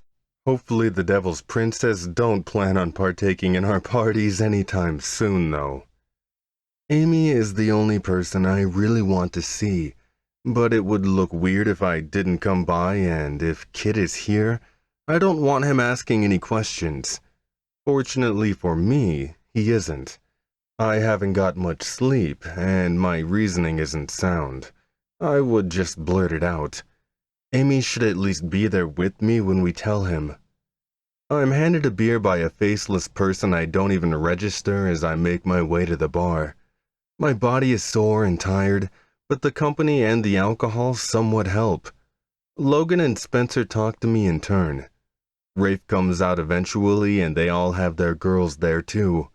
Apparently, Kit was here earlier, but had to go help his girlfriend with something. I wasn't really listening. I text Amy that I'm back, where the guys won't look over my shoulder or something. I'm heading out, I tell them. My skin is itching to see her. My cock has missed her these past few days. What? Already? Logan nudges me. I sigh and put my second beer down. Yeah, man, tired. I make something up. All right, well, good job out there. He claps my shoulder and the other guys agree. Thanks. I say my goodbyes and head out into the cool night air. There's a pep in my step I never noticed. It has been there since I started things with Amy and wasn't only thinking about her every day for almost years now. Even more so since I told her I love her. I have never felt like that before, never thought it was a real thing. But it is. For her, it consumes me, and it's all I really have in this life. After losing almost everything that matters to me, I finally told Olivia about her, and the first thing she told me was that I have to tell Kit, which I know, but she is happy for me. We have both had so much darkness in our lives, sadness. I'm lucky to have something to make me happy. I'm not keen on the idea of Olivia with any men, but if that's what she wants, I will support her too. Thinking of her keeping a secret from me like this is what convinces me to tell Kit soon. Tomorrow, probably, after the gym when he is inherently happier. I make it to Amy's house and rush up to ring the doorbell. She knows I'm coming, so she opens the door in seconds. I take in her beautiful face and the bright yellow shirt she has on. She's my literal sunshine. Darius? I cut her off before she can finish by kissing her. I shut the door and have her up against it in seconds. I breathe in her rosy scent, tangle my hands in her silky hair, then explore her body. Her perfect round ass and full tits. My cock is rock hard already and I grind against her. I lift her up and stumble to the first surface I can find, their dining room table. My lips start a slow trail down her neck, over her collarbone. I lift her shirt away and tug her jeans off with her panties at the same time, and I have her naked in seconds. That's record timing, she giggles and is breathless. I grin at her fully and her eyes widen. I missed you. I thought about you every second, 'cause I love you so damn much it's crazy. I step back over to her and she tugs my jacket and shirt away. Her warm hands are soft, trailing down my body before she grips my cock. I want to taste you. She undoes my jeans and my eyes widen. Damn. She sounds so fucking hot saying that shit to me. I know Amy doesn't have that much experience. I have given her everything, but I'm glad she is eager with it already. I sink into the chair and she gets on her knees, looking up at me as she fists my cock and starts sucking me. My eyes roll back as I slip my fingers in her hair, grabbing her silky strands and fucking her mouth. Jesus, I'm gonna come if you keep doing that, babe, I warn her. She giggles against me, and it makes her vibrate over me. My balls tighten and I'm more shocked when she cups them in her hand, raking her nails over them. My knees buckle and I have to tug her away, feeling myself right on the edge. I need to be inside you. I stop her pouting by kissing her, loving how our tastes mingle together. She moans against my lips and opens her legs as I set her back on the table. I slide my fingers through her folds and get her ready, then I'm inside her in seconds. Oh, Darius, I've missed your cock, she cries out, her sweet moans the best music to my ears. It's missed your pussy, too. I tighten already and I am way too close. I go slower than I normally would and rub her clit to get her there faster. I alternate kissing her and sucking on her sweet nipples until she writhes under me with an orgasm. Oh, God, she moans. It catches in her throat as she hangs onto me tightly, and then I'm spilling into her seconds later. I kiss her over and over as we come down together. I love you, Darius, so much. I was so worried about you every day. She cradles my face and studies me like she is looking for scars or something. They're all internal now. I know, babe, I'm fine. It all worked out for the better. You don't have to worry about me, I tell her. She nods softly and I lean in to kiss her, coaxing our lips together as I taste her tongue. My cock twitches again and I hold myself at bay. I want to get reacquainted with her the proper way, tied up, begging for me. Let's go upstairs, I murmur against her lips. She doesn't get a chance to respond before the front door starts making noise. You have a burglar. I tug my jeans on and ask her. No? Oh, fuck. She jumps up and tries to put her clothes back on quickly, but she only gets as far as her sweater and panties before footsteps ensue. I'm about to ask her who the hell that is, but then I don't have to. Hey, I left my charger. Kit. Chapter 17. Amy. My pulse is racing. I feel sick to my stomach, sicker than I have ever felt before. It sinks all the way into my bones, and I am frozen. It doesn't take a genius to know what happened here. What the fuck is going on? Kit is already turning red, his fist balled up by his side. My chest heaves as I glance to Darius, still shirtless and in his jeans. Kit, you should have knocked. I grab my jeans and tug them on quickly. That doesn't answer my question. He looks to Darius. What the hell is going on, man? He asks him like he doesn't expect him to lie. Just hear me out. It's not what you think, Darius says. His voice is shaky for the first time I have ever heard it that way. Not what I think. It looks like you just fucked my sister. Am I wrong? I step up to Kit. Please, just calm down. You don't hear anything when you're mad like this. Darius and I are together, and we've wanted to tell you for a while. Together? He yells. Fuck that. I know what he's into. You're sick, he yells at him, and I push against Kit when he tries to head towards Darius. I don't want a fight to break out, but both these men are inherently larger than me. I might not get my way. I'm sorry. Darius puts on his shirt and steps back into his boots. Kit is still reeling with anger, though, and I don't think we are going to be able to get through to him. Fuck that. You're a fucking liar, man, Kit yells and steps around me. I can't stop him once he does, and the sound of his fist colliding with Darius's face sends bile up my throat. Stop! I scream out, but it's no use. Darius doesn't hit him back, but he tries to keep him off him.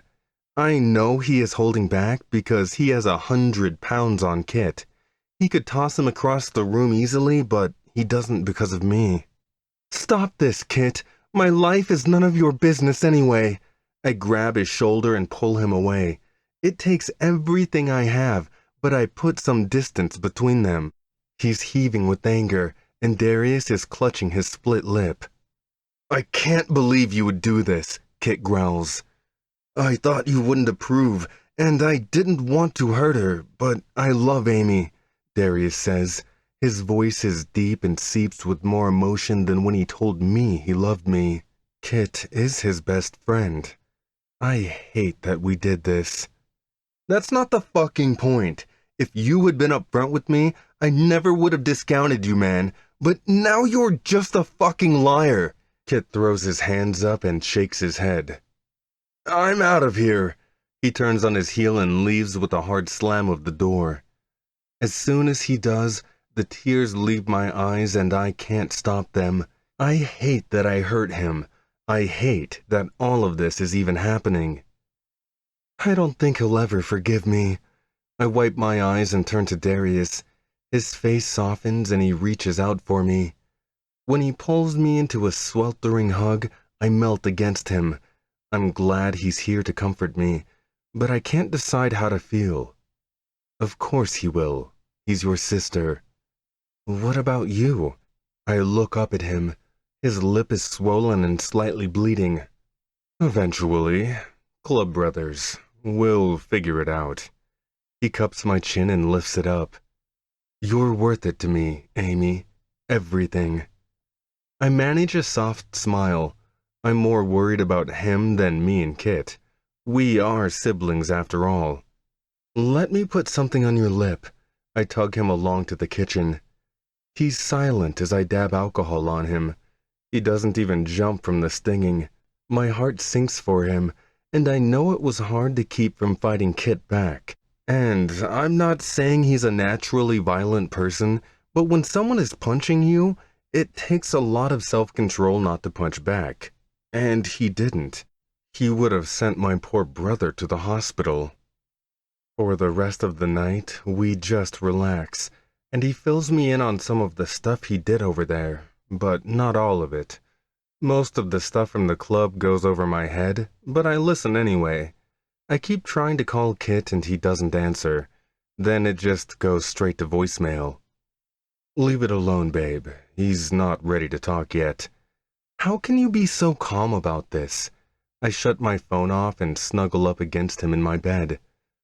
Because I'm a man and I know how we think. Girls talk shit to death, but us men, we just need a few days to be pissed.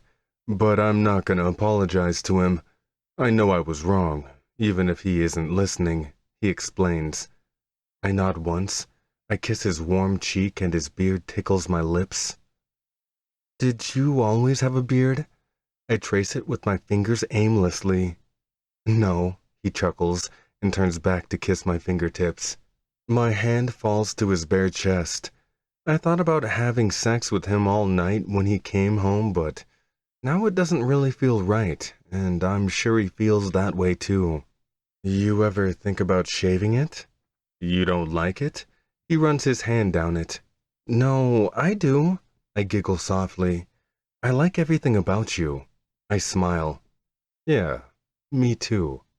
He sighs and turns to me, cradling my cheek in his hand. You're the sunshine in my life, Amy. You make me so happy, I'm afraid I'll wake up one of these days and find out it was all a fucking dream. His deep voice seeps with vulnerability. It's not a dream, Darius. It's real. I kiss him fully, his lips blend with mine, and our tongues tangle up in each other. I just hope Kit doesn't stay mad at me forever, you know? Yeah, I do too. Don't worry, babe. It will all be fine, he assures me, and he sounds so confident that I inherently believe him. Even if it isn't? I'm not letting you go, Darius. I love you, I tell him, and I hope that he believes me too. I love you too, Amy. Forever. Epilogue. Darius. 5 years later. Amy smiles at me from across the bedroom and it sets my body on fire. It's always something like that around her. She's always warming me up from the inside. It's about time you played doctor with me, I chuckle. Shut up. I can't be distracted today. She giggles and turns to the mirror to tie her hair up. It's always like that unless we're at home. I see her a lot less these days. It took Kit a long time to come around, longer than I had hoped. It hurt to see Amy hurt over it every day. He more didn't like me, but I wasn't about to leave over it. She deserves happiness, and the fact that I'm a piece of that is insane, but I wasn't going to leave her behind. Not for a minute. She's so damn perfect, smart, and beautiful. I could never leave her, and I didn't. I think it's why Kit came around eventually. We weren't having family dinners off the bat, but now we see each other pretty often. Amy chose the hospital nearby for her residency, so she didn't have to leave. And I thought about marrying her a lot. I told her that I wanted to, but she wants to wait and start a family after she has finished her training. And when she is a fellow, she is open to it. That gives me a year to plan the perfect engagement and hope she says yes. You look gorgeous, I tell her, even though she is just wearing her jeans and a t-shirt. She changes into her scrubs and white coat at the hospital, but I was hopeful for some role play when I saw her grab the stethoscope. Thanks, she sighs. I'm exhausted. She sits on the bed to put her shoes on. I'm still naked from the morning sex we had, and though she was tired, it woke her right up. Drink coffee, I guess. I chuckle once. I laugh more around her now, smile more. Olivia noticed it, and so did all the guys at the club. Yeah, right. But I'll be home early. I don't have rounds. Good. I'll take you on a proper date. I grin.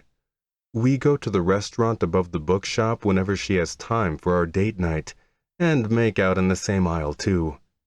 Sounds fun. She leans over and kisses me. Sometimes I forget how much I love this woman. She's changed my life so much I find it hard to believe. I told her about my dad starting the club and why it was so hard when he passed away, why the club meant so much to me. She's the one that enticed me to tell the other guys, too, and I did. I thought they would be pissed, but they weren't. It was after I made up with Kit anyway, and I'm glad that we did. He's been my friend for a long time, and things were even better with Amy and I after we made up. See you tonight. I kiss her again and slap her ass as she leaves. I go through my usual daily shit, work out, and go to the bar Mike used to own, and then to the club. I'm home before 5 and just waiting on Amy. Sometimes Kit comes over, but he's married now, living the husband life and has to be home by dinner or whatever. I smile a bit at wanting that life too. I get sappy as hell and make dinner for Amy too. She works so hard, I don't want her to worry about anything when she comes home. She moved in with me and kept her parents' house alone. She doesn't want to sell it because of all the memories, and they owned it too. We'll make memories here, maybe someplace else once we have kids or something. I'm open to anything. By the time she arrives, I'm itching to see her, and I hope I always have this feeling. I know I already will. You cooked? She giggles against me and I kiss her instead of answering. Yeah, your favorite, I chuckle. And I'm glad that her favorite is easy shit like mac and cheese. How nice of you. She smiles and wraps her arms around me. I lift her from the front door and carry her to the living room. It's like I can't think straight until I have her. I make sweet love to her and then fuck her as hard as I always do. Nothing has changed there. After we eat naked on the couch, I hold her close to me as she starts to fall asleep. You want a shower? I ask her. She hums against me and looks at me sleepy-eyed. Too tired. I chuckle. I'll give you a bath then. Do I smell like the hospital again? She half smiles. A little. I laugh once. I kiss her forehead and then her lips. Come on. I carry her upstairs and make a special occurrence out of bathing with her, sitting in the bubbles and holding each other. The fact that my life is this perfect is unbelievable, but I'm not prepared to contest it. I love her so much it hurts me, makes me happy, makes my life worth living. With her by my side, I'm a better man. The club made me better, but she gave me more than I could have bargained for. I was just a beast before I met her, angry, alone, but Amy gave me light and happiness, and I wouldn't trade it for anything. This has been Owl, an MC romance, Outlaw MC Book 5, written by Ethan Egorov, narrated by Skylar Morgan, copyright 2019 by Ethan Egorov, production copyright by Ethan Egorov.